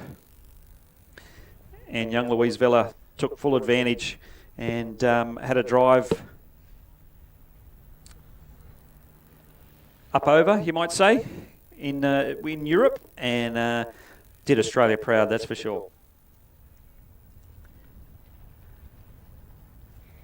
So with the completion of race 39, our F4 outboards, next race we have is an unlimited displacement race under the name of Fred Hawkins. The Fred Hawkins Trophy, or Fred Hawkins Memorial.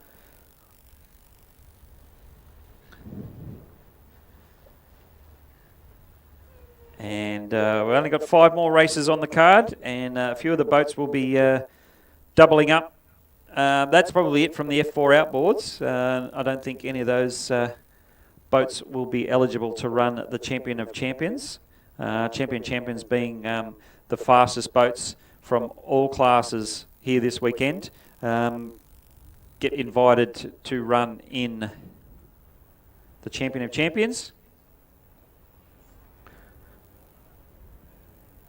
No doubt Craig Bailey is under the hood trying to sort out the issue that he had that caused did not start in that last unlimited outboard race. Because I know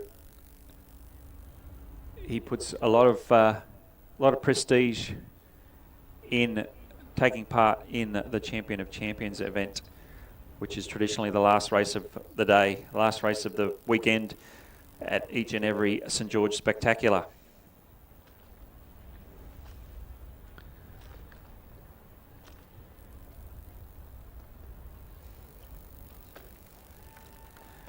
So another shout out to the sponsors and supporters of the St George Aquatic Powerboat Club. The main key one being the St George Motorboat Club, which is the building and the social club and the restaurant and the bar and the cafe and the marina. As you can imagine, fantastic supporters of the powerboat racing out on Cogra Bay.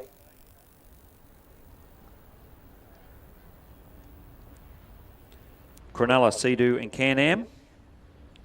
Naming rights sponsor of the Southern Turn. Bankstown Helicopter Back Straight. And South Sydney Detailing Northern Turn Boys. Again, fantastic supporters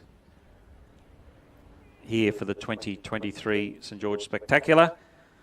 Along with Neptune Marine, Smiley Photos, David Blyth Proprietary Limited, and Coca-Cola also supporting the event here this weekend.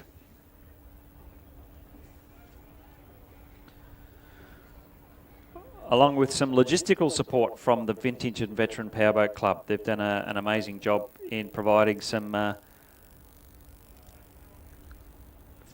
physical and logistical help in setting up the park and setting up the event for this weekend, but also here today in big numbers, helping out manned course boats, helping run the pits, helping run the ramp, helping provide food and drink to all of the volunteers. We did make note a little bit earlier, there's 41 volunteers on the books, so to speak, here this weekend. So that pretty much works out to nearly 2 volunteers per race boat. So just a very quick indication of just how much effort goes into an event like this. We have already mentioned a great supplier, a great supporter being Dick Patricus Mowers and Tractors. They are the provider of the 3 mini tractors here this weekend that are basically acting as little tugs, ferrying all the race boats from the pit area to the ramp. We made mention the decision was made to go that way instead of all the competitors using their own tow vehicles. Just because, thankfully, since we got the 3 tractors, it keeps the roadways between the pits and the ramp pretty much freed. There's only the 3 tractors that are conducting the movements between the pits and the ramp, and it keeps things flowing pretty smoothly that way. So again, thank you to Dick Patricus Mowers and Tractors. They provide sales, service and hire of mini tractors, lawnmowers. They also do log splitters, chainsaws, no doubt stump grinders, all those sorts of power landscaping equipment to keep your rural property in tip-top shape. They're based out at Tennyson, which is just outside of North Richmond, and they've been in operation since 1963 under the name Dick Patricus. Young Chris Patricus running things at the moment. And again, we thank and appreciate the support from Dick Patricus Mowers and Tractors.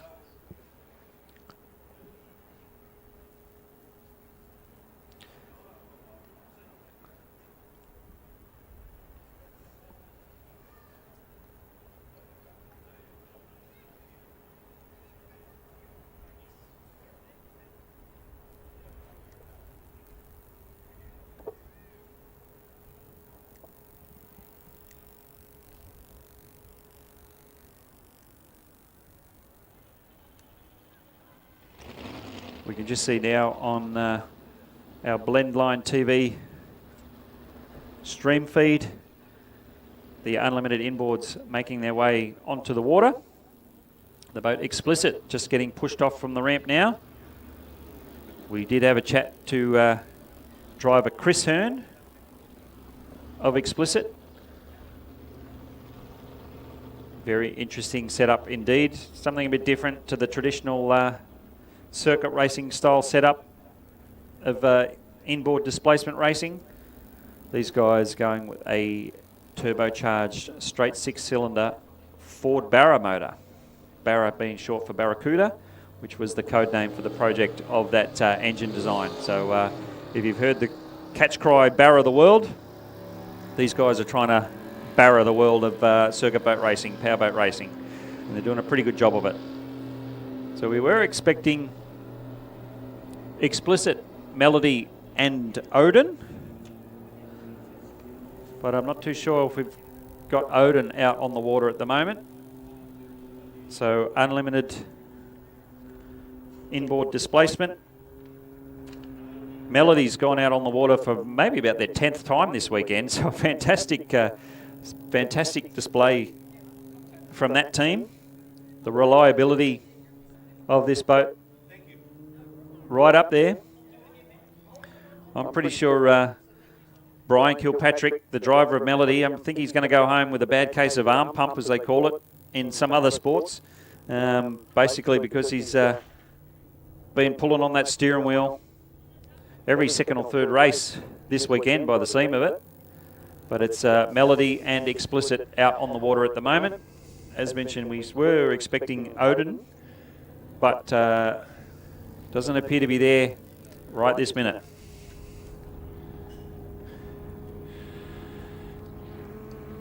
So, well, not only bad news for Ryan Constable, but it's bad luck for everyone here at the venue and watching at home on Blendline TV. Maybe they've got an issue, maybe they're saving the boat for a couple of the big races, the Invitation, the Life and Veterans Invitation and Champion of Champions. Maybe it's being saved for that.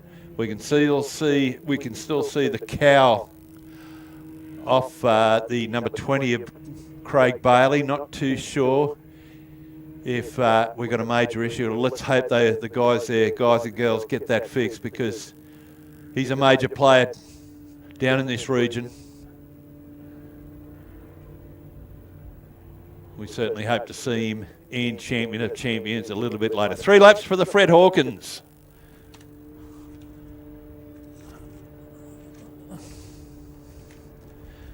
Fred Hawkins Memorial.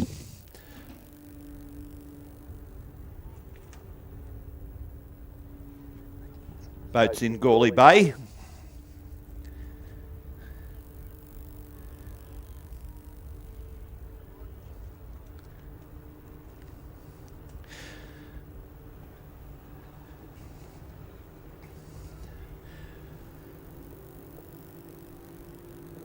So the Fred Hawkins Memorial, donated by family and friends of Fred Hawkins in his memory following his unfortunate death while competing in a club race at Cogra Bay in 1958. Fred raced a Lewis runabout called Sylvia, powered by a Chev Z266 V8 engine. The race was originally a New South Wales District Championship for the 266 cubic inch runabout class, but was increased to unlimited runabout a few years later. The event remained an APBA championship until the 1967 season, when an argument between APBA officials and the club over the eligibility of the boat silhouette as a runabout resulted in the club conducting the event as a club championship ever since. It is now conducted as an unlimited inboard displacement event.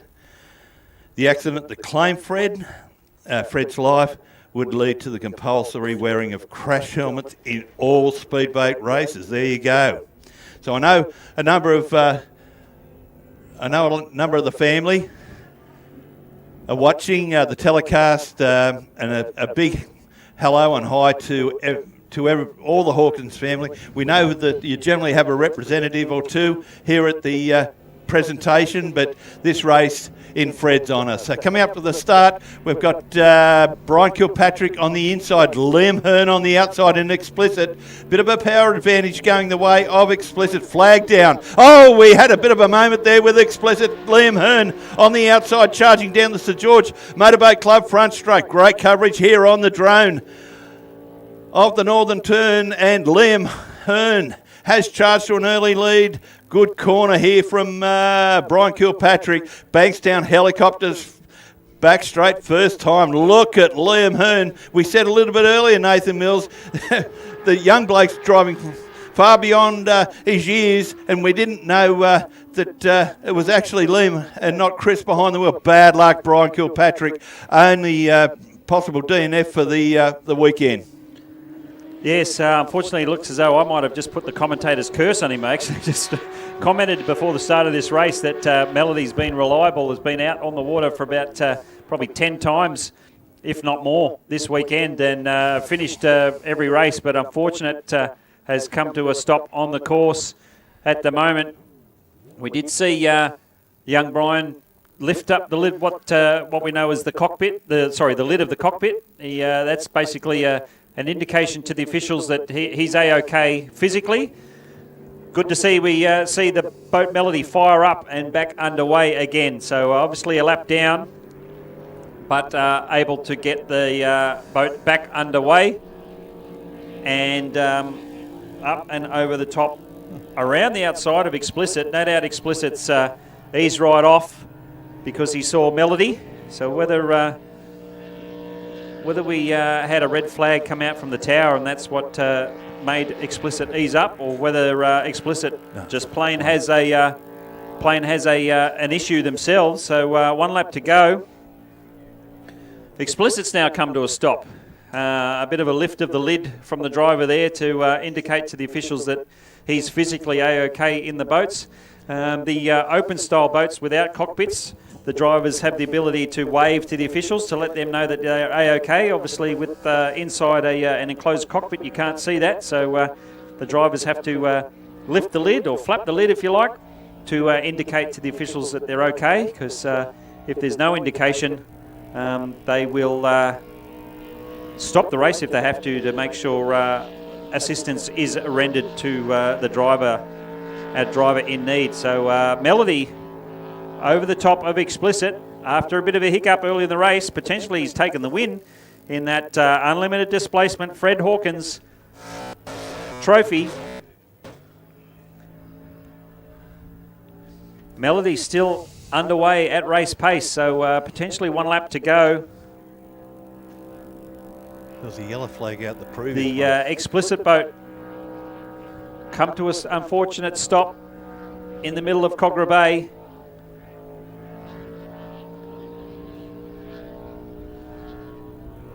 Brian was essentially a lap down because he was stopped dead in the water, as they say, and maybe that's the yellow flag went out with the anticipation of explicit to take the yellow flag, but of course Brian was a lap down. He potentially needed to do an additional lap, so maybe that's why that happened that way.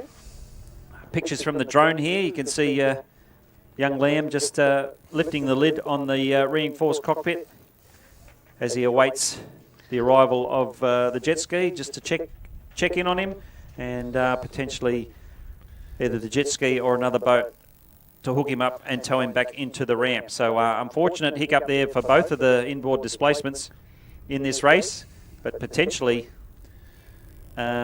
success by Brian Kilpatrick in Melody to take the chocolates, as they say, in this race. So we're winding down the race program, folks. We've only got 4 races to go. We've got open monos. They're already at the ramp or in the water. The 105 mile an hour Spencer Miller Trophy, brought to you by BK Helicopters, Bankstown Helicopters. The 105 mile an hour. This is actually the first race run with the speed limit capped at 105 mile an hour. We've had 85 miles an hour. We had a 95 mile an hour race, I believe. And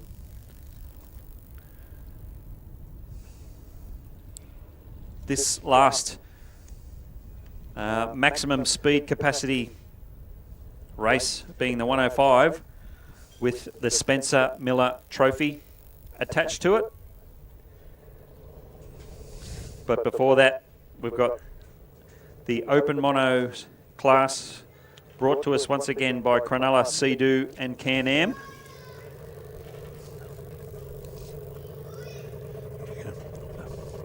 For those people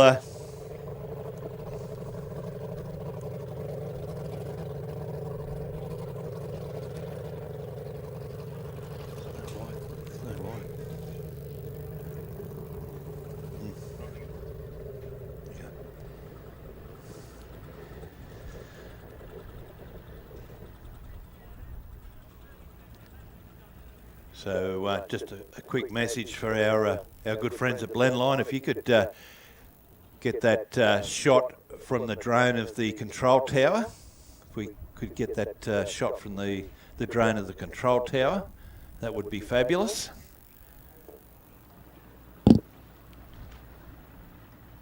So the Ron Pate Trophy, 3 laps coming up, open mono, brought to us by Cronulla, Sea-Doo and Can-Am. They've been tremendous supporters of us for a couple of years now.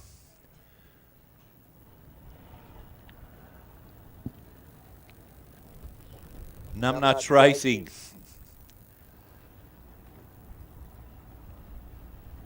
The Milpera Mauler, Angelo Testa.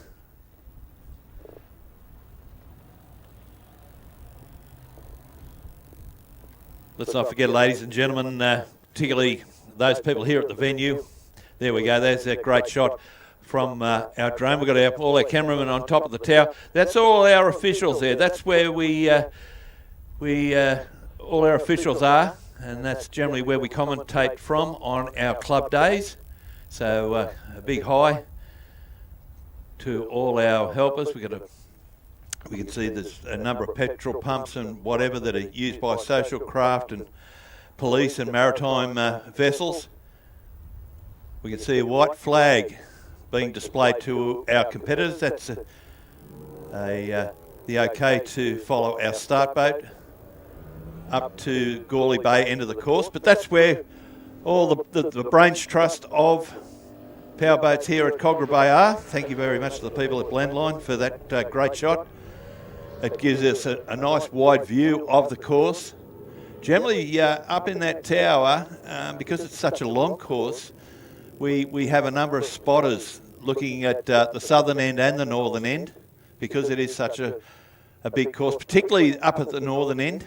The previous club day, we had a couple of touches between a couple of the mono boats and wasn't evident initially, but through one of our spotters, we were able to obtain some footage. So our white flag aloft here. Our monos, Nathan Mills, have provided some great racing over the last couple of days. Yeah, they certainly have, and looks as though we might be missing one or two from the start of the weekend's racing anyway, but the boat Ransom on screen at the moment, the first boat heading down the back straightaway with the start boat, or second boat, sorry. The boat Numbnuts was the one out in front, and we got the boat Ransom and Mojo Racing the third one. Hollow Point, Evan Ruder, and it looks as though Hurry Up is joining them. So the boat Stealth, which is the black 1750 Bullet.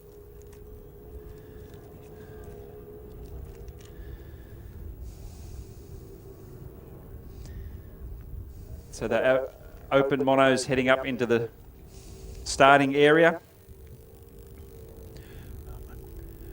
I was just going to say, Nathan, I just looked for the pole position of Numbnuts Racing, Angelo Testa.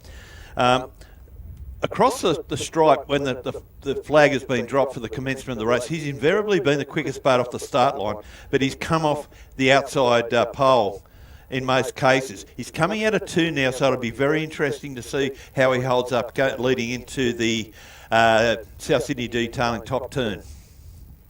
Yes, we do have him starting in pole 2. We do have Stealth on our race sheet in 3, but we've made mention that Stealth may not be out there. So he will have the boat Ransom just on the outside, and Ransom has been one of the quicker boats all weekend. Oh. And so it's going to be very interesting. As you mentioned, a lot of the boats that have been starting on the outside pole, just the way of the run-in from the start area into the racecourse proper, the boats in the higher pole numbers, so boats out in 5, 6 and 7, a lot of them have had a great run into the front straightaway just because of the way basically the boats need to come in on a little bit of an angle. They have to turn a little bit to the right to straighten up in line with our turn boys, and then pedal to the metal, as they say. But the boats on the outside have been able to sort of straight line from where they are all the way down the start finish straight away, and it's been a bit of an advantage, but unfortunately they lose that advantage by the time they get to the end of the front straight, because they've got to go around this first turn buoy on the outside.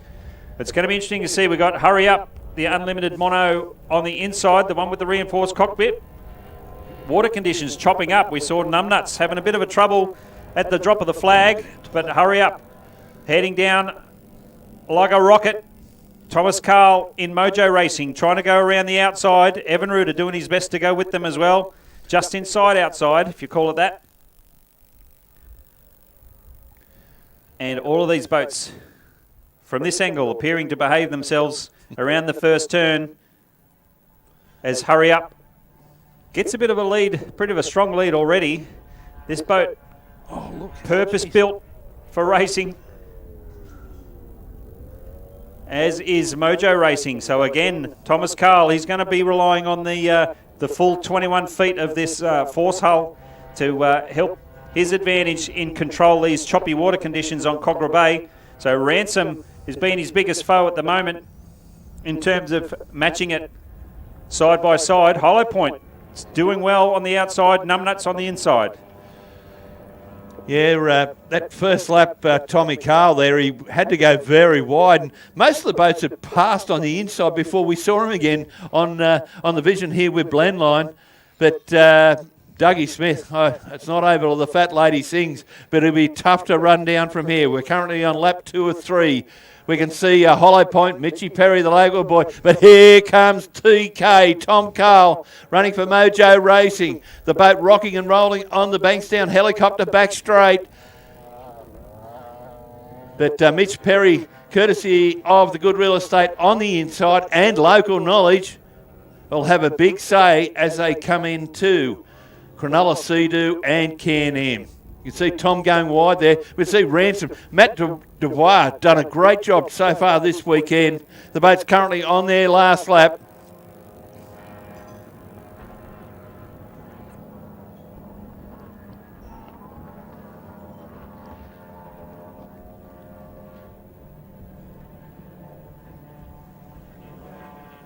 So the yellow flag has been displayed. Boats on their last lap. Ransom dug a bit of a hole there. And Carl comes up on the outside. So Matt Dubois just being overtaken, but St George Motorboat Club front straight and taking the checkered flag. Doug Smith, the local boy here, he's done a trillion laps around this course. Look at this battle still. Carl on the outside, Dubois on the inside. This, of course, the ex-Rick and Todd Kelly boat from Mildura, the one Tommy Carl's driving. Absolute precision here on the water. So Doug Smith takes the win over Tom Carl. Home in third, Matt Dubois. Just couldn't pick up those boats in fourth and fifth. Dougie Smith, who should be very, very happy with that result.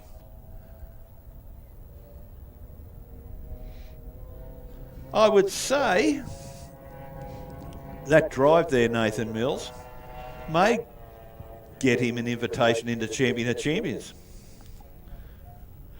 Yeah, there's a pretty good chance it might. We saw Dougie come across the line cleanly out in front, and as he was coming across the line, second and third were only going halfway back up the back straight. So Dougie Smith able to clear the field by about half a lap. So that's going to go well for a possible invitation into the Champion of Champions. We'll wait to see. No doubt Dougie's going to have to get the boat back into the pit area, potentially a bit of a splash and dash for fuel. And get ready for one of the last one or two races of the day. So next race on the water, we've got the 105 mile an hour class. So most likely will be the boats that we've already seen in the 85 and 95 mile an hour. So these boats will be able to free up any hesitation, any control they've needed to keep their boats under the 85 or under the 95 mile an hour. Chances are they're going to be able to let it all hang out, because this time they don't have to hold it to 85 or hold it to 95. They can let that engine rev out and potentially get all the way to 105 mile an hour. We can see back in black on screen at the moment.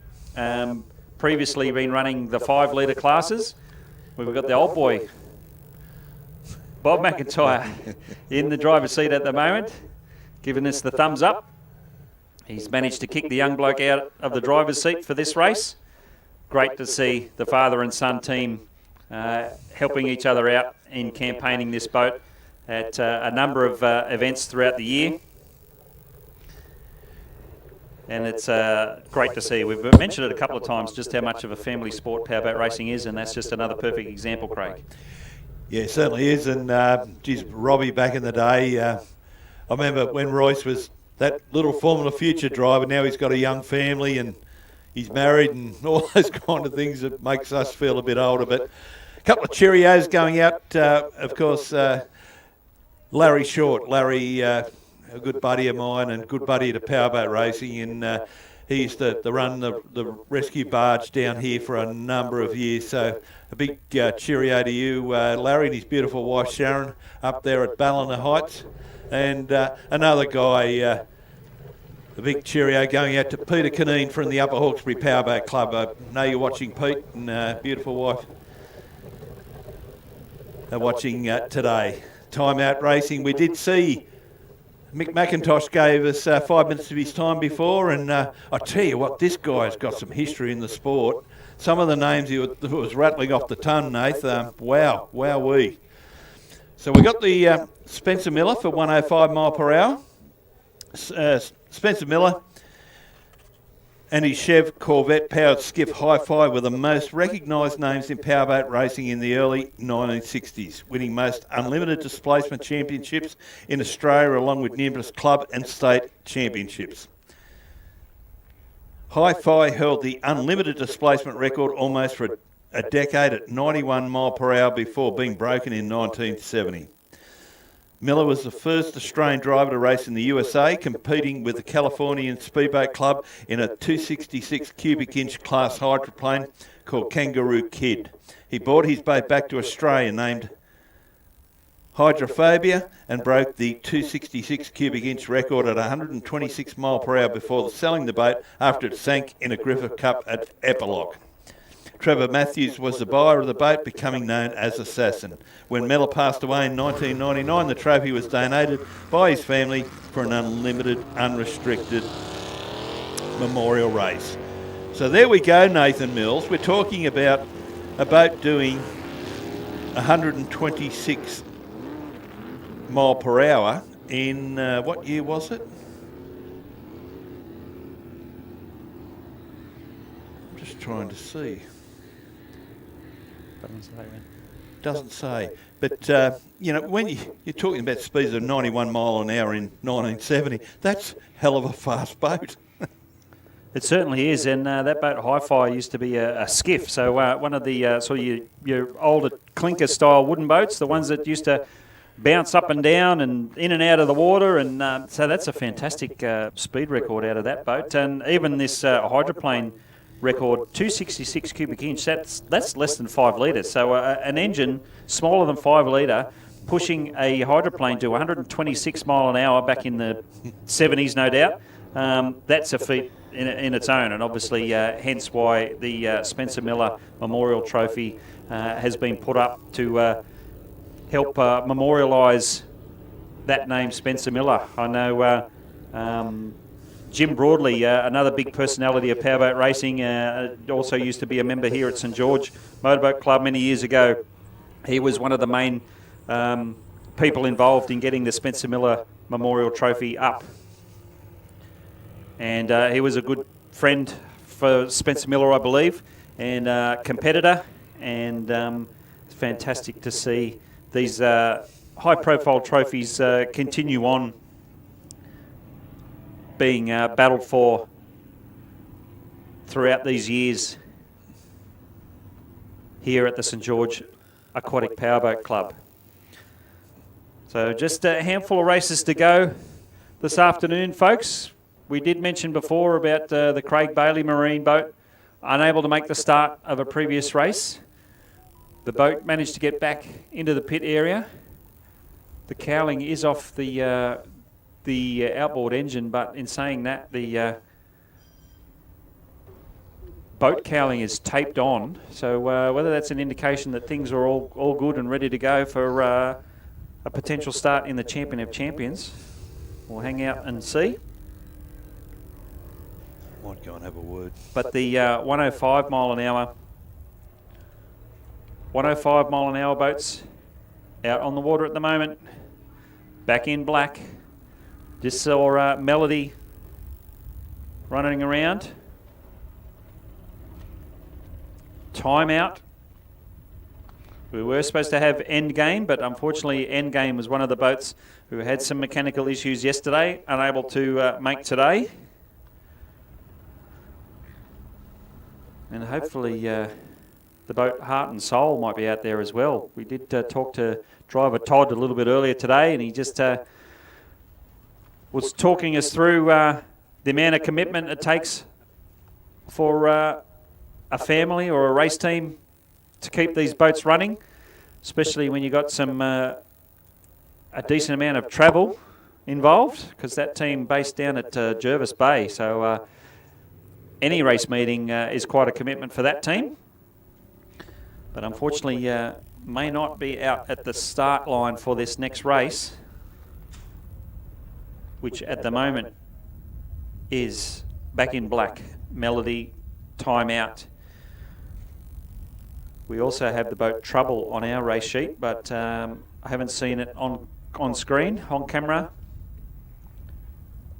as we prepare to start this last 105 mile an hour class race. And then after this race, there'll only be 2 invitational races left on the program. We will keep you up to date on the entrance to those last two races. Both of them are invitational.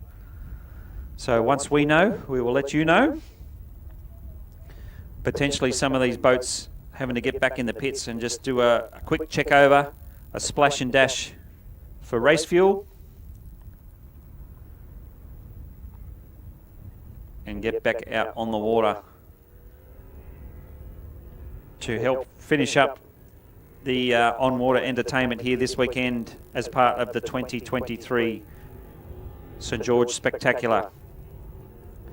The white flag is up. Spencer Miller Memorial Trophy, 105 mile an hour. 3 laps is the distance. All or nothing in this one race. This is not one of the scenarios where there's heats and qualifiers and whatever. We've just got 3 boats, 1 race, 1 trophy, and it's the old boy, Rob McIntyre, at the moment gets the early jump over the top of a Melody on the inside. Timeout, dropping back a little bit on the outside.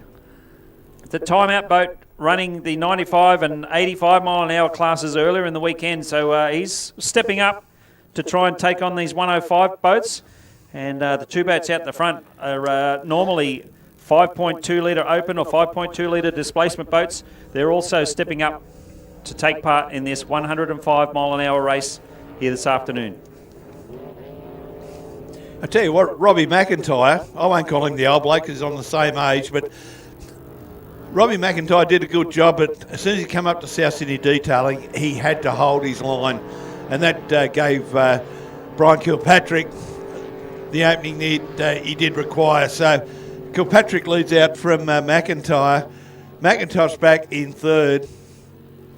But I tell you what, this back and black boat has still got a lot of speed and power behind it.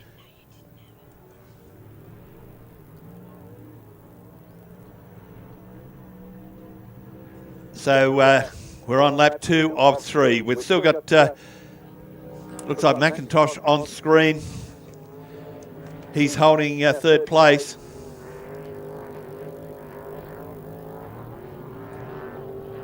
He's done a wonderful job all weekend, Kilpatrick. I'm pretty sure he took out that previous Unlimited race with the failure of Explicit. So it could turn out to be a really good weekend. McIntosh still on screen on courtesy of Blendline TV. So the boats, all 3 boats on their last lap. So Kilpatrick on Bankstown Helicopters, back straight. Half a lap to go for Brian and the Kilpatrick family. Rob McIntyre sharing the duties with his son Royce this weekend. It's the final time out of Bankstown Helicopters leading into Cronulla Sea-Doo. Southern turn. And Brian now on the St George Motorboat Club front straight and taking the checkered flag over Rob McIntyre in 3rd. Oh, jeez, it was a bit of a bunny hop there from Nick McIntosh. The boat skated across the water. So the placings, or unofficial placings for the Spencer Miller for 2023. Brian Kilpatrick, driver of Melody 11.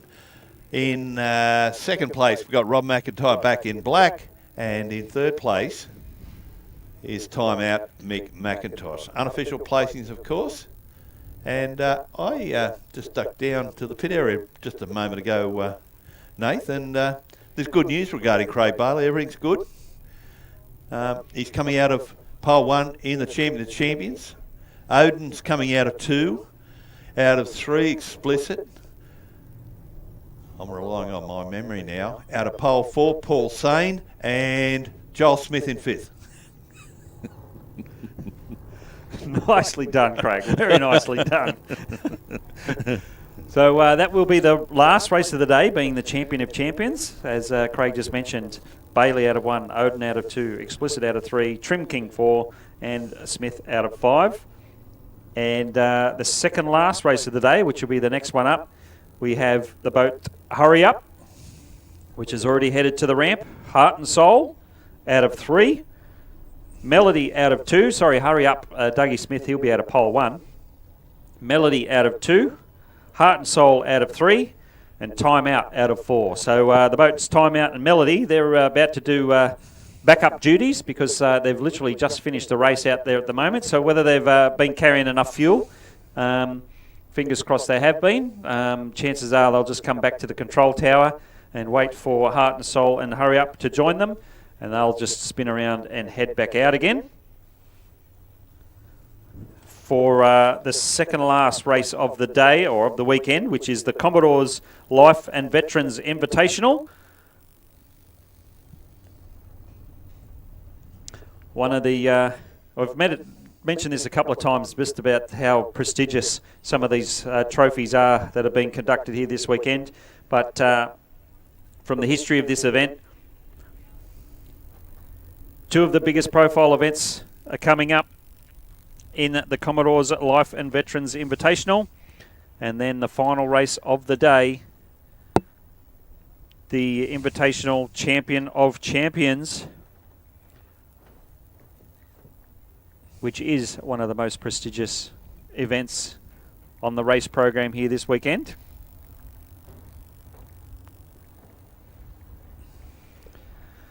So just a reminder, if you happen to be in the pit area, folks, we do still have 2 races to go. We've still got some boats heading to the ramp and or heading back from the ramp. So if you're down in the pit area, please be vigilant. Please be aware of the movement in the pit area.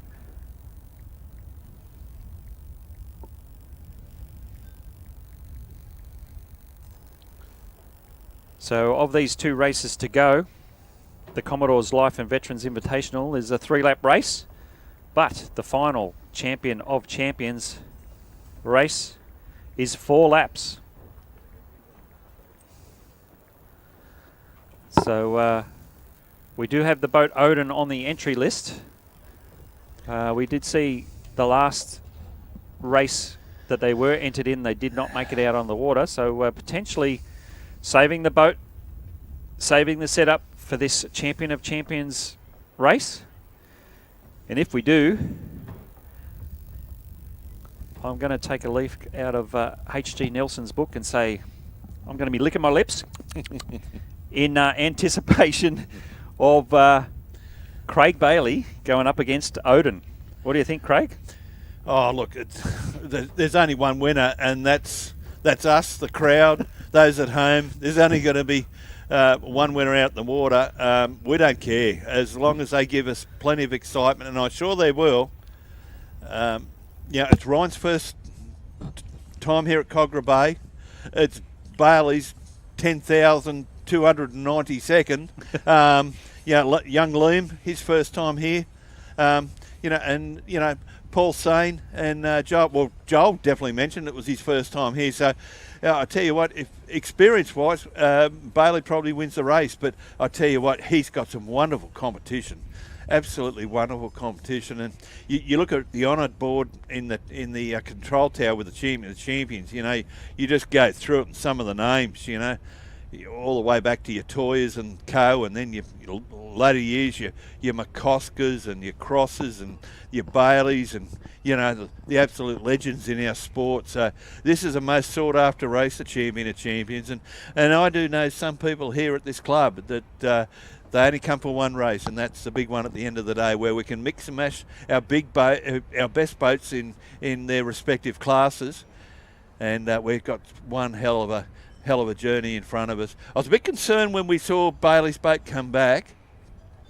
It didn't contest the third heat of the Antuch, and I was a bit concerned. I thought I was looking long term. I thought, is this bad news for Champion of Champions? But no, I just went down and spoke to the great man himself, Sean Slippery Hughes, who's confirmed everything's okay. We just see the trailer pulling away, so everything's looking good there, Nathan. Needless to say, the crew, they're going to have a real red-hot go here. And no doubt all of the 5 starters are. We did mention Craig Bailey will be out of 1, Odin out of 2, Explicit out of 3, Trim King out of 4, and Smith Racing out of 5. So those pole positions appear to be based on their respective fastest race times. So Craig Bailey at this point in time has registered a faster race time than Ryan Constable in Odin. But we still have the Commodore's Life and Veterans Invitational to happen first. So we can see on camera the boats hurry up and time out. Also Heart and Soul getting ready. They're just waiting on Melody. Melody did run in this previous race. No doubt just gone for a quick splash and dash to fill up the race fuel. They'll be backing down the ramp any minute. And we will get this second last penultimate race of the program underway. Hurry Up out of 1. Melody out of 2. Heart and Soul out of 3. And Timeout out of 4. So that's going to be interesting. Hurry Up, the outboard mono, out of pole 1. And Melody out of 2.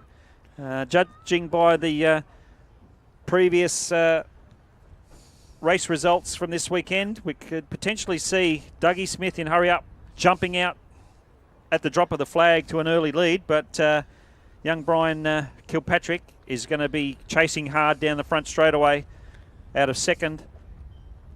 Heart and Soul and Timeout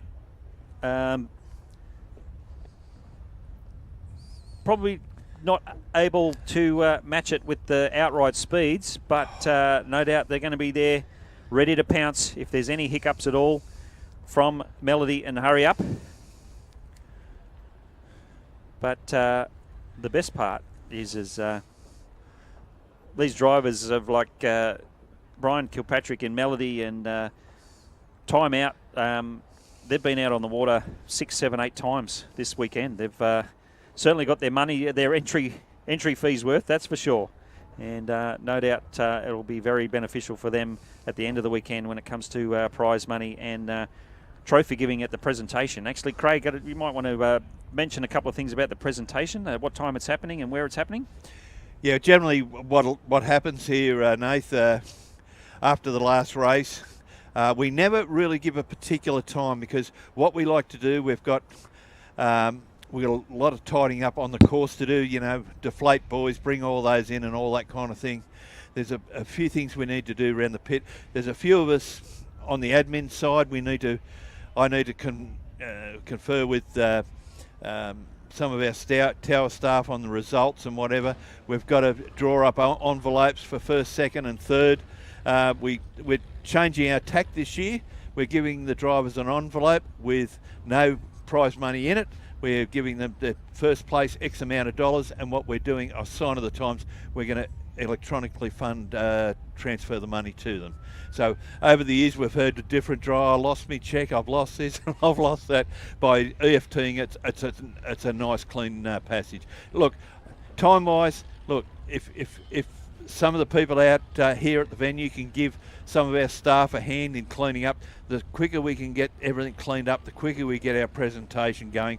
But I can probably say that 45 minutes after the last race, we should be reasonably close to conducting our presentation. For people at home, we will be live streaming the presentation courtesy of our good friends at Blendline TV. So they'll be televising the presentation. So for people at the venue, any volunteers, please, any of the crews that can give us a hand packing up, the quicker we get that done, the quicker we get it to our presentation, and the quicker we can have one of those cold, frothy ones. And the good news is, in regards to the presentation, Craig, you mentioned even the people at home, they'll be able to watch the live stream. Chances are it'll be a different video or different stream from the one we're currently watching. So keep an eye on the Blendline TV channel if you like. But the presentation of some of these trophies, the trophies are magnificent in terms of their design and just the way they look. I know for a fact that I myself, if I come here to the St George Motorboat Club for a reason other than powerboat racing, I always walk past the trophy cabinets and have a look at these beautiful trophies. As we've discussed throughout the weekend, some of these trophies go back 40, 50, 60 years, and it's absolutely amazing that these trophies are maintained to the level they are and it's just fantastic to see these trophies on display at the Motorboat Club the majority of the time, but also being presented after the annual spectacular here at St George. I was just going to say, Nath, I did say earlier that bringing the kids during the holidays for lunch and their godfather, and the godfather, he disappeared for about 20 minutes, and I thought, where the hell's he gone? Anyway, I found him at the trophy cabinet. He's been involved in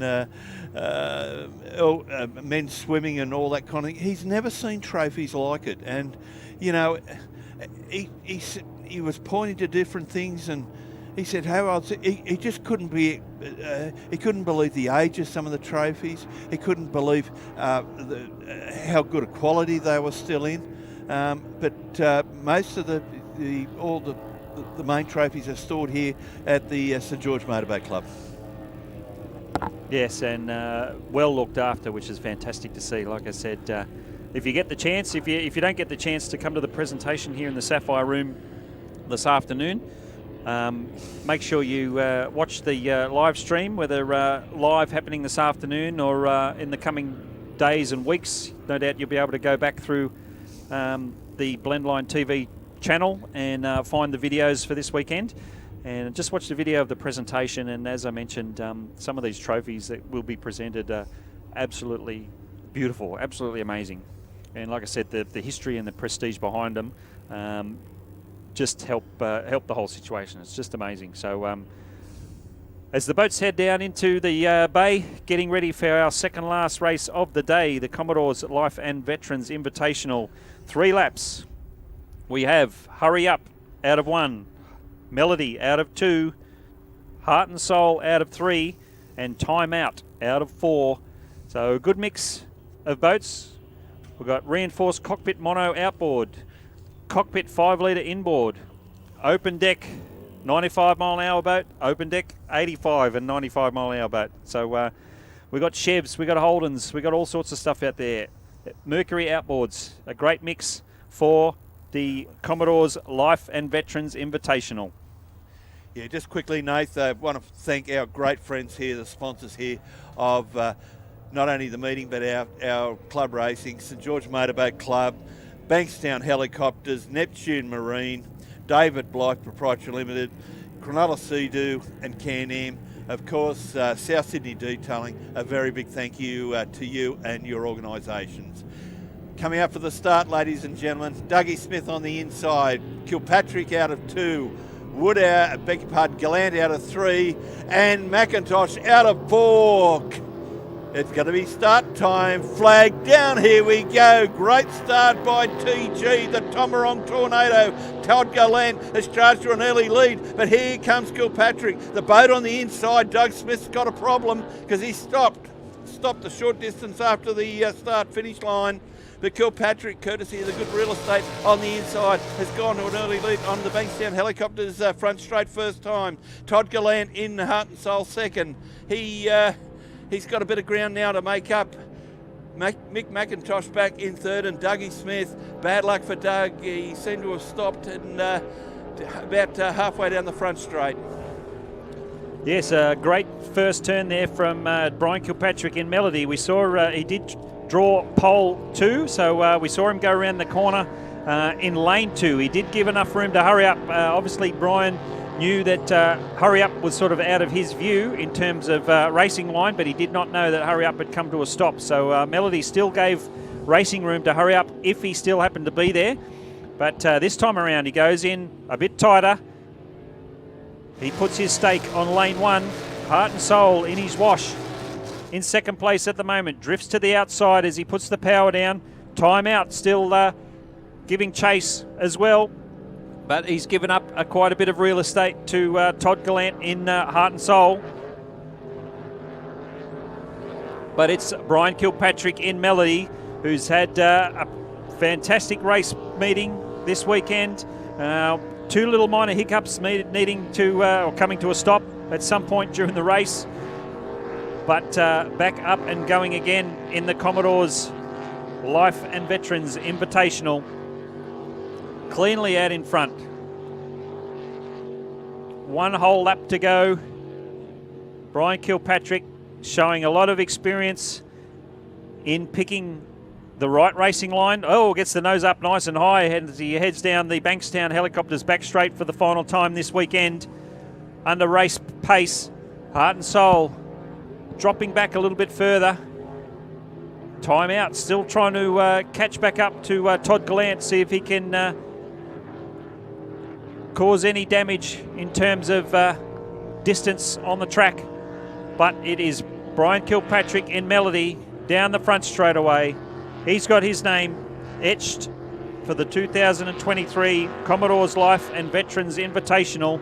Heart and Soul in second, Time Out in third, and an unfortunate DNF for young Dougie Smith in the Unlimited Mono boat. Hurry up. As we now set our sights, Craig, on the last race of the weekend, the Champion of Champions, brought to us by the St George Motorboat Club. We mentioned before those entrants to this race being Craig Bailey out of 1, Ryan Constable in Odin out of 2, Explicit out of 3, Trim King out of 4, and Joel Smith out of 5. So it looks as though all of those boats are already down in the ramp area, so it won't be too long for our final race of the day. We will have a slight delay where the boat Hurry Up is towed back to the ramp. So as we mentioned, just after the drop of the flag, Dougie Smith got the early jump, did get an immediate jump, but unfortunately for whatever reason had to pull up soon after and will require to be towed back to the ramp, which then gives all these other competitors in the final race of the day, the Champion of Champions, to get ready. So one final, maybe not one final last mention, but certainly another mention of some of the supporters and sponsors for this weekend. Craig has mentioned some of the key sponsors for the St George Aquatic Powerboat Club, but as mentioned, the Vintage and Veteran Club have been a fantastic source of help and manpower or people power this weekend in providing a lot of the feet on the ground, so to speak, in the pit area, on the ramp, driving the tractors. These tractors provided by Dick Patricus Mowers and Tractors. They provide sales, service and hire tractors, mowers, chainsaws, log splitters, all that type of power equipment. They're based out at Tennyson, just outside of North Richmond, in the northwest of Sydney. Dick Patricus Mowers and Tractors is the business name. It's now being run by son Chris Patricus, and as we mentioned, very appreciated that they were able to provide 3 tractors to help the logistics for this weekend. The other supporters of the Vintage and Veteran Club include Airmakers Air Conditioning Service, Indy 800 Kart Track, Breno's Concrete Pumping, Coldie's Tow Bars and Bull Bars, Daniel's Automotive Mechanical and Auto Electrical Repair, Borgia Cranes, Hawkesbury Forklifts, Smick Roof, All Sydney Bathroom Renovations and Waterproofing, Constable Brothers Concrete, Werns Rural Services, Douglas Welding, Quino's Quit Snaps, Greats to Go Australia, Wilberforce Cellars, Rhino Traffic Control, South Windsor Butchery, Acacia Refrigerated Transport, Greg Stubbs Automotive Repairs, and Aussie Stop Leak. As I mentioned, a lot of the people involved in those businesses are literally here helping out with the logistics of this race meeting. So fantastic to be able to note those businesses and suppliers as supporters for this event. We can see on screen at the moment the Craig Bailey machine getting ready for this final Champion of Champions event. Pretty rare occurrence today, right at the time of the Champion of Champions. We have a bit of sun breaking through the cloud.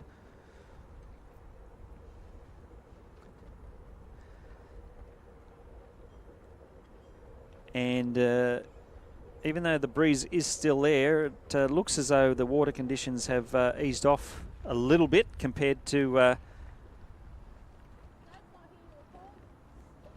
some of the conditions earlier today. But a big shout out to, again, to all of the officials here at the St George Motorboat Club to help with the operations of this race meeting. As we wind down the events here this weekend, just a quick reminder, because the event is still on, there is no alcohol or smoking in the pit area. Please be aware of any tractors and trailers and vehicles moving in the pits. We've had a pretty successful weekend so far on that front, so please make sure, please stay diligent for the last moments of this event. The last race meeting, the last race event, sorry, about to happen. But just a reminder, yeah, no alcohol in the pits, no smoking, please.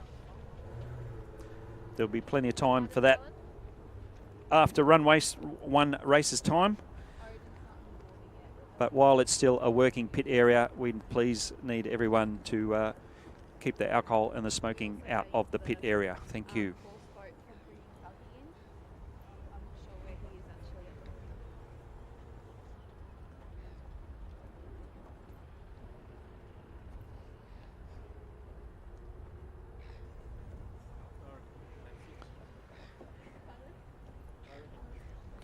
So we have made mention .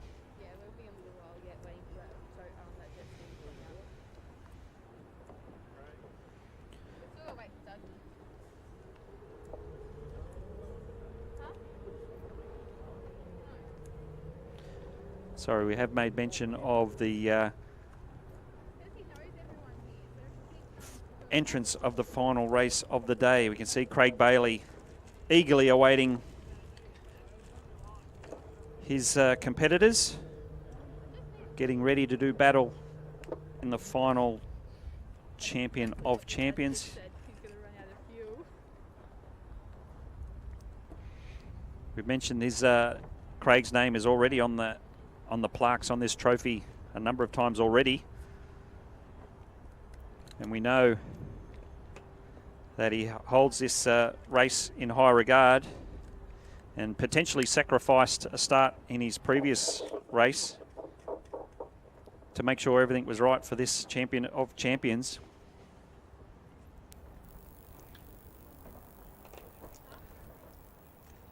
We can see on screen at the moment Dougie Smith being towed back to the ramp area. An unfortunate did not finish after that last race in the Commodore's Life and Veterans Invitational.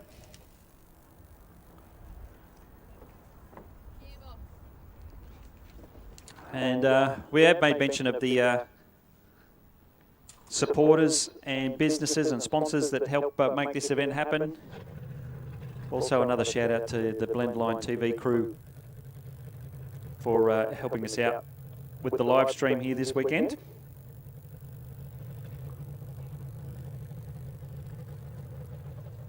We've got the Joel Smith machine, the blue and yellow boat out there waiting. Craig Bailey fires up and does a little loop around in the preparation area, making sure the fuel stays in the fuel system. Obviously, waiting there, just floating around for a bit too long might cause some issues, so he's just fired the boat up, just idle around in one circle to make sure everything is in readiness. We're just waiting on Odin, Explicit, and Trim King to join Craig Bailey and Joel Smith out in the preparation area. We'll have our trusty start boat raise the white flag and head down into the start area for one final time here this weekend, so we can crown the Champion of Champions 2023 St George Spectacular. I was just going to say, Nath, those prayers that we said last night on the way home, we visited a local church. They've obviously done the world of good, because I was very concerned a couple of hours ago with the weather, but not so much with the rain, but the wind. But in actual fact, it's still out there, but it's died a little. So yeah, we've been very, very fortunate, and a long time. Lovers of Cogra Bay will know the problems we've had previously with particularly southerlies coming through the course. You can see number 91 there, the Trim King machine of Paul Sane. Geez, he's done some boat racing in the last couple of months, travelled some Ks. Very similar paint scheme to the Odin machine driven by Ryan Constable, the twin turbo 4, beg your pardon, the 540 cubic inch twin turbo Chevrolet of Ryan Constable. See Joel Smith there. He mentioned to us a little bit earlier, just purchased his first home. Big wave there for Joel and for all the people, all his fans and supporters in Newcastle. No, no supporters in Newcastle. Plenty in Sydney, though. Okay, yeah. A champion young fella, and he did make mention of his beautiful partner, Tyler Howard. Says all the right things now, Joel. Didn't always, but he does now. Geez, I tell you what, Nathan Mills, this 2 days has gone quick. It certainly has, and as I mentioned, we've gone through about 40 plus races here this weekend, so an amazing job by the officials in the tower to help keep the race program flowing, but obviously the logistics people in the pit area on the ramp, and obviously the crews as well, helping keep the flow of the race meeting smooth and as efficient as possible. So we can see an umbrella being popped out over a couple of people in the pit area, so whether there's a few spots of rain in the vicinity, or whether it's just a precautionary thing. You mentioned the wind has died down a bit, and from our angle, the water conditions out on the water seem to be potentially the best. It has been all this afternoon anyway. So we've got the start boat, the flag up, Trim King, Craig Bailey, Joel Smith racing, heading off to the start area. None of the inboards at the moment, so no sign of Explicit, no sign of Odin. That's interesting. Whether either of those boats are going to be a last-minute starter, last-minute entry. It's going to be interesting to see, Craig. Yeah, certainly will, and social media is a wonderful thing. We were mentioning yesterday the Harold Troy, Craig Bailey winning that, and this is the first time in 9 years that Simon hasn't been at the meeting. I'm just looking at the Blendline coverage, and the name Jesse Troy is watching has appeared on my screen. So a very good afternoon to you, Jess. Hope everything's good and hope the family are well. The name Troy, a hell of a lot of history at this club. We know Simon's off somewhere with crewing with Superbikes this weekend, but he would have loved to have been here. First time in 9 years Simon hasn't raced, but he'll be really happy that his great mate and I'm confident Craig Bailey's won the Harold Troy this year.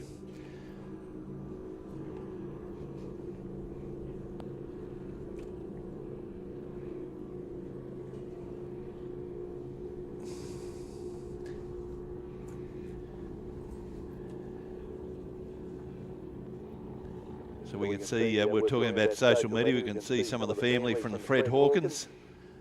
They'll be, they couldn't be here this weekend, but they'll be watching the presentation, particularly the presentation of Pop's trophy a little bit later. So as I said, after this last race, provided we get everything off the water and as quick as possible, packed up, get all our prize money sorted, we'll get everything going. So it probably should be no earlier than 45 minutes after the last race. We've got a hell of a lot to do being a spectacular weekend. But, wow, here we go. Last race of the day. 2023 St George Motorboat Club Champions. 4 laps. Bring them up to the start, Nathan Mills.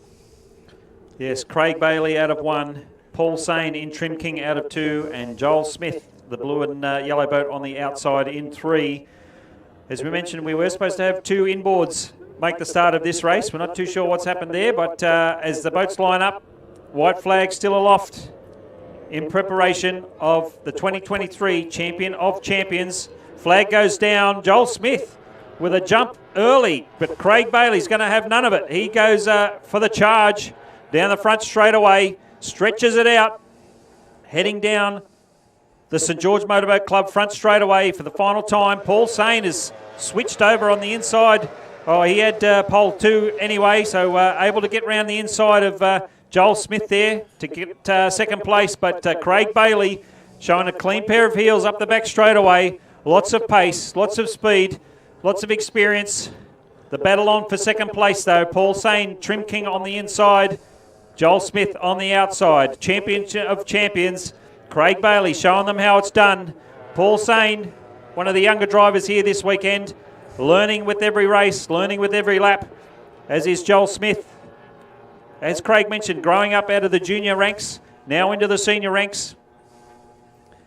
He switched to the inside and on the inside of Paul Sane, so Joel Smith's going to try and go around the inside, see if he can make up some distance on Paul. He's probably pulled in a boat length or 2, but still in third place. But it's Craig Bailey living up to this name, Champion of Champions, about to finish his second lap. We do still have 2 whole laps to go, 4 laps for the Champion of Champions here this weekend.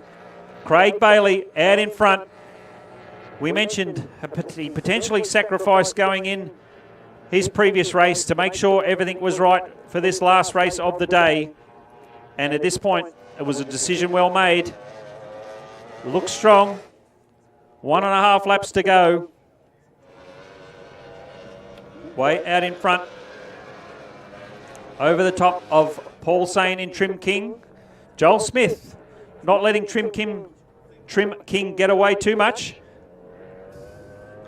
About 10 boat lengths in it for second place. But Joel has some work to do. He's just got just over 1 lap to do it. He's trying to sneak up the inside, take the shorter route, going from pin to pin. But Craig Bailey, now on the final lap, Champion of Champions, down the back straight for the final time. Yeah, Craig, I'll let you bring him home, mate. Thanks indeed, Nathan Mills. And the grand man of powerboat racing, Beetle Bailey at 8.8 over the Fat Lady Sings. Bankstown Helicopters, back straight, final time. Coming into Cronulla, Sea-Doo and Can-Am, onto the St George Motorboat Club, front straight. Ladies and gentlemen, your 2023 Champion of Champions, Mr. Craig Bailey, winner. Wow. Bad luck to our inboarders, but congratulations goes to Team Beetle, Trim King, Paul Sane. A wonderful effort from the Trim King crew, coming home in second over Newcastle's Joel Smith in third place. You can't beat experience, Nathan Mills. He's a wonderful driver, wonderful fella, Craig. And I tell you what, if his son ends up as half as good as the old man, he's going to be damn good. But I'll tell you what,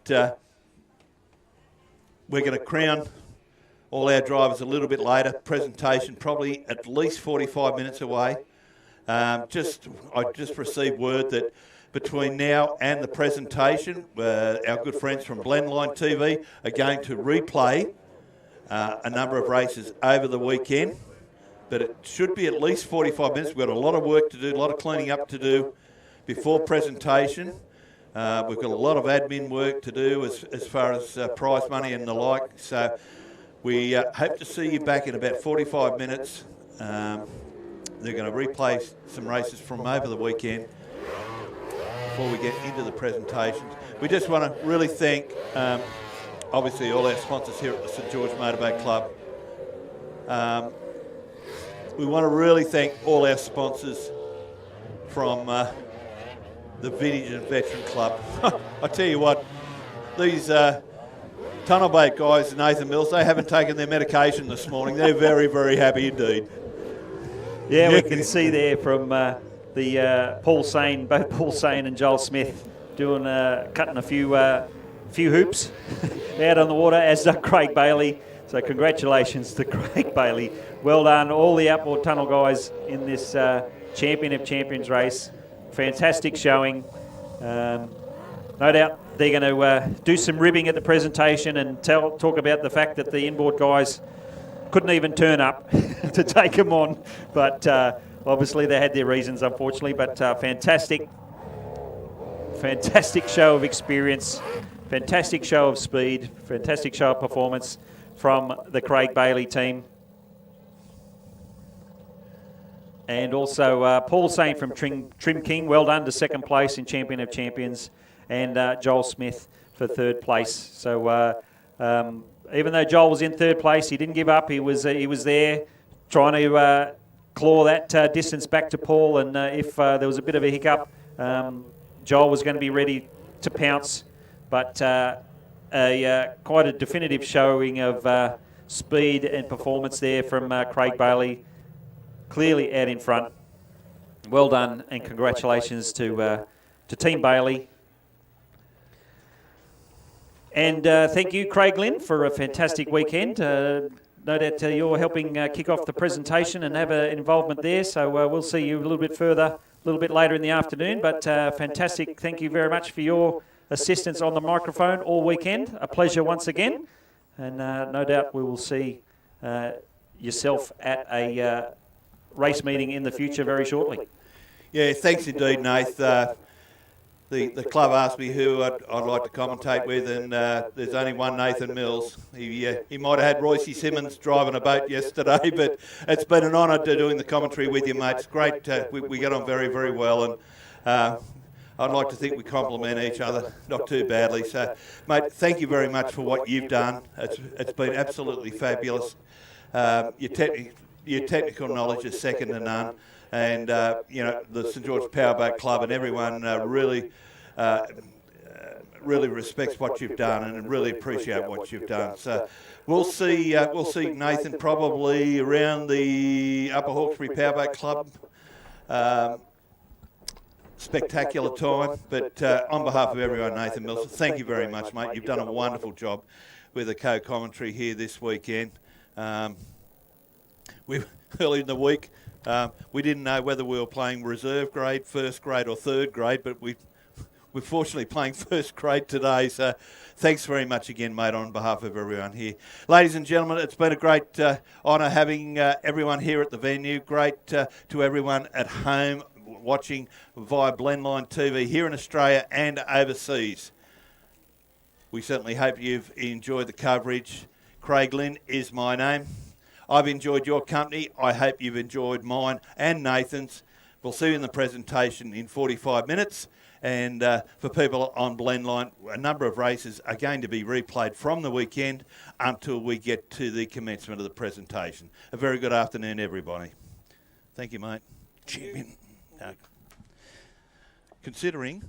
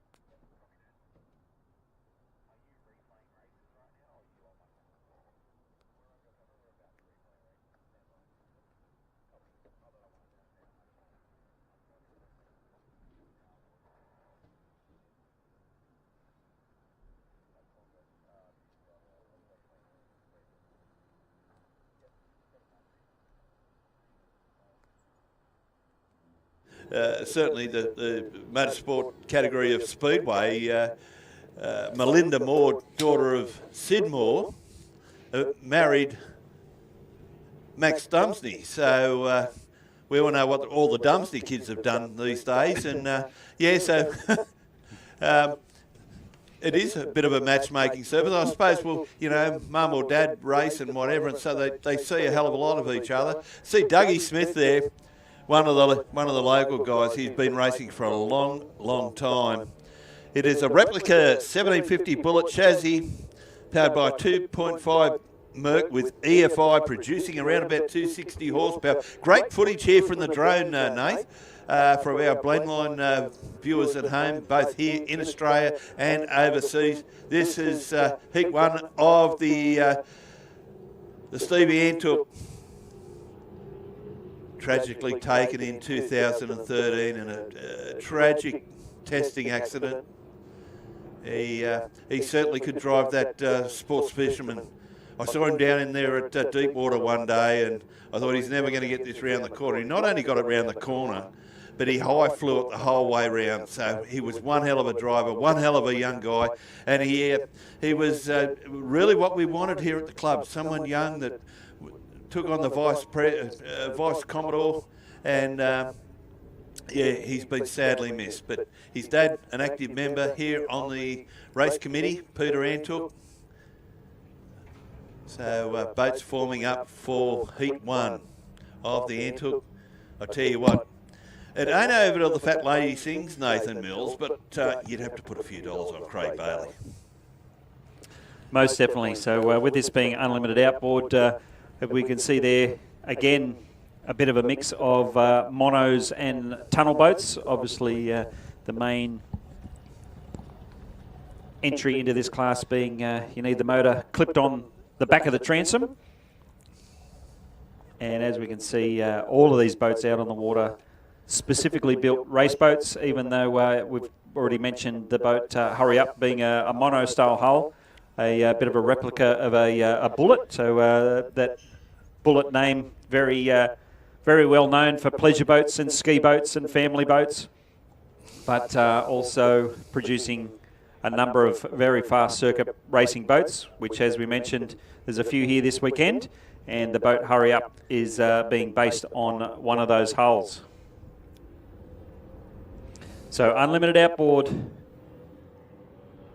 Joel Smith in 1, Hurry Up in 2, Hollow Point 3, Craig Bailey in 4, Trim King in 5. Well, it looks as though we've got a couple of boats missing, so we've got Trim King in 3 and then Craig Bailey on the outside in 4. So a couple of non-starters. Craig Bailey drops the hammer and gets the nose out in front at the moment. He's going to have to go around this first turn the long way.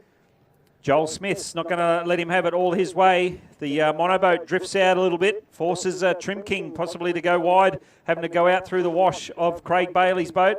But Joel Smith and Craig Bailey side by side down the Bankstown helicopters back straight away. Joel charging hard into the turn, keeping it nice and tight, nice and fast, nice and smooth.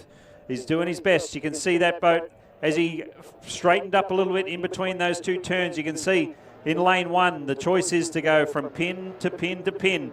Whereas on the outside, it seems to be a nice, big, smoother arc. Try and keep the boat speed up that way. But at the moment, Joel Smith and Craig Bailey having a nice ding-dong battle out the front, Craig. Yeah, they are. And, I tell you what, Joel Smith getting the nose, the sponson there, very high indeed. The 66 boat, powered by the Optimax. Craig has gone round the outside. Joel going pin to pin, but the TRG machine, CC Grand Prix of Craig Bailey. Craig Bailey Marine sponsored as well. Leads out from Joel Smith. Great footage for the Blendline viewers at home from our drone. You can see Nath made a point a little bit earlier. Craig has really dialed himself into lane 2 or 3 round the corners whereas Joel, we just saw, went in quite a bit tighter. So boats on their final lap.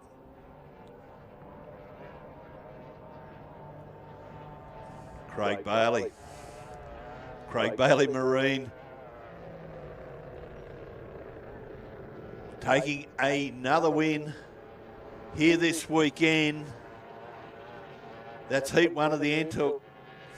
So Joel Smith second, Trim King Paul Sane in third. Hurry up, Dougie Smith back next. But I think the only way we're going to, fellow competitors are going to be able to do something with Craig is get a bit of 6 before and do you know what, Nath. Yeah. The unthinkable. Yes. Yeah, but so Craig Bailey, we mentioned before, this is his home track. This is where he's cut most of his laps, and I'm sure Craig would have lost count of the number of race meetings he's conducted here, and so knows this bay, knows this course like the back of his hand, and it's just showing that he knows exactly where to put the boat. No matter what stage of the race, what stage of the lap, he always seems to be in the right place and doing himself the very best chance of keeping out in front. And he's doing just that so far in the races that he's run this weekend. And doing a great job at it at the same time. So fantastic showing by Craig Bailey. We saw young Joel Smith doing his best to go with him, and for the first lap and a half was keeping Craig honest, making him go around the outside, do it the hard way, and yeah, quite successful in holding him out for a lap and a half. But the experience, the power of the Craig Bailey Marine machine just coming to the fore. Yeah, just a really important announcement, Nath. We've got a number of kids that are in the pit area, and we've had a couple of near misses with the tractors. So we encourage the kids to be in the pit area, but must be under supervision of parents. So we can't just have the kids playing willy-nilly. We've had a couple of near misses with our tractors that are extricating our boats in and out of the water. So we must have those kids fully supervised, thank you, because we have had a couple of near misses. So if you've got young children particularly, keep them under watch. We can see, we were just speaking with him not too long ago. He wasn't here yesterday because I'm just trying to think of the name of the cafe where he works, but Carrying Bar somewhere, what did you say? it was somewhere at Carrying, yeah, somewhere at Carrying Bar, and young Carlin Bailey. You can see he's just lifted the hatch of the F4 there, Nath. Even on a day like this, I'd imagine it would get pretty steamy inside. Yeah, it certainly does. Obviously, especially halfway through a race day where you've already had a couple of races, and no doubt you're excited, you're all G'd up, ready to get that boat underway. So there's quite a bit of body heat sort of emitting from the driver, and especially in sort of humid conditions like this where there's a bit of moisture in the air, that basically turns to fog and can fog up the inside of the windscreen. Obviously, all of these boats and teams do their very best, use a lot of Rain-X or anti-fog, any kind of treatment they can to keep the fog off the windscreen. But unfortunately, sometimes it's just inevitable, especially if the drivers are jumping in and they happen to have wet shoes or wet feet or wet race suit in some way, shape or form. Obviously, when your body heat warms up that moisture, it unfortunately turns to fog. Obviously, when the boats are underway, it's not bad. Pretty much all of these boats have some form of ventilation or scoops in the cockpit to help the airflow, and that helps clear the screen. But obviously, when you're sitting still and you don't have that flow of air, it's unfortunately can fog up the windscreen. So sometimes you see when these boats stop and are preparing to start a race, you'll see them crack the lid or lift the lid a little bit, and that's basically just to get some fresh air in, a little bit of airflow to help clear up the windscreen. So with our F4 drivers, we've managed to have a chat to both Brad Beasley yesterday and Carlin Bailey a little bit earlier. So the third driver, Max Cook, we might have to try and get him up and have a bit of a chat a little bit later on and get his take on things. Max also taking part in the AFPGP multi-round series as well. We've mentioned before that they ran up at Moree in northern New South Wales just last weekend. And no doubt did a fantastic job. Another example of the next generation driver stepping into the driver's seat. Max's dad, Martin Cookie Cook, was most recently running a hydroplane called Cookie's Monster. Martin stepping out of that, the boat being sold to Victoria probably about 12 months ago. So Martin currently on the bank. Fingers crossed we will see Cookie back out on the water, potentially at the helm of a new hydroplane in the future. But at the moment, it's all focus on young Max, who's preparing, lining up to come down for the next heat of the Ron Lawton, the Vintage and Veteran F4 tunnel boat race. Race number 31 on the program. You can see the rooster tail flying from Brad Beasley's fully sick mate, the red boat in pole 1. So obviously the team have got that engine set up nice and high. And the flag is down and away they go. Carlin Bailey on the inside with a sponsored nose cone out in front at the moment. Maxie Cook on the outside going with him. Brad Beasley having a little trouble getting all that 60 horsepower Mercury power onto the water. Potentially part of that setup, but Carlin Bailey goes into the turn, leaves plenty of room for Brad Beasley. And Max Cook having to go around the outside in his boat, maxed out. So Carlin Bailey with the advantage at the moment in the boat Queen Bee. Maxed out, trying to go with him. Only a handful of boat lengths in it at the moment. Brad Beasley not that far behind either. We spoke about Carlin Bailey being the son of Craig Bailey. He's been watching Dad for years. Looks as though he's learned a few things.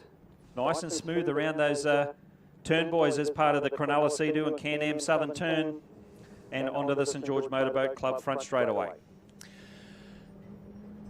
Yeah, all three young fellas doing a fabulous job out there. Water conditions really suiting these King Goo boats.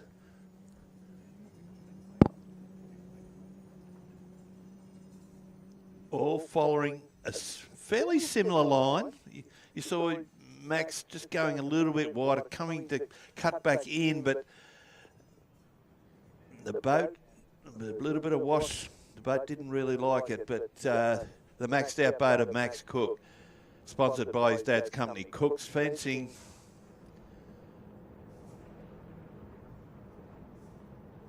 Trying to get a wider shot here to get our leader in as well.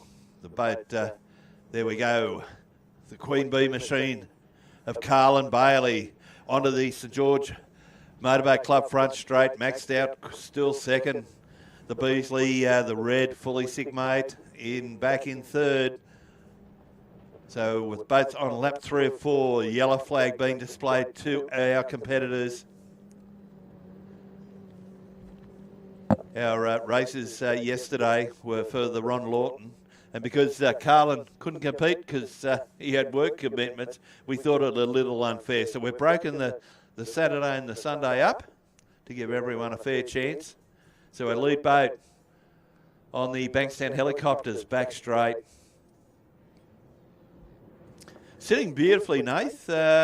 You don't find these boats getting very untidy very, very often. No, well, as I mentioned, this class, this hull and this engine combination developed specifically for this particular formula and for this particular sort of next step for the junior racers or the younger drivers stepping up. So a lot of thought, a lot of development has gone into these hulls and this combination of 60 horsepower Mercury outboards, the length of the hull, the weight of the hull. As you mentioned, most of these boats all coming out of the same mould, out of China, I believe. And so very evenly matched hulls, and as we mentioned, a fairly stock standard 60 horsepower Mercury bolted onto the back of these things. And as we mentioned, it basically coming down to propeller choice and boat setup. And as we can see, the Bailey team doing a very good job of it at the moment as these three drivers are on their final lap.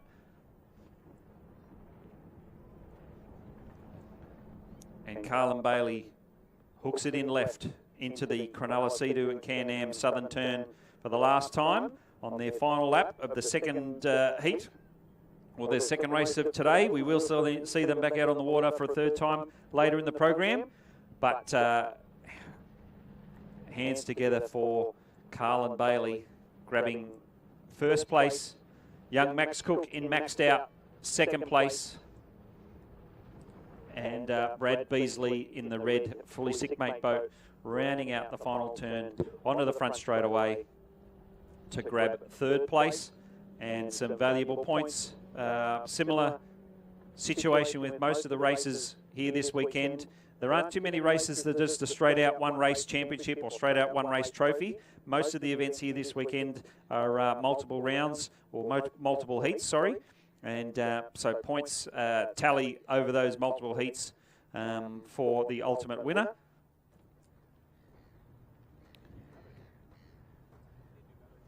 With the F4 tunnel boats being just one more example of that. And again, next up on the program, we go from one extreme to the other in terms of horsepower, well, in the sense that 60 horsepower outboards on the water at the moment. And the next race on the water will be unlimited open inboards. So again, it'll bring out the big bangers. Slightly different being this next race as part of the APBA Hazelwood Trophy, 4 laps. So we see a lot of the outboard races run for 4 laps, but aren't too many inboard classes or inboard races that run for 4 laps. Most of our races in Australian powerboat racing are 3 laps. 3 sprint laps, if you like.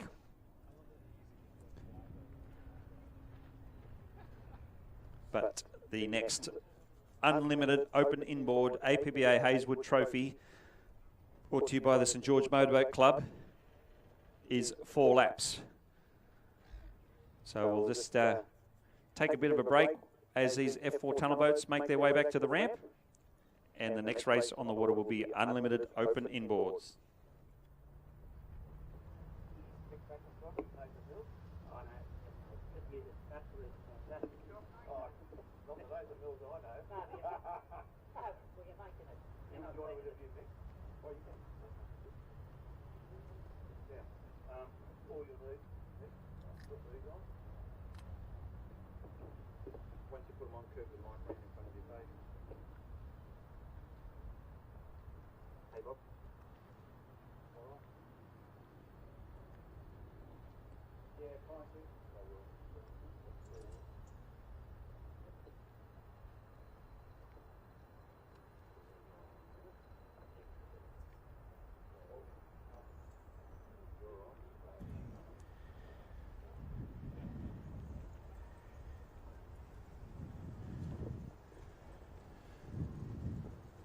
Just while we got a moment, ladies and gentlemen, we got a little bit of space between our next race. We've got one of the real nice guys in our sport, Mr. Michael McIntosh, with us, driver of the 85 mile per hour boat timeout.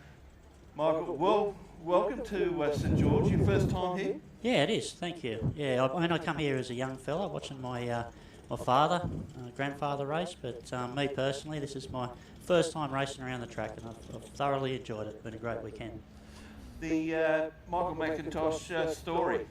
Yeah, so I I grew up with boat racing. My grandfather built a boat for Kent Moby, who we all know, out at Birmingham Gardens when he lived there, and he built many boats, and the people may know Black Mac, and my my father then got into, he was obviously into boats, racing his dad's boats, and then he raced a number of his own boats in a lot of different styles, versions he's built himself, and some are Mr. Thurger's boats, and that's the Bruce and the Gary McIntosh, and all of the my grandfather's sons, and there was 5 of them, all had touched in different areas of the motorsport, whether that be engine building, boat building, or racing. So yeah, I've got a long and really fulfilling history in the sport, and it's great to see the sport today still progressing.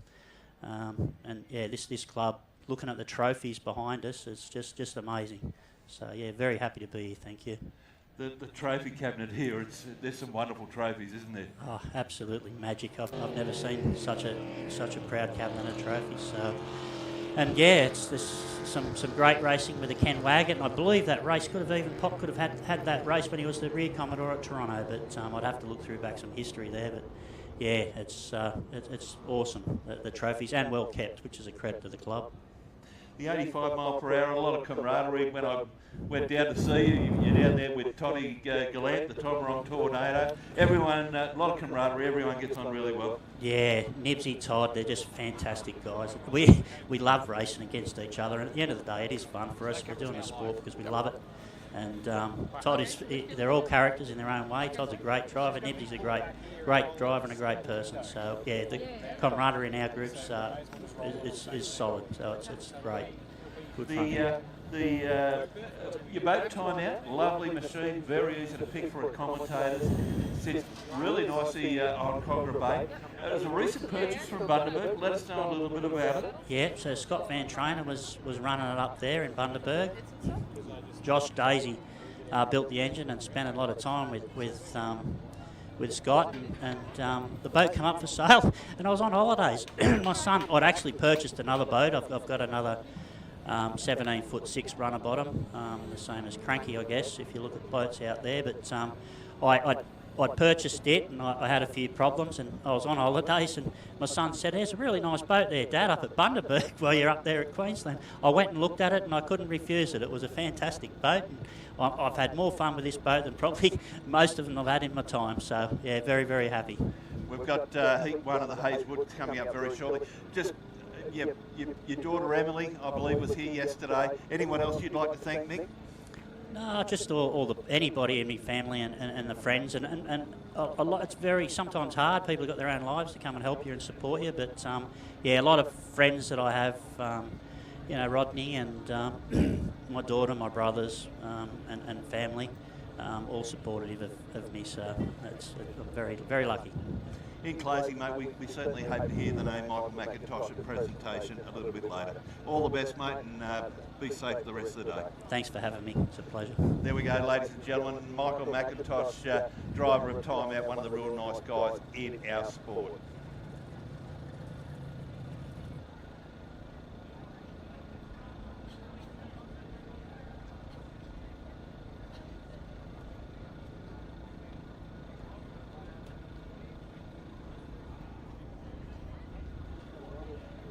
As Craig mentioned, we're getting ready for the next race, being the Hayeswood Trophy.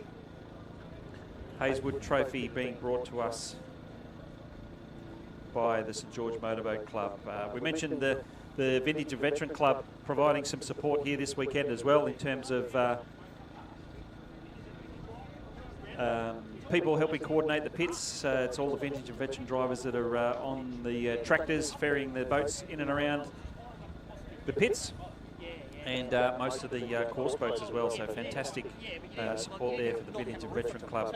We might mention a couple of their sponsors in a minute, but at the moment we're getting ready for the start of our next race, which includes the big bangers. We've got the big 540 cubic inch Chevy V8 twin turbocharged Odin in pole 1, Melody 2, Explicit in 3, and we were expecting the Rap Racing Hydroplane outside in 4, but doesn't appear to have made the start.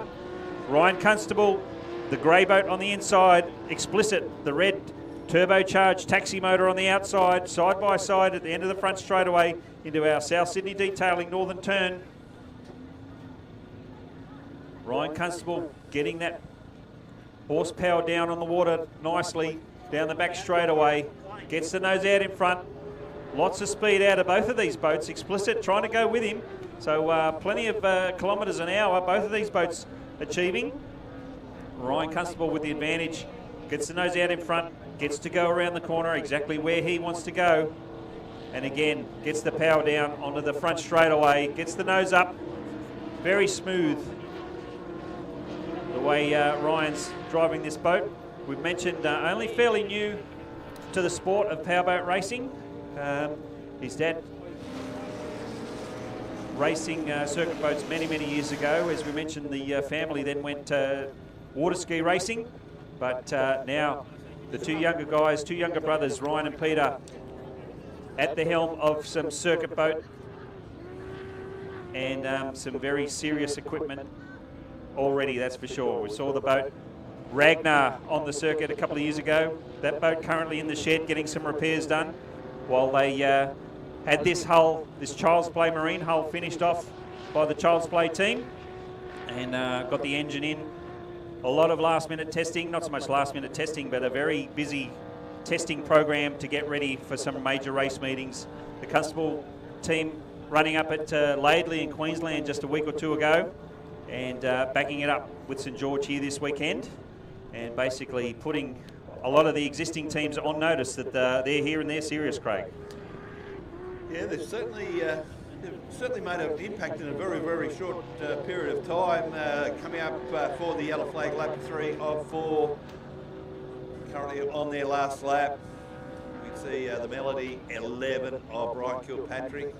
Unfortunately, he's down in horsepower compared to the others, but you've got to be out there to get yourself on the dice. So he'd be hoping a boat or two in front of him.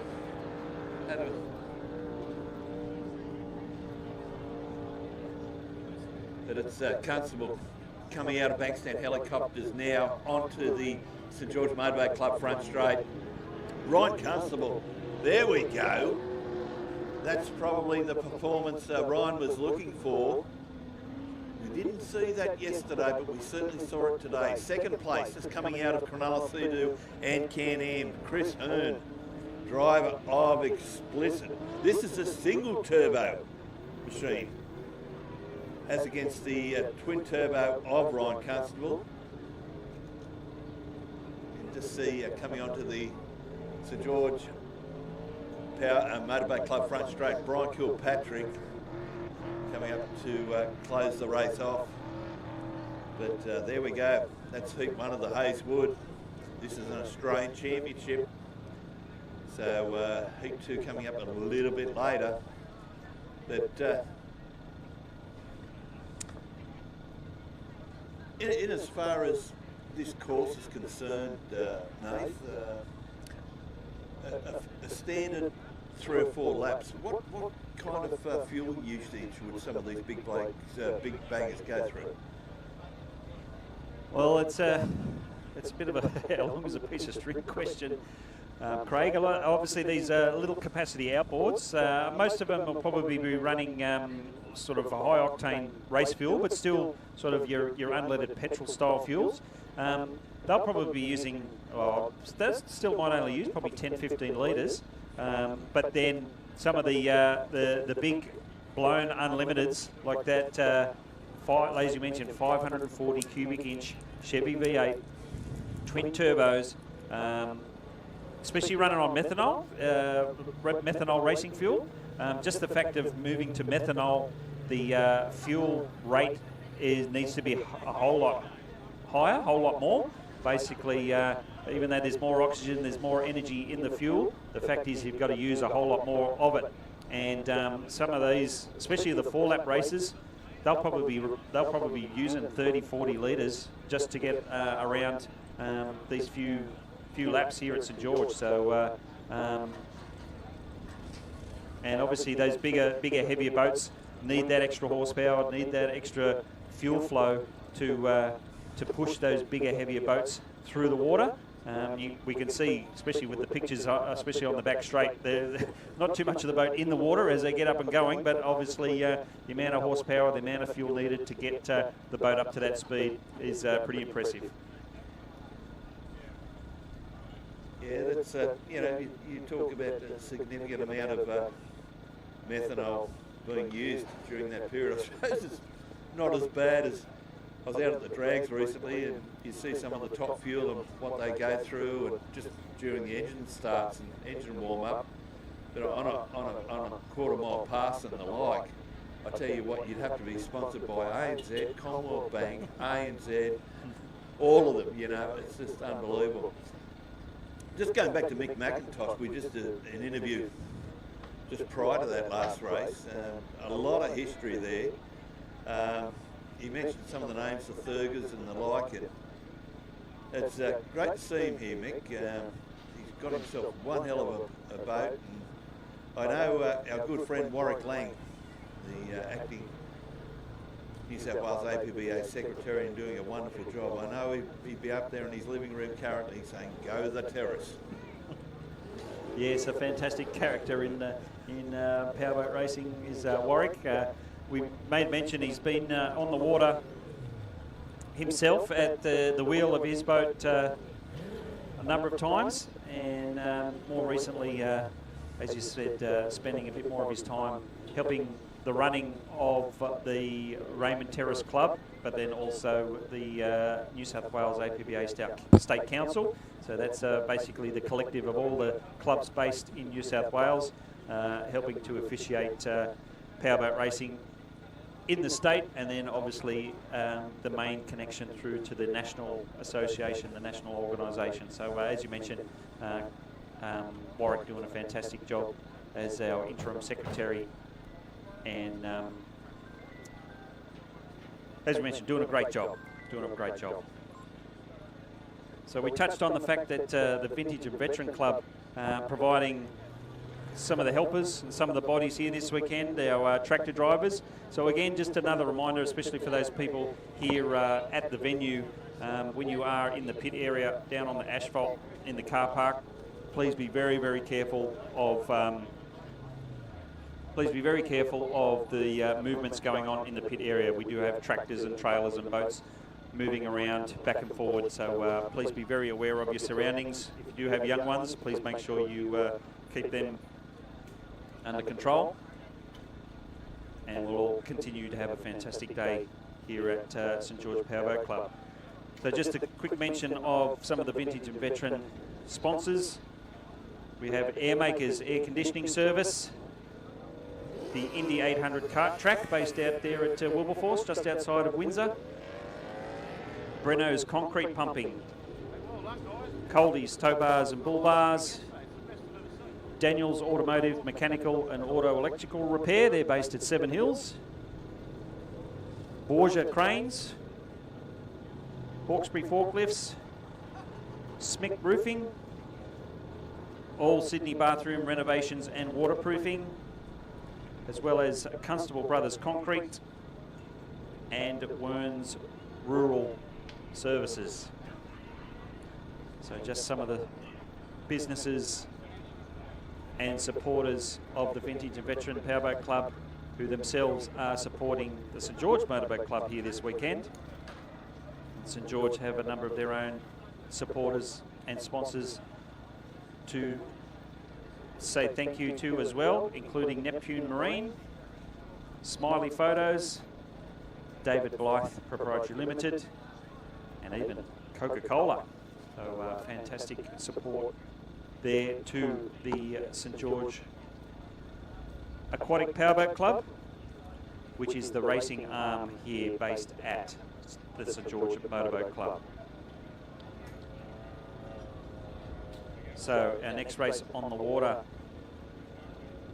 race number 33 on our program, the Steve Tuck Antuch Unlimited Outboard, supported by Bankstown Helicopters. So just 3 laps but I believe this is the second heat, second of 3 heats for the unlimited outboard class here this weekend. Just a very big thank you to our sponsor, Bankstown Helicopters is one of Australia's longest serving helicopter flight training schools and a leader in Australian aviation, who has been operating in the past 30 years from 3 airports located at Bankstown, Orange and Redcliffe. The company operates over 20 helicopters with a range of highly skilled pilots and instructors who have over 40,000 flight hours worth of experience. Alongside their helicopter operations, the company also owns a maintenance facility which services and refurbishes helicopters from around Australia to the highest standard possible. If it has something to do with helicopters, Bankstown Helicopters is your answer. Very big thank you to Di Miller there of Bankstown Helicopters. A big hi to everyone here at the venue. A big hi to everyone watching us on Blendline TV, both here in Australia, and we may have a few people from overseas. I definitely know we've got the Yanto and Boy Kadri from Malaysia. They'll be watching this and particularly cheering on Craig Bailey. But boat sitting in Gourley Bay at the moment, just waiting for the start boat to receive the okay to bring them down onto the course. Of course, this heat 2 of the Steve Antuch. Steve, unfortunately, tragically passing away in a testing accident on the Georges River in 2013.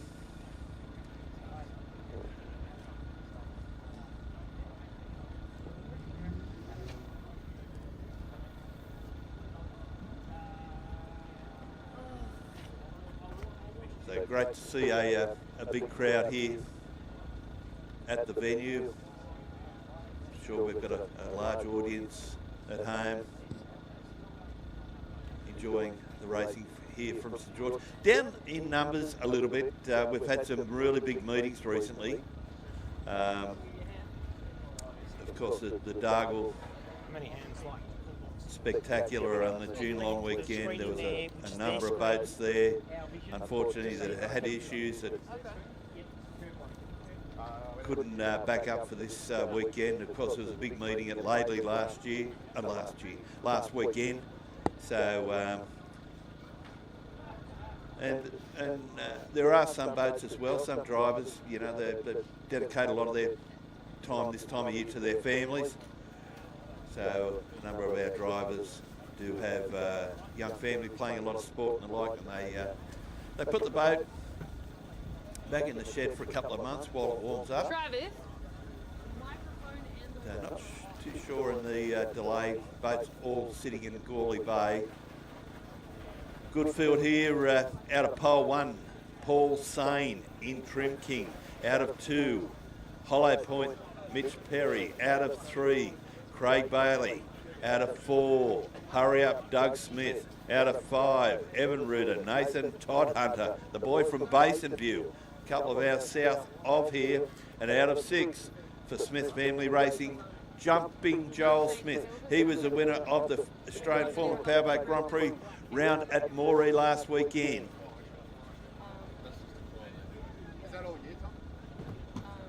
Great to see all the kids here at the venue. A big hi going out to Jack Roach here at the venue today. One of the young stars that plays a really mean game of rugby league for the Moorebank Rams. So a big St George Powerboat Club welcome to you, Jack. Not too sure of the delay here, Nath. Are you getting any word from officials? No, unfortunately not. Can only assume with the breeze probably picking up a little bit again. The officials just making sure that the water conditions are absolutely perfect. And as I finish saying that sentence, we can see the race boats now under power, making their way towards the race course. We've got Trim King in 1. Looks as though we got Joel Smith. He was looked to be in pole 2, but having to go to the outside, so he had to pull back, go to the outside. So we've got Trim King in 1, Craig Bailey 2, Hurry Up in 3, and Joel Smith in 4. White flag still aloft, waiting for them to line up, and the flag goes down. Joel Smith getting the run at the moment, but Craig Bailey launches all the available horsepower down the front straight away, gets the nose out in front. Rest of the boats pretty much side by side in the battle for second place. Paul Sain in Trim King keeps that boat relatively nice and tight for the first turn, and the run down the back straight. He's going to try and go with Craig Bailey. Dougie Smith in Hurry Up, currently in third place. Gets the nose out in front of the outboard tunnel boat of Joel Smith on the outside, the blue and yellow boat. So lap 1 of 3. Paul Sain gets a bit of an advantage, gets the nose up on the inside of Craig Bailey as they head down the front straight away. Craig's going to do his best to come back. Side by side they go down the front straight away. 1 lap down, 2 to go. Craig having an amazing run here this weekend. I don't know if he's finished anywhere other than first place, except for maybe one of the races where he had with Odin. But side by side, Trim King on the inside, Craig Bailey on the outside. Down our Bankstown helicopters back straight away. So we're currently on lap 2 of 3. We can see the Trim King machine of Paul Sain improving all the time. I tell you what, he's having a good red hot go there at Bailey, as is Joel Smith here on screen with Smithy there in Hurry Up. And oh, look at the sponsors there of Joel Smith. Very high indeed. But final lap for Craig Bailey Marine. We can see Sain making a big dive in South Sydney detailing, leading on to the Bankstown helicopter back straight. But this is heat 2 of 2 for the Antuch Memorial, the Steve Antuch Memorial of 2023. The TR Group machine of Bailey, Craig Bailey, and for CC Grand Prix. Final time out of Cronulla, Sea-Doo and Can-Am onto the St George Powerboat Motorboat Club front straight, and another checkered flag. Craig Bailey wins from Paul Sain. What a drive from Paul. A wonderful drive there in second place. Third, Dougie Smith, beg your pardon, Joel Smith in the Optimax there, and Dougie Smith in the 1650 replica Bullet, bringing up the tug. Great race there, Nathan Mills. Yes, another demonstration of the experience and horsepower brought to you by Craig Bailey Marine. And we just saw in that last, probably that last turn, Craig Bailey managed to get the nose out in front far enough for him to drift across in for the last turn and take that pole sort of winning position, that winning course through the turn. Nice and smooth, nice and fast. And coming out onto the final straightaway, clearly out in front of Paul Sain in Trim King. Paul Sain doing his very best to go with him. For the first couple of laps, he was able to stay on the inside. But again, the experience and the horsepower that Craig Bailey's been able to get out of that little outboard engine, little outboard V6, a fantastic result for Craig. One more race, one more win, and no doubt Craig will be continuing on that tradition later on, deep into the afternoon, for the final race of the day, being the Champion of Champions. He's got his name on that trophy a number of times already. No doubt he'll be doing that again. Certainly looking to do that again. We will see him match it with the likes of Odin and Explicit, and it's going to be very interesting indeed, the lead up to that race.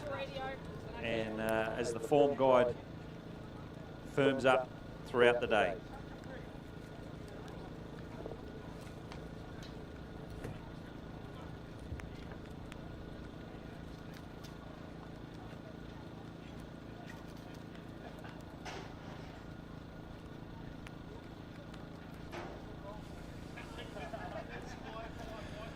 So just to let everyone know, not only at the venue, but home watching Blendline TV, we've got a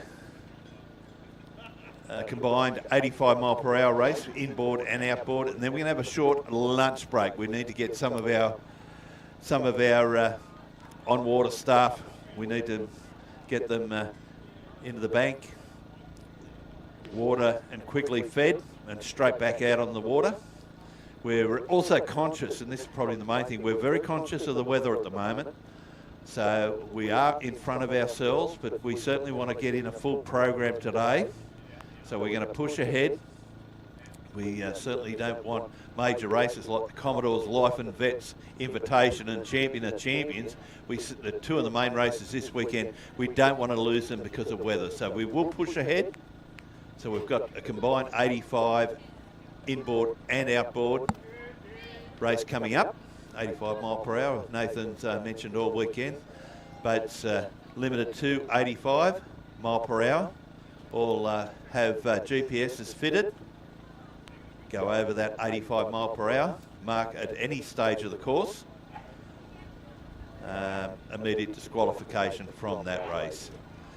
I did get a little bit of advice earlier, Nath, that our two early Australian Championships, there were dead heats for one of them for second and third, and the other one there was a dead heat for third and fourth. So Jeff Javal, our guru up in the tower, he's had to go back through the races, work out combined times and all that kind of thing. All the things he does, whereas you and I go straight for a calculator, he does all that, and so he's had to work out the quicker of the two and that kind of thing, because there was a tie for second and third of one of the Australian Championships and a tie for third and fourth in the other. So that's how tight the racing has been. Yeah, well, that's certainly one of the advantages of being back here and talking a bit of rubbish throughout the weekend and trying to do our best. But the good thing for us is the pressure is off a little bit in terms of the officials having to make the tough calls like that. So it's certainly one of the elements of being in the control tower that I certainly don't miss. But all of our St George officials doing a fantastic job, and as you mentioned, especially Jeff Duval, in terms of calculating points, cross-referencing race times, and as you just mentioned, sort of breaking the tie, so to speak, in some of the points tallies to register a respective place getter. So we were supposed to have a couple of the monos run in that open unlimited outboard race previously, but I think the reason why they did not run is because they're getting ready for this next race, which is the Ron Pate Open Mono, brought to you by Cronulla, Sea-Doo and Can-Am. We've got some footage on screen at the moment, a replay of that last unlimited outboard race, showing there's a bit of a skill, bit of a science, bit of an art into a number of boats all heading into that first turn on the first lap. Obviously soon after the start flag drops, everyone's trying their hardest to get to that first turn first. All of these boats having to stick to their respective pole positions. So if you start in pole 2, you have to go around the first turn in lane 2. If you start out in pole 5, you have to go around that first turn in lane 5. So that's you could be 10 boat lengths in front.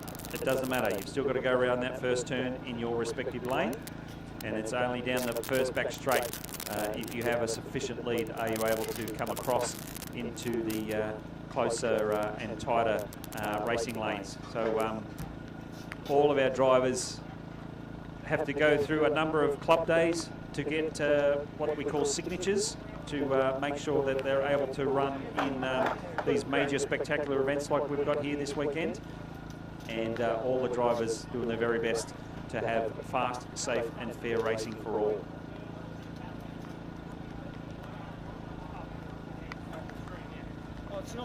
Thanks, Nath. Yeah, boats are just milling in front of the control tower, just waiting on the powerboat to raise the white flag, and that's their invitation to follow them up to the Gawler Bay end of the course.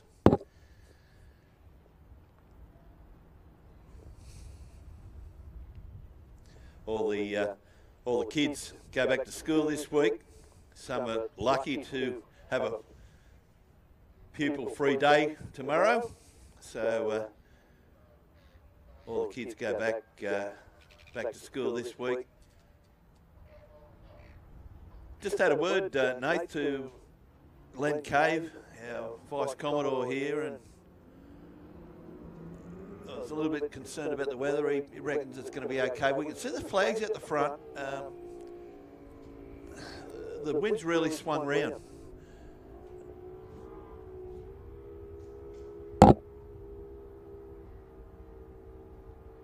It's certainly a southerly direction. We got that white flag aloft our start boat, our powerboat. So we can see our all our starters for the Ron Pate Open Mono. So out of pole 1, Ransom, Matt Dubois. Out of 2, Hollow Point, Mitch Perry, the local boy.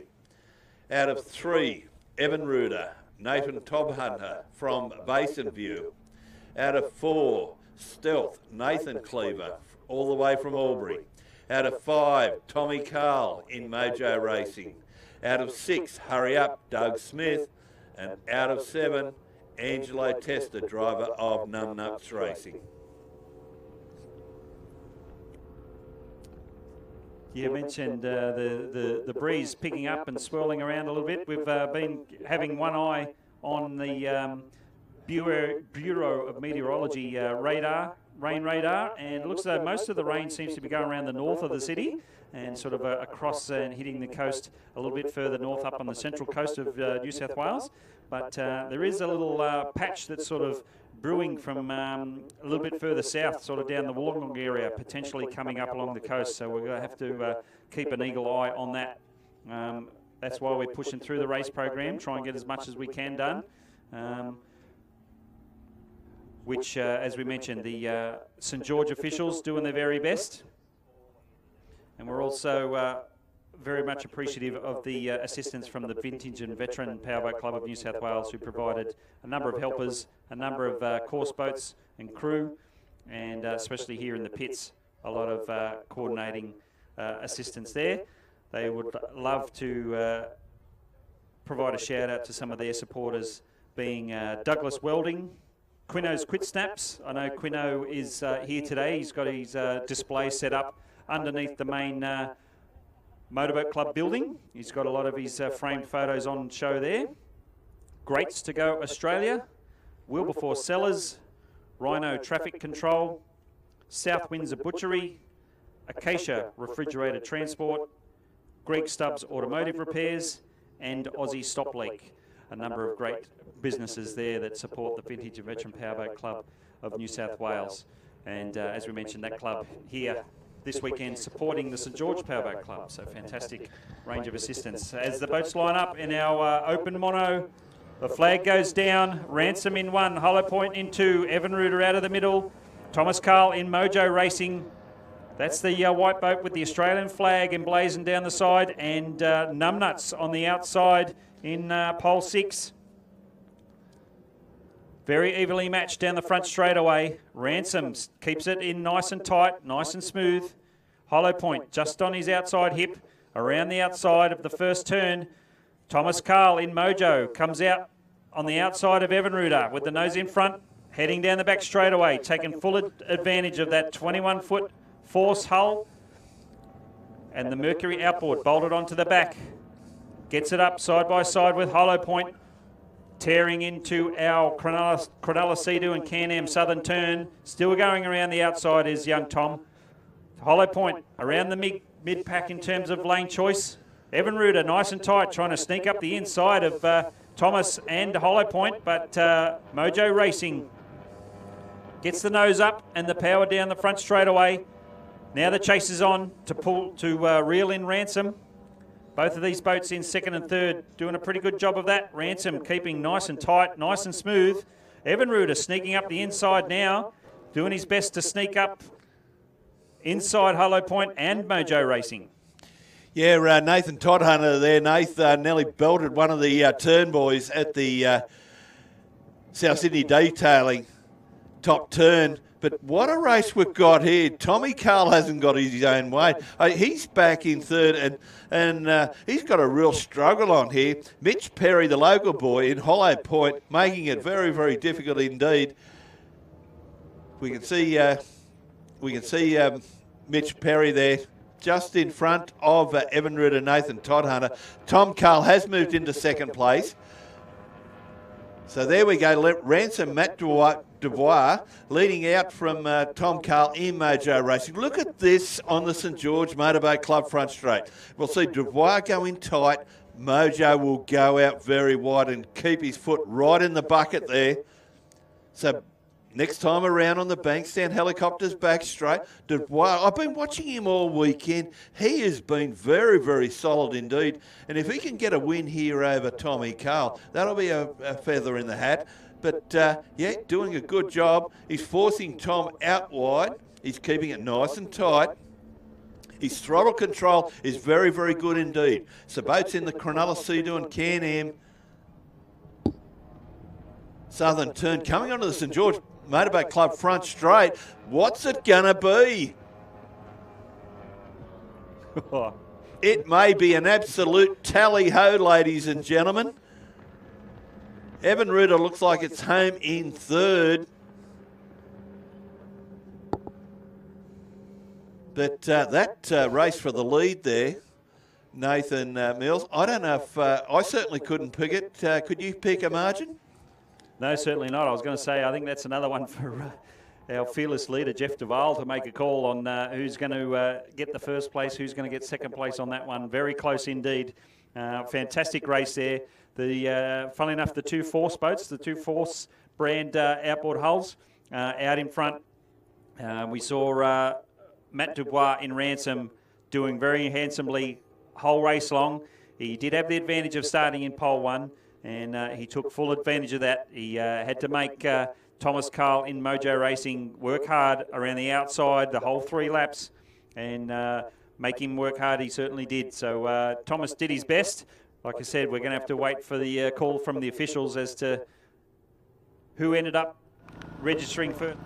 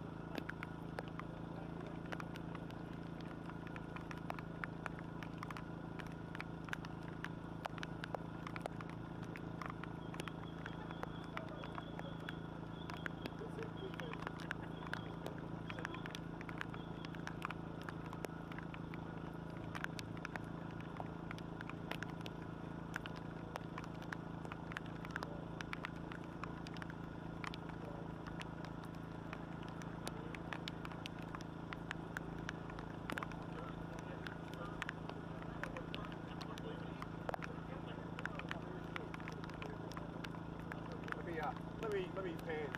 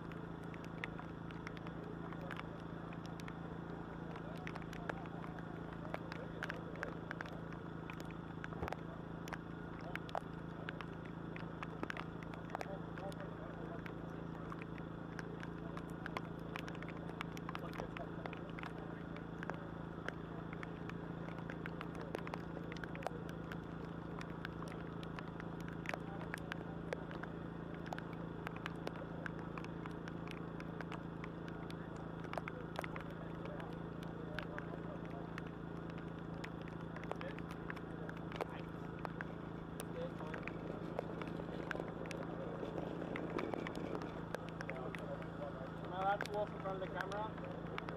Send it. Sending it.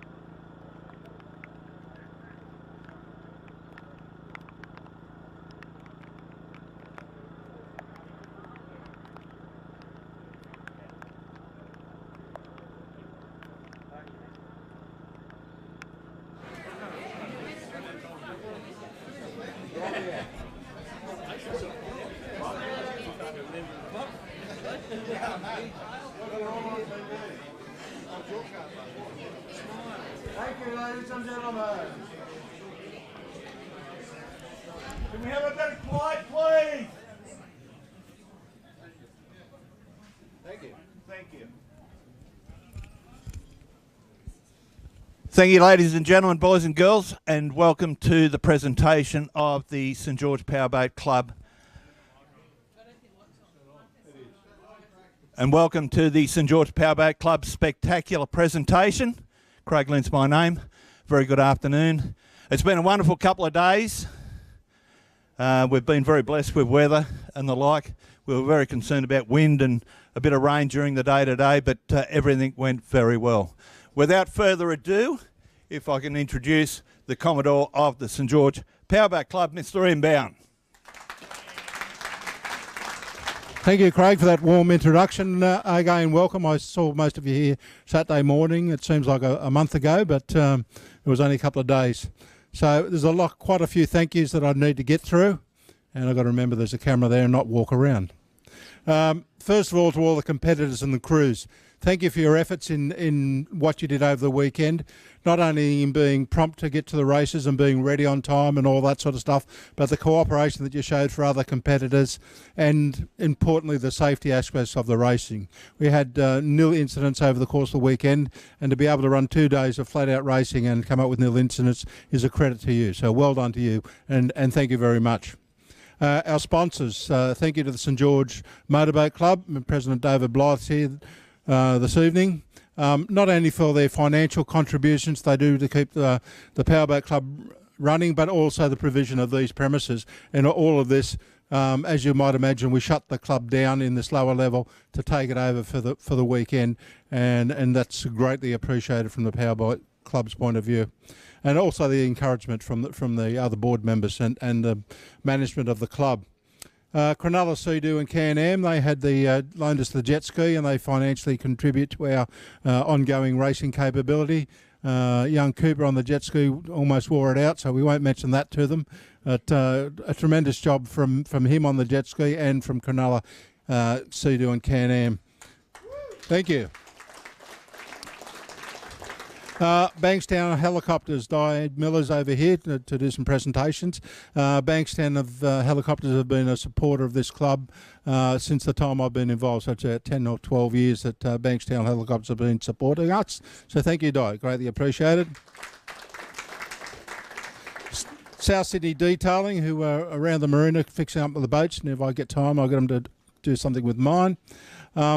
And the multitude of sponsors that came with the Vintage and Veteran Club. You might have seen all the banners around the premises over the last couple of days. It takes Bob the best part of a day to get all those banners up. So we greatly appreciate the support of those sponsors for the Vintage and Veteran Club who come to support us. Thank you. And all of our volunteers. Now, I could start going through them, but there was over 40 volunteers here over the weekend running things. So it's not an insignificant event to have 40-odd people running around. And you see me at the front, you see Lenny making noise and getting people going, but there's a multitude of people behind the scenes that you don't see. There's the ladies that run around with the copies of the pieces of the paper that are up and down between the towers. They did thank me for getting their steps up over the weekend, and I said there's no charge for that, so well done to them. The lunches, running the lunches around to the crews. We did have a bit longer in the lunch today, but that was for a reason. We had to delay it for the timing for one of the major races for the APBA. But apart from that, the lunches were out on time. And well done to everybody. Thanks, Lenny, for organising those. Everybody greatly appreciated. So positive comments all round. Thanks for the lunches. Setting up the park and pulling it down again. That takes a few hours to do. So hopefully, if I'm very lucky, somebody might have done it while we're in here.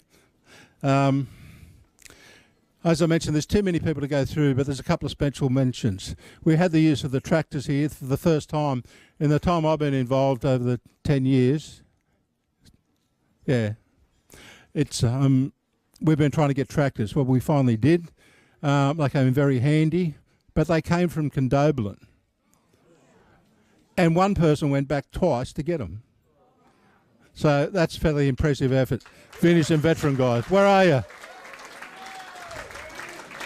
He's hiding up the back, but yeah, 2 trips to Condo, and they've got to go back. So yeah, as I say, you don't see that, and the same guy spent 2 days on the tractors. Again, no need to thanks for the leg workout, no need for the gym for the next week. Check-in staff, our guys, John and Bob, sit there and go through the reams and reams of paperwork. The APBA referees, John Fowler and Ricky Howard yesterday, thanks to you guys. And the course boats, they sit out in the water all day, 8 hours sitting out there. What's happening? Getting abused from pleasure craft, but they sit there. And also the pits crew and the ramp crew. They're here all day, both days, and they don't see a race. They don't see one race. So that's the dedication, commitment. So thanks to you guys. It doesn't happen without you.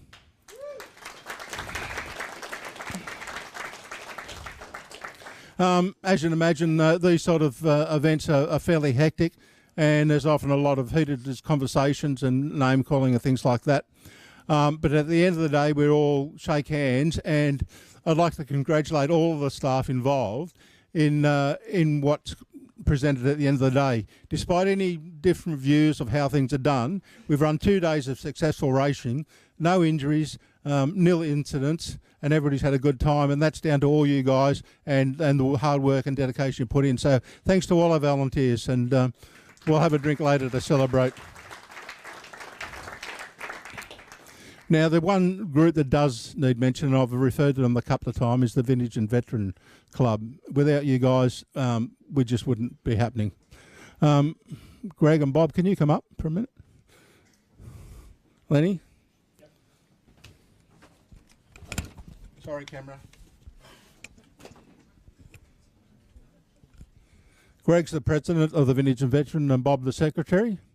So Lenny and I, on behalf of the St George Powerboat Club, would just like to present you with that as a token of our thanks for not only the Spectacular, but all the events you've helped us with throughout the year. So I hope you can put that somewhere safe and see whether we can make some good use of it. So thank you, guys. It's very much appreciated. Thank you, guys. Is my time up yet, Craig? We're just about right. Our poor treasurer's been writing out envelopes for the last hour and a half. And you can see the size of them. There's probably 100 envelopes there. So I think we're pretty right to go. So I'm going to hand back to Craig. For my closing, again, heartfelt thanks to everybody that's been involved over this weekend. It's been tremendous.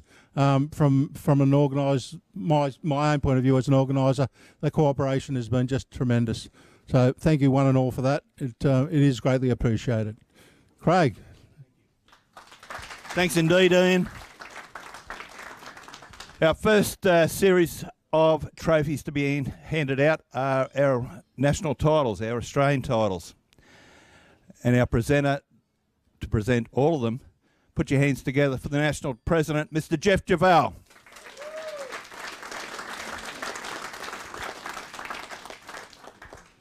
First trophy, the Blake's Marine Trophy for Sports Monos and Mod VPs. Previous winner, Thomas Carl in 2022. I'll run through the points.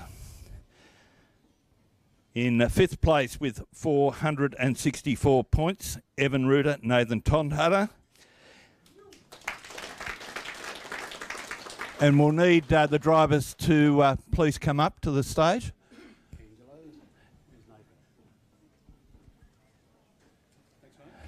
Okay. In fourth place with 496 points, Angelo Testa, Numbnuts Racing.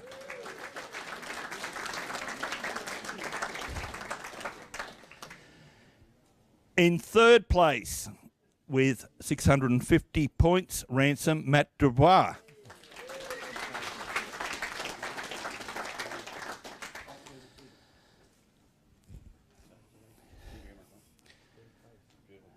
Okay. In second place with 800 points. Mitch Perry, Hollow Point.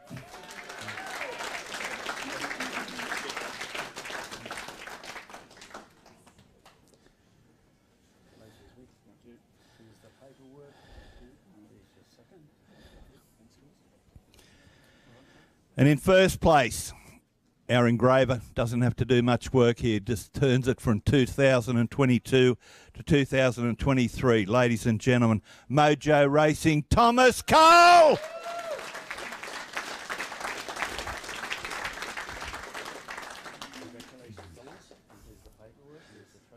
I've got to make one horrible thing. The trophy was misplaced about 10 years ago, and unfortunately Thomas has been getting these trophies for quite a while without getting the real perpetual like these big ones. However, later in the year we'll be giving you a replica with a photo of the trophy and all the previous winners, so that'll be in the mail. Awesome. Congratulations.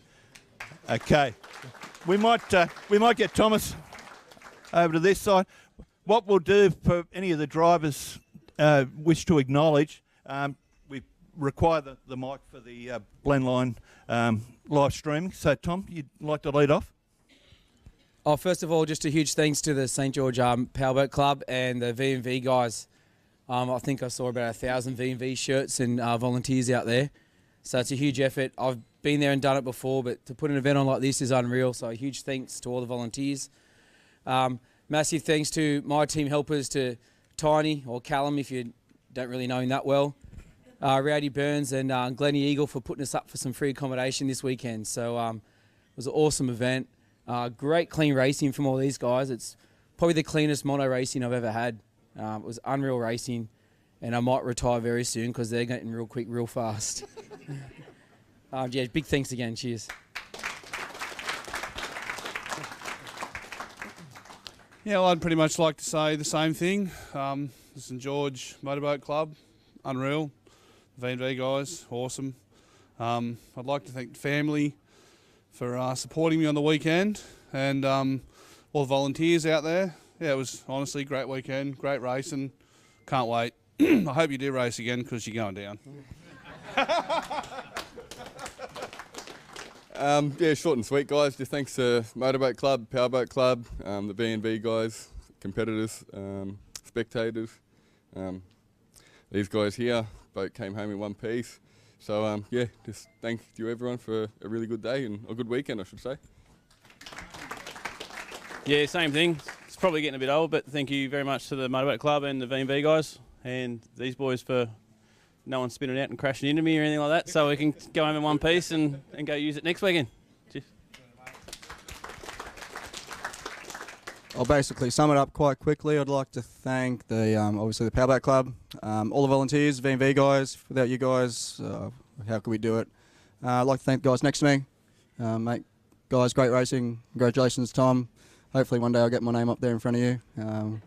Got to dial it in, and we'll see how we go next time. I'd like to thank all my family and friends, sponsors, and I'd like to thank my dad and Brendan. He's not here today, but they helped me around over the weekend, putting the boat in and out and making sure there was fuel in it and we could get racing. But thanks, guys.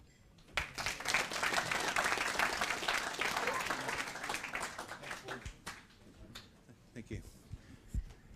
What we might do, ladies and gentlemen, we do realise that there's a number of people here that need to travel some distance. So what we might do, we'll just, whoever finishes in first place, we'll just hand the mic to the first place getter. That might be the idea. We have been advised there's a few people that need to travel a distance, so we'll just keep it to first place if we don't mind. Our next trophy, Australian Championship, our national championship for the Wyangan Cup, 5 litre carby inboard displacement. Previous winner, Justin Frankham in 2018. In second place, driver of Back in Black, Royce McIntyre.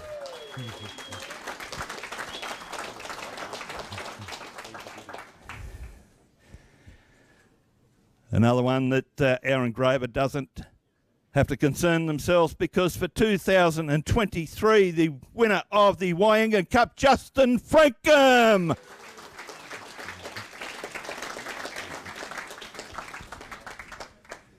Congratulations, Justin, and unfortunately we can't give you that to take home yet because somehow or other Justin's name didn't end up on the trophy. Someone else grabbed it and put his own name on the trophy and he wasn't even in the event. So we're going to make certain we fix it up and Justin's name will be on it twice. Congratulations. Thank you. Look, yeah, obviously thank you to the club, you know, all the helpers and everything, and my awesome crew. Can't do it without you guys, family, and that's it. Short and sweet. Thank you. Thank you, mate. Well done.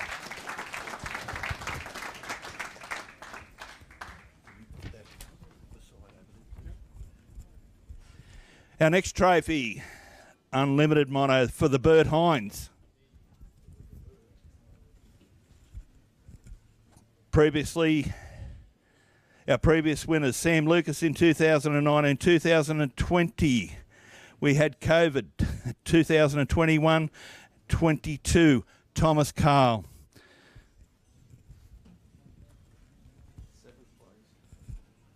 Seventh place, Angelo Testa, Numbnuts Racing.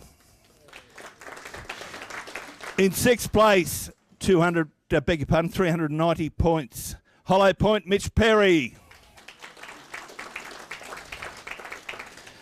In fifth place, Evan Rudin, Nathan Todd Hunter. I love giving out this paper. Now we had a dead heat for third and fourth here, and there was a count back, and Jeff had to go back on race times and all that kind of thing, and got his 44 calculators out. But in fourth place with 552 points, Matt Dwyer in Ransom. Lucky buddy, I think it was 4 seconds in over the two races. Thank you. In third place, driver of Stealth, Richard Cleaver.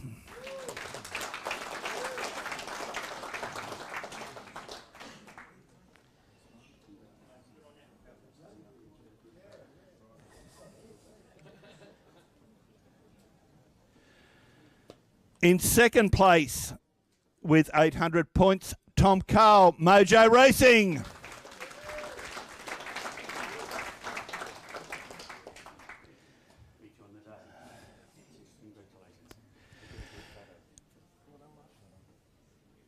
And in first place, 1,000 points. He's been driving this course for a number of years. Driver of Hurry Up, Debonair Doug Smith. And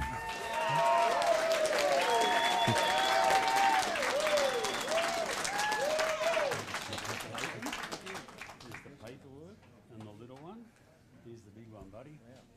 Well done, mate. Well done, Dougie. A few words. Go in the centre. Yep.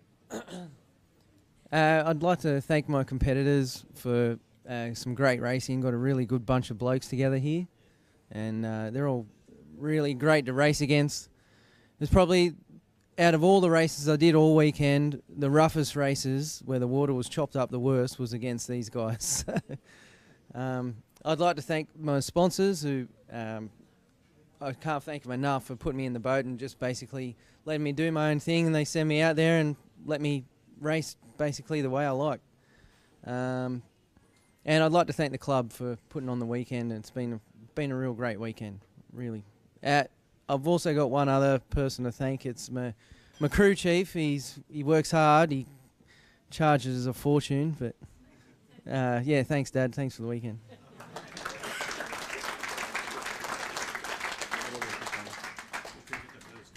I've already done all my things. Just a huge congrats to Doug. Super fast boat, great driver. A real mono has finally won this trophy after I have a couple of times. So huge congrats to Dougie. Well done, buddy. Sorry. By the way, some of you may be thinking the microphone's not turned on. It's turned on for the live streaming. It isn't on for the general public in here. Thank you. Our next Australian National Trophy, the Motorsports Trophy for 5.2 naturally aspirated inboard displacement. Adam Wood was the holder in 2018, 2019 to 2022, not run for various reasons, plus COVID. So we had a count back in this particular race as well. So in third place with 725 points, put your hands together for Melody 11, Brian Kilpatrick.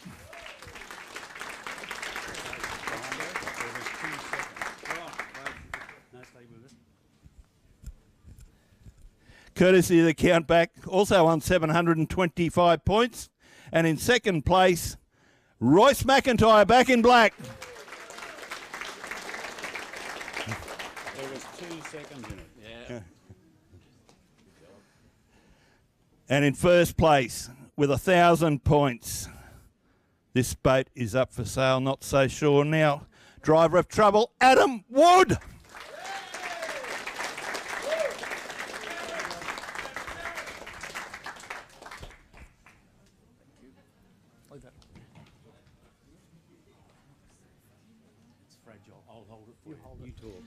Okay. It's been a good weekend for us. Like the other guys have said, thanks to the Powerboat Club, the V&V guys, especially the guys in the water. They would have been freezing all weekend. Graham and Johnny coming down and giving us a hand. With Dad, without him I wouldn't be doing it. And just thanks everyone.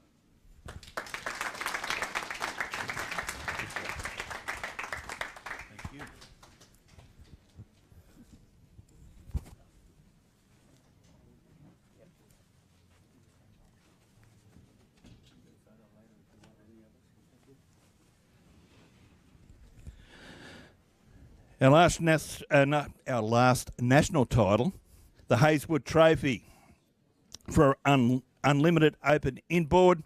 Previous winners, 2020 Wild Child. Outlaw took it out in 2021, Wild Child 2022.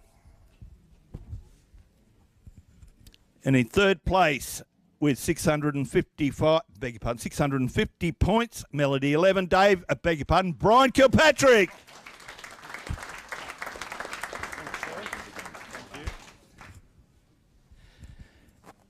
In second place with 800 points, Explicit Chris Hearn.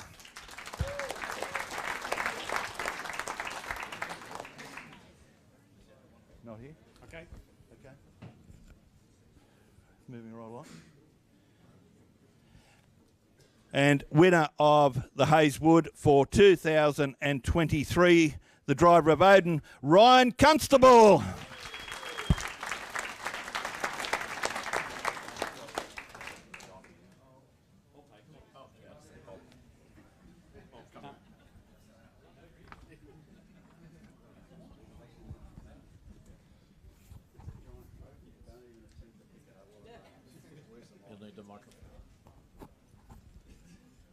Sorry, guys.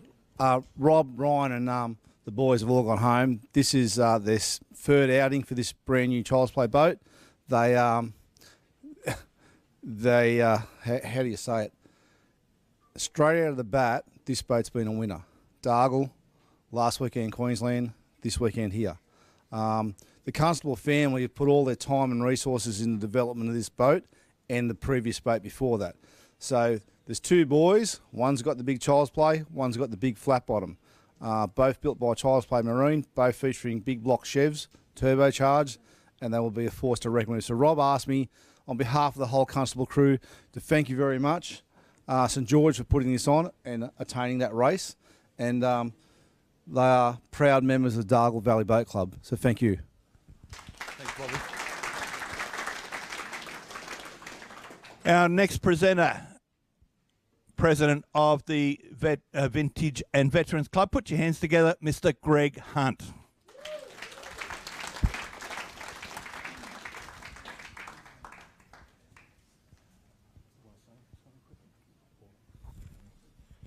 Thanks, Craig. I'd just like to thank St George Powerboat Club for inviting us down again, and for all our volunteers to come down. They're the guys that put fun back into boat racing. Hanging around them guys, going boat racing, watching everyone have a good time. That's why we do it. So thanks to all the guys that come down and done that for us. It's always a pleasure to come down and work with you guys, and it's always fun. So thank you very much for that.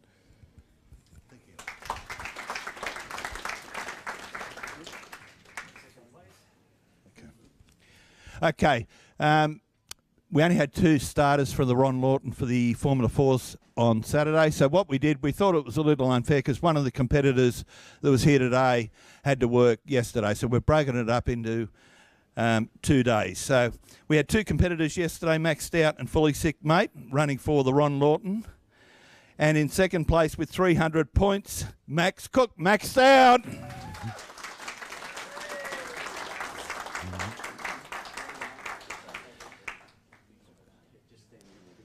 Over here, mate. Thanks, Max. And in first place with 400 points, driver of fully sick mate, Brad Beasley.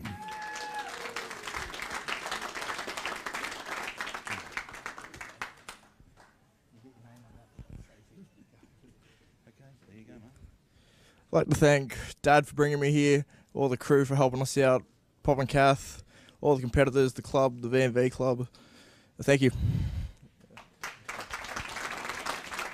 Thank you. No, not yet.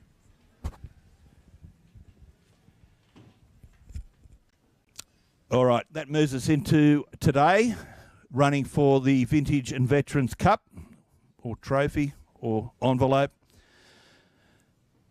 Formula 4, we had 3 competitors. In third place with 675 points, fully sick mate Brad Beasley.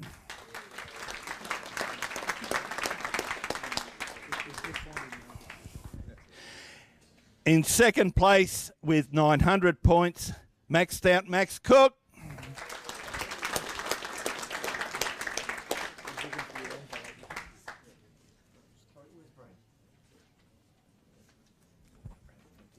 And in first place, driver of Queen Bee, 1,200 points, Carlin Bailey.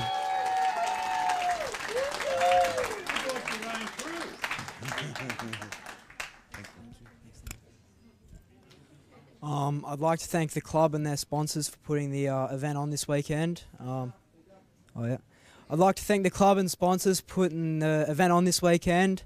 My sponsors, Stone Realty, Sports Film, Craig Bailey Marine and SPR, all the officials that were involved, and Mum and my support crew, Mum, Jenny, Auntie Tracy. Yeah, thank you everyone.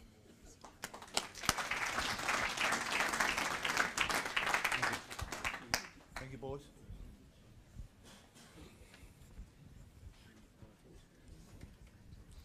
We've got one more for Greg from Vintage and Veterans to present, the 85 mile per hour Vintage and Veterans from today. In fifth place with 254 points, Angelo Testa.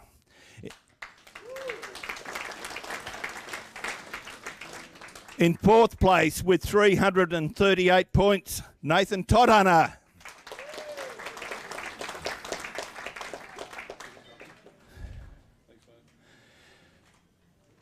In third place,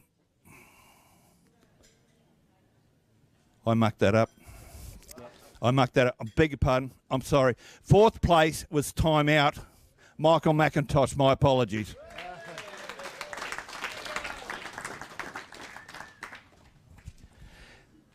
Sorry, Michael. You just have to go and swap with me. In third place, Nathan Todhunter with 338 points.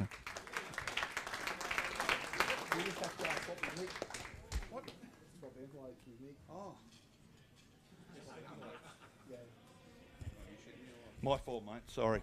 My fault.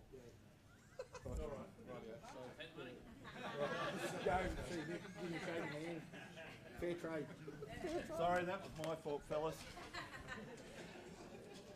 In second place with 400 points, Todd Gallant, Heart and Soul.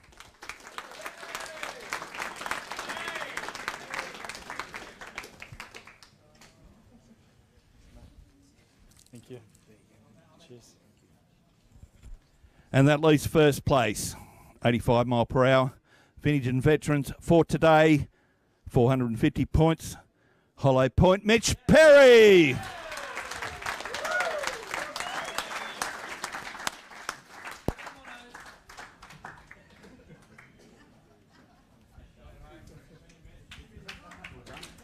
You're done. Thank you, Craig. Thank you. Thanks, Greg.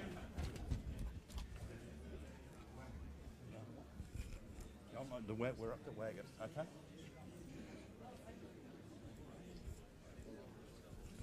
Okay, a little bit of quiet, thank you. Our next presenter, she's been a wonderful supporter of this club for a number of years via her company. Can you put your hands together for Di Miller of Bankstown Helicopters? Thank you.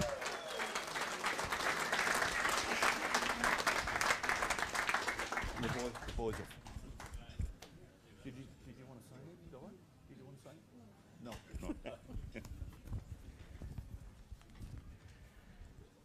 Okay, so our first presentation, this is brought to us, this particular race by Cronulla Sea-Doo. This is a Ken Wagon for 2023. 5.2 litre open. Warwick Lang from the Raymond Terrace Aquatic Club was the last winner in 2019. So in sixth place with 391 points, Cranky Dave Freeman.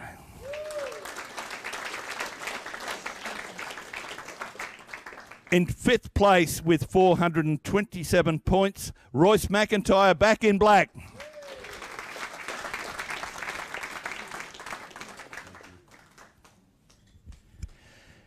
In fourth place with 521 points, Quiver Justin Frankham.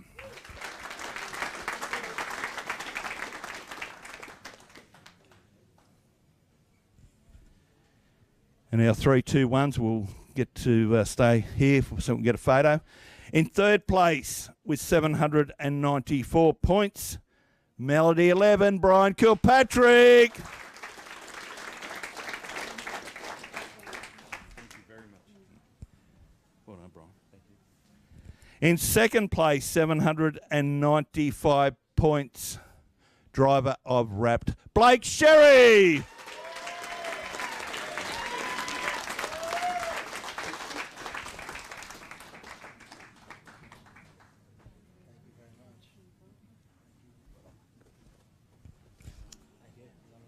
And in first place, the 2023 winner of the Ken Waggett Memorial.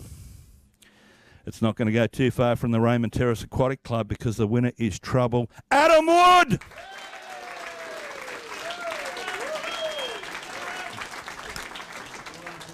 Well done, mate. Thank you. What do I say? Once again, thanks to everyone. Argo Race Products at Morpeth, they supplied us the propeller we used for this race. We had to do something to keep the thing together for 12 laps. So thanks to them, thanks to Dad again, all the other competitors. That was rough out there.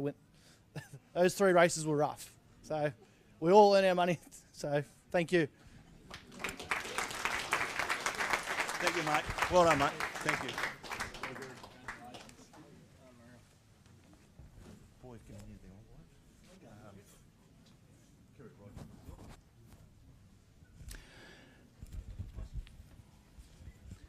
Our next trophy, running for the Kerry Rogers, Unlimited Outboard.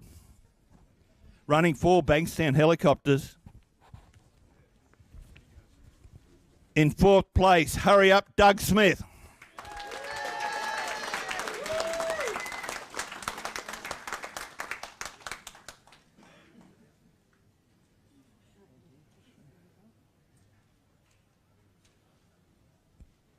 Jeffrey. That should be Joel Smith, shouldn't it? Yes. In third place with 450 points, Joel Smith.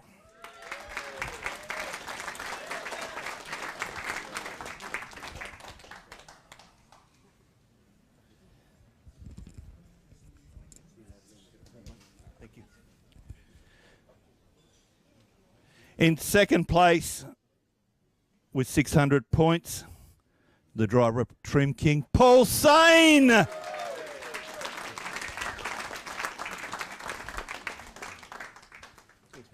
done, mate.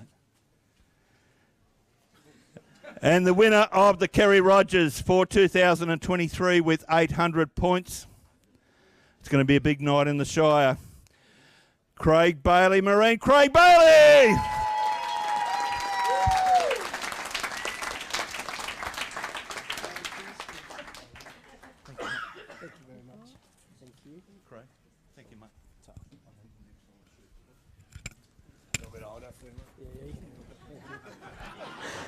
Just like to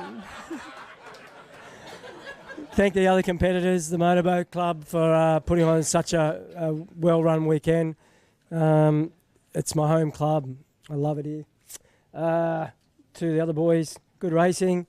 It's always good racing with Paul and Joel, that's for sure. Also to the sponsors for the event here, the Motorboat Club and all the other sponsors. I saw Nick's name down there, Bankstown Helicopters. Without their support, this event wouldn't happen. So thank you to all them. To my family, thank you. What else? To my team, Trent, Slippery, Noddy, Gary. Gary's flying down from Queensland just to attend the event as well. And Brian Clark, thank you for all your support and help. And we'll be back up later. Thank you.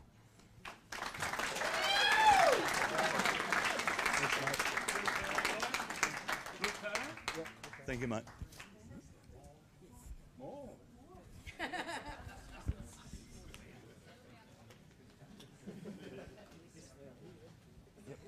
Well, yeah, hold on to it, Tony.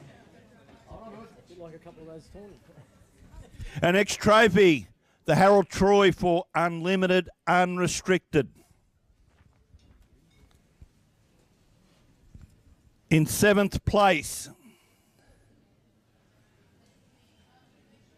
we have Doug Smith. Hurry up.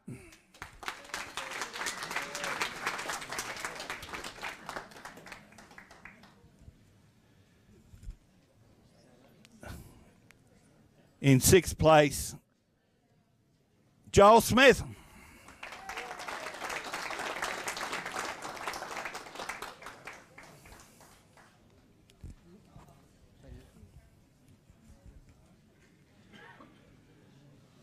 In 5th place, we have the driver of Melody 11, Brian Kilpatrick.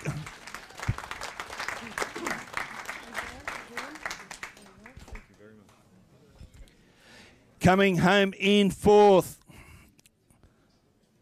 we saw him very excited at the previous presentation, Trim King Paul Sane.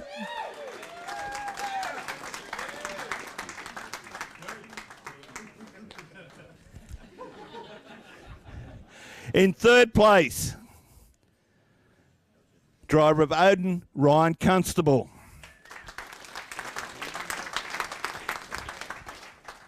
In 2nd place, driver of Explicit, Chris Hearn.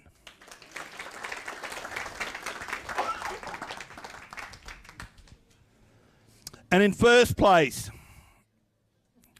for Craig Bailey Marine, it's that man again. Hey, Craig Bailey!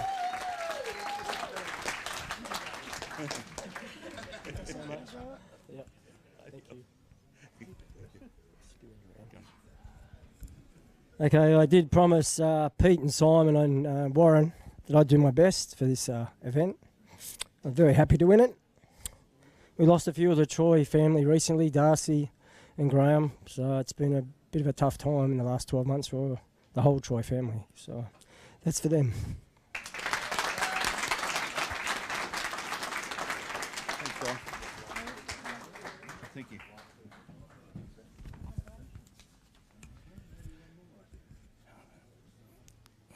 Di Miller from Bankstown Helicopters just got 2 more to do. We've got the Eric Chadwick for Unlimited Unrestricted.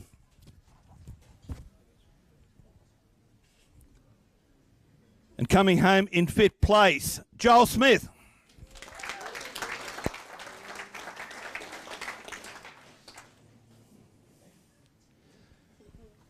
Coming home in 4th place, Trim King Paul Sane.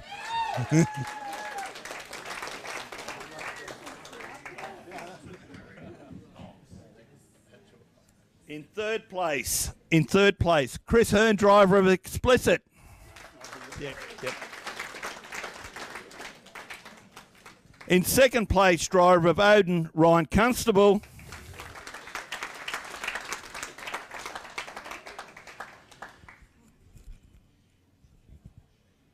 And in first place, this bloke's going to have more money than the Westpac Bank. Winner, Craig Bailey! Thank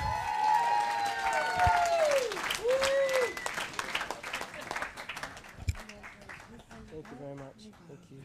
Craig. It's been we won every race we went in this weekend, so I'm pretty happy about that. We didn't start one, which was a bit of a problem, but you know, these things happen, and it's what you take out of that. So thank you.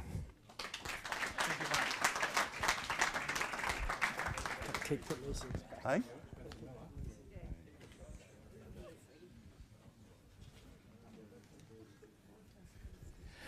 Our last presentation for the proprietor of Bankstown Helicopters, Di Miller, is the Spencer Miller. In third place, time out,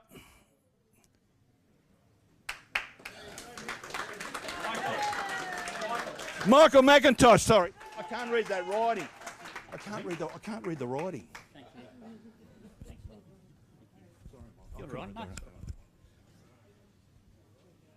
In second place, back in black, Rob McIntyre.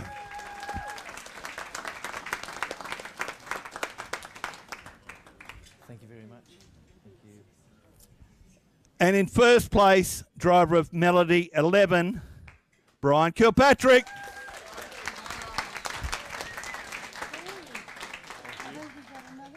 I got a nice trophy to hold. Well done, mate. I'll let you hold it, I think. You look good with that. Like everyone else here tonight, I would like to thank everyone that's involved in the club, everyone that's involved in powerboat racing. The Powerboat Club family is a small family, but we're all very close, right? So we've got the vintage and veterans guys here that are racing one weekend and then coming to St George the next weekend to slog their guts out and work to help all of us. So I would like to thank everyone, whether they were in a crash boat, standing at the ramp, out the back, doing all the paperwork, working out who gets paid, organising all our names and what races we go in and all our pole positions. All you guys are awesome, and none of us could do it without everyone that's here tonight. So I'd like to thank all of them. Thank you. Congratulations. Thank you very much. Thank you. I'm going to hold it for one photo. Who's got a camera?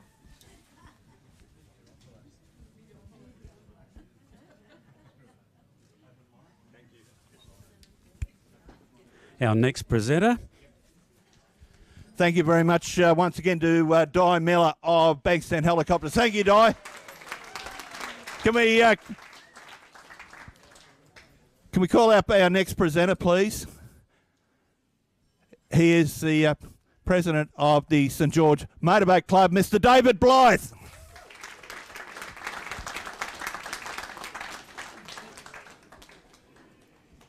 You want to say something, David, or? Yeah. Yeah.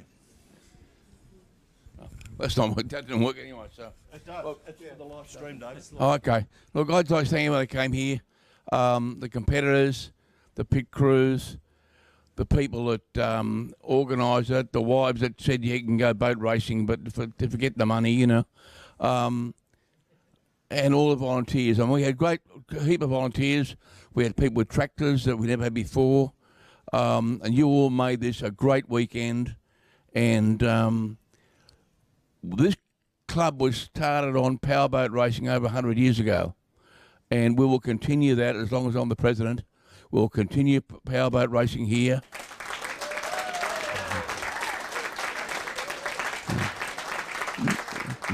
Nothing will ever stop us doing what we're doing, and we love it. I'm an old boat racer from way back, and we will just.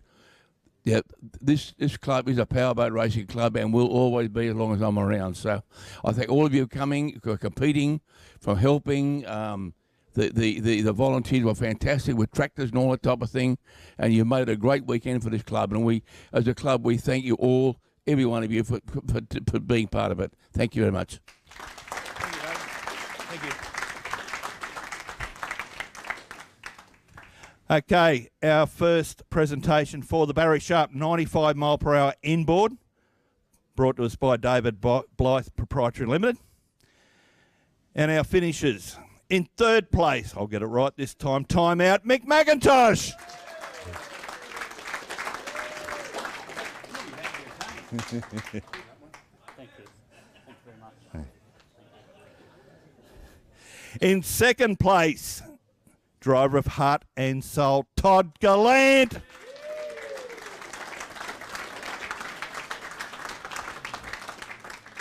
Thank you. Well done, mate. Well done. Thank you. And the winner of the Barry Sharp 95 mile per hour inboard for 2023. We talked about Bailey having more money than Westpac. I tell you, Raymond Terrace is going to have even more. Adam Wood is the winner.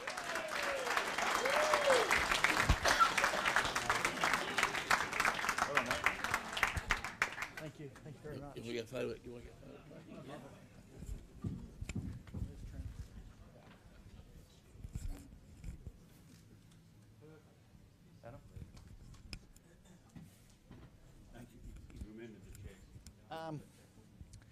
Yeah, once again, thanks everyone. Thanks, Dad. Again, like I said, without him, I wouldn't be here. Thanks to the St George Motorboat Club, because without them, we don't have anything. So, thanks again. Thank you.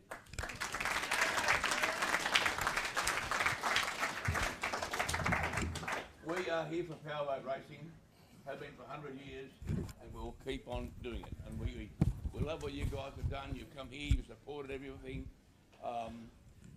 Your drivers, your sponsors, everything is fantastic.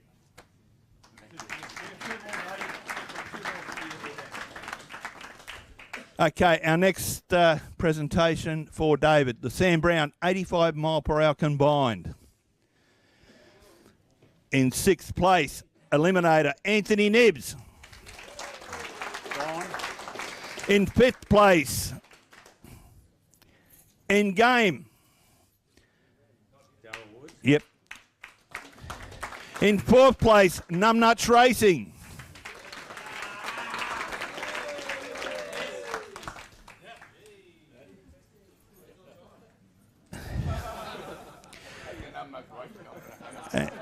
And in third place with 469 points, Mick McIntosh, time out.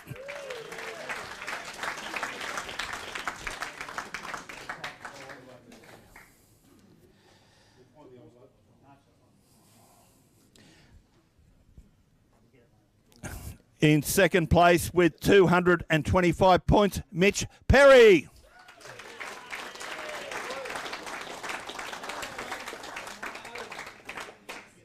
And in first place, club champion from 2022, Heart and Soul, Todd Gallant.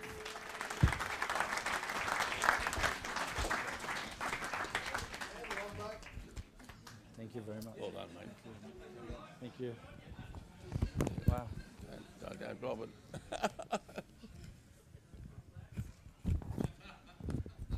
I just want to say thank you for a wonderful weekend, all the competitors, safe racing, the St George Powerboat Club, the club itself, and all the volunteers, legends. Was just a great weekend. Thank you all, and thank you all for your support. Thank you. Yeah, thank you. Our last trophy for David to present is the Ron Pate for Open Mono. In seventh place, Numbnuts Racing.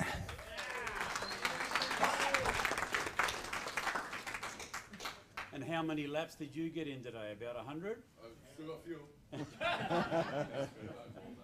In sixth place, Nathan Cleaver Stealth.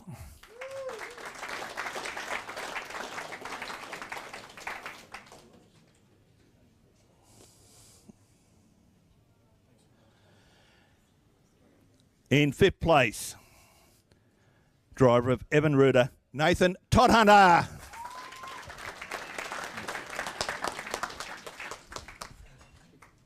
Thanks, mate.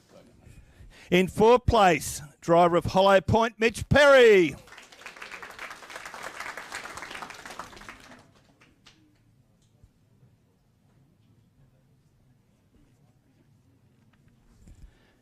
In third place with 800 points, driver of Hurry Up, Doug Smith.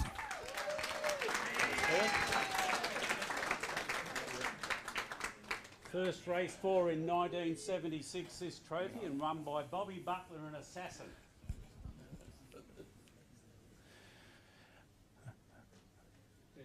Dougie, over here, mate. Yeah. Okay. With 879 points and coming in second for the Ron Pate, put your hands together. Matt Dwyer, Ransom.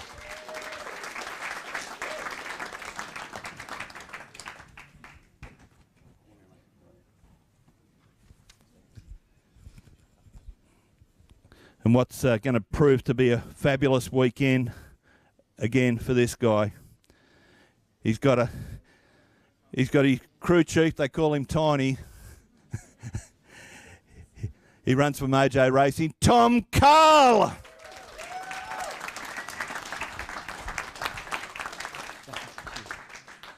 Thank you. Thank you very much. Cheers. Thank you. I've said enough already with all my thank yous. Just a word to the St George Powerboat Club. All these new guys racing monos, talk to them, communicate with them, because we want to keep them all coming. I'm at the end of my mono racing career, but we want to keep these guys and their mates coming back. So whatever the club has to do to keep them coming, let's just do it, and I'm happy to help. Cheers.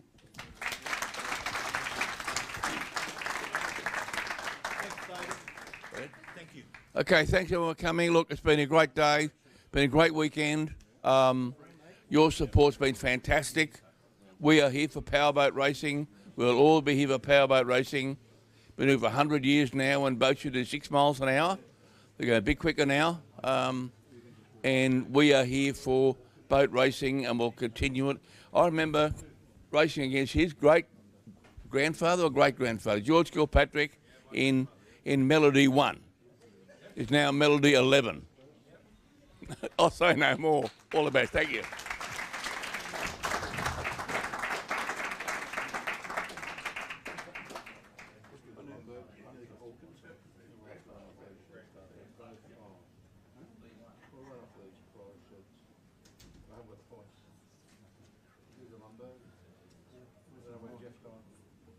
you got the run sheets for the Hawkins? Oh, thank you. I need the Hawkins results.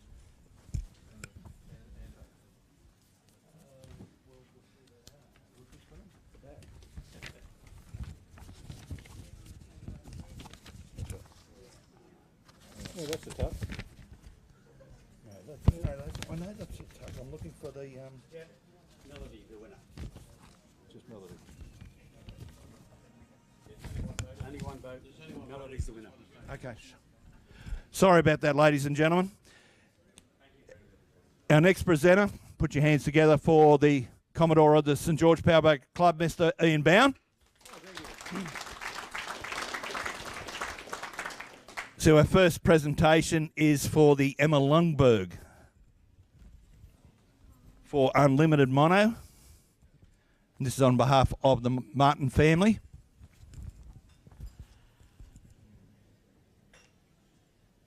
In fourth place, Wrapped Racing, Blake Sherry.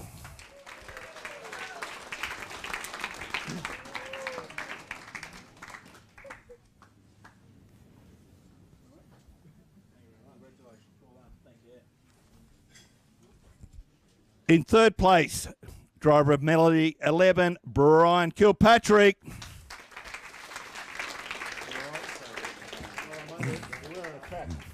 In second place, driver of Explicit, Liam Hearn. Gone. And in first place, driver of Odin, Ryan Constable. Okay, I need the Hawkins. He's gone home. Yeah. Okay. Have we got something for the Hawkins?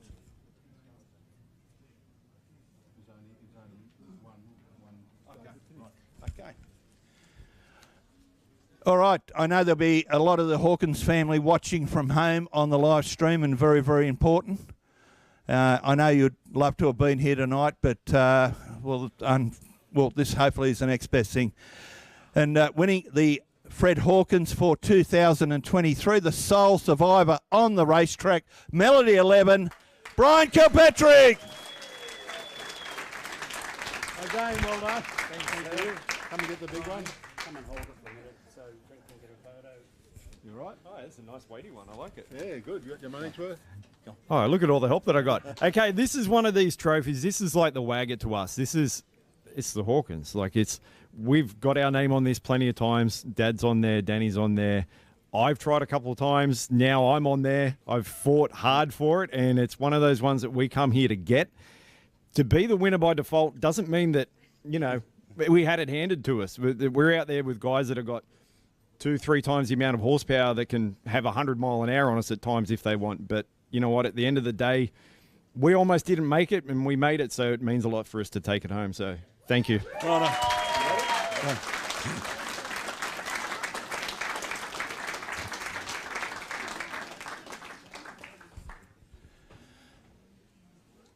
Nathan Mills and myself said in commentary today, we mentioned about the disparity in horsepower and the like, and we said to be first you must finish, and Brian did that today, so well done to Brian.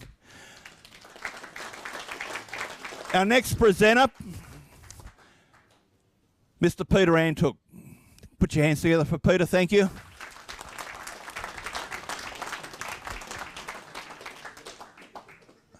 Unfortunately, in 2013, Pete's son, Stevie, he was a vice commodore at this club, tragically lost his life on the Georges River. So we're going to get a trophy together for next year. So in fourth place, driver of Hurry Up, Doug Smith.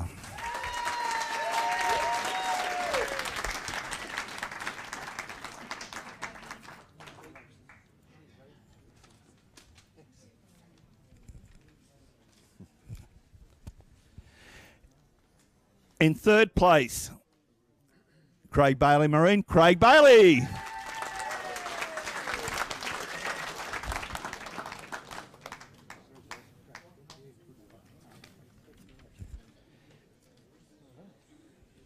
In second place, driving Trim King, Paul Sane.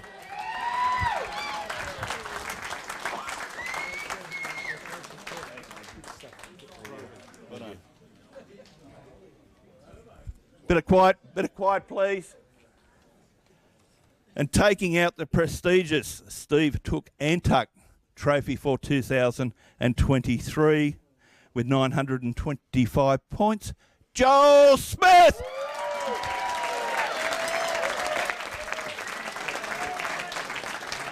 No, Joel. Thank you. Good racing. Thank you. Keep it up, mate. Really appreciate it. Thank you. Do you, mate? Yeah, cheers. Well done. Well done. Thanks, Dougie. Well done, Jolie. Thank you. Oh, you right? Later. No, I'd like to thank the club for putting the event on. Really appreciate it. And all the volunteers. Anyway, no one can hear you, mate. I'd like to thank my parents for giving me the motor for the weekend. Thanks, Rowdy. I'd like to thank everyone for coming, all the competitors, everyone for turning up. Thanks, Craig, for leaving the engine cover on and letting me get in this one. I really appreciate it. But thanks to everyone, the volunteers, the Vintage and Veterans Club. This wouldn't happen for everyone, so thank you, everyone, for coming. Hang on. Thanks, boys. I think we just saw. I think we just saw the emotion that relates to this trophy. So with Dougie Smith. So thanks everyone. Thanks to Peter. Thank you.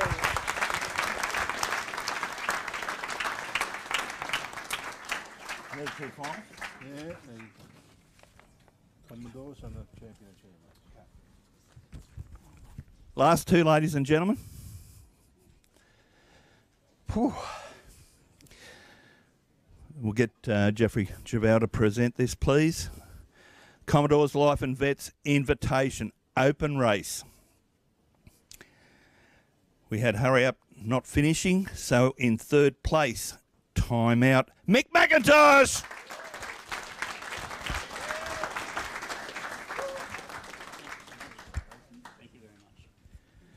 In second place, the Tomarong Tornado, Todd Gallant.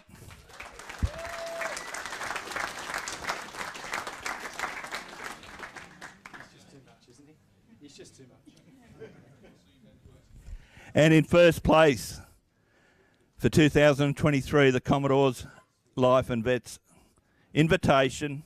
Put your hands together. Oh, here we go again. Melody 11, Brian Kilpatrick. Well done, mate. Thank you.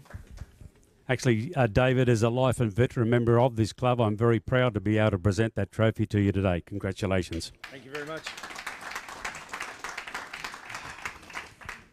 Once again, thank you to the club. Thank you for everyone to be here, and thank you for all the competitors, because obviously we're all a family and we're all here for the same thing, whether we're here in New South, anywhere in Australia, anywhere around the world. If anyone's watching on the live stream, thanks. It's cool. We need your support, and we all do the same thing. We all love it. Our family's been doing this for a long time. I've made the joke before. The only reason we do it is because we're no good at anything else. We can't play golf. We don't know what chess is about. We don't really like to travel unless it's going to a boat race. To be invited into the Commodore's invitation is one of those things that you think about as a kid. You're like, oh, that's all where all the big boats go. So to be in there and to run against Mick and run against Todd, that was cool. I only met Mick last year at Moree. We went up there because they ran out of F1 boats because those things blow over and run into each other and do all sorts of things. So us logboats had to go up there and put on a show and show them how it's done. So it was great to be there with Mick, and it was great to be there with Todd, and I hope to be there again with you next year, guys. Thank you. Thank you. Thank you, mate.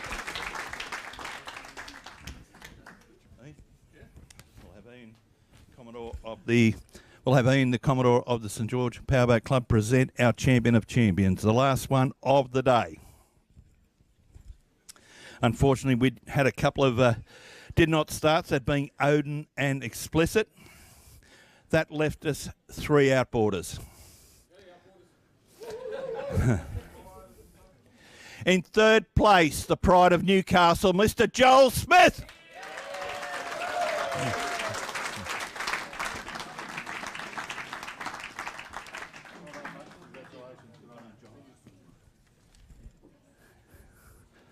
It's going to be a mad old party at this trailer tonight. Heaven help us all. In second place, the driver of Trim King, Paul Sane. Well done, mate. Thanks, mate. And the winner, the 2023 champion of champions, needless to say, he's been an absolute legend around these regions, these waters, whatever. Craig Bailey Marine. Craig Bailey!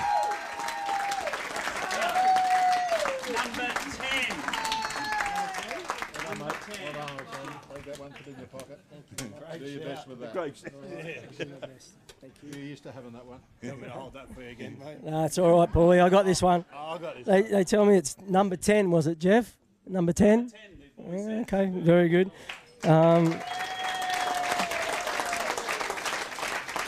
That's good because I like even numbers, so that's good. It's an even number.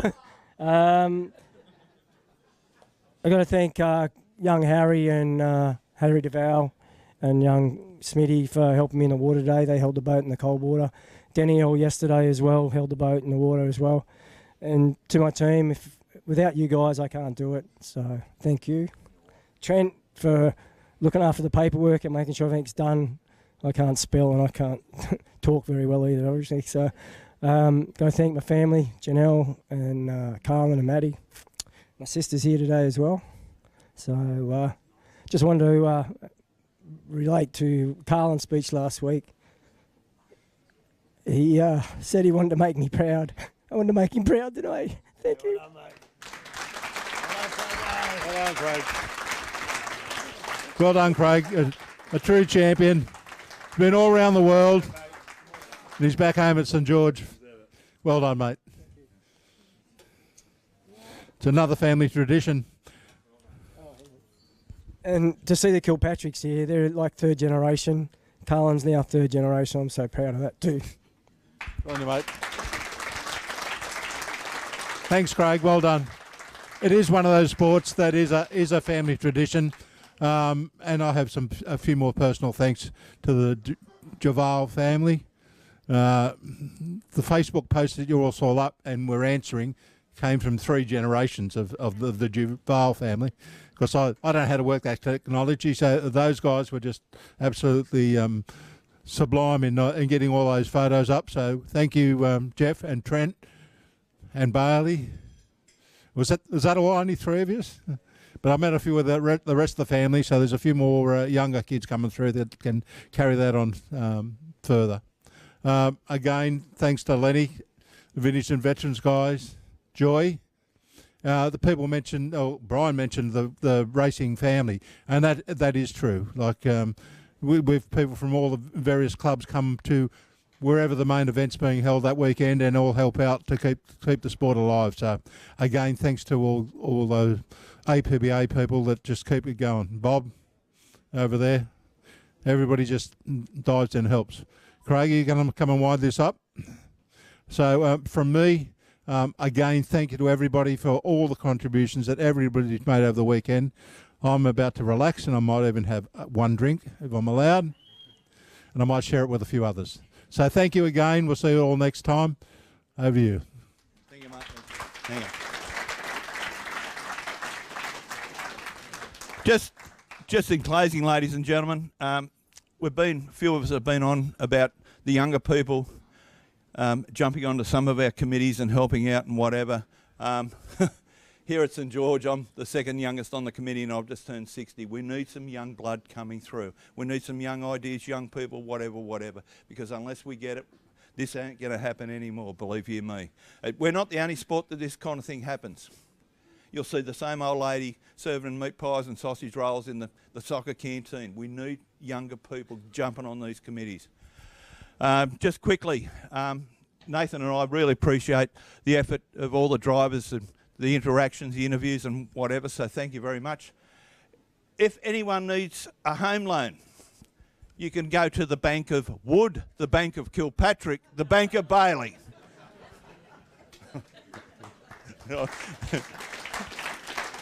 But no, it was a very, very relevant point that Brian made, that the Powerboat family is very, very special. We mightn't be a big group of people, but we look after each other. And I think that's very relevant. Anyway, have a great night. Travel safely home, please. Keep supporting Powerboat racing. Doesn't matter whether it's St George or wherever. Keep supporting as a whole. Don't just think of your own club. Think of the sport as a whole. Craig Lynn's my name. Enjoyed your company. Hope you've enjoyed mine. Thank you. Craig, you can provide a little bit more detail in a couple of minutes about a big race meeting up at Bundaberg in a few weeks, but in terms of here in New South Wales or here in Sydney, the next major race meeting after this weekend is probably the Windsor Spectacular, so race meeting hosted by the Upper Hawkesbury Powerboat Club, and that's on the 16th and 17th of September, and that's based on the Hawkesbury River out at Windsor. A fantastic venue for watching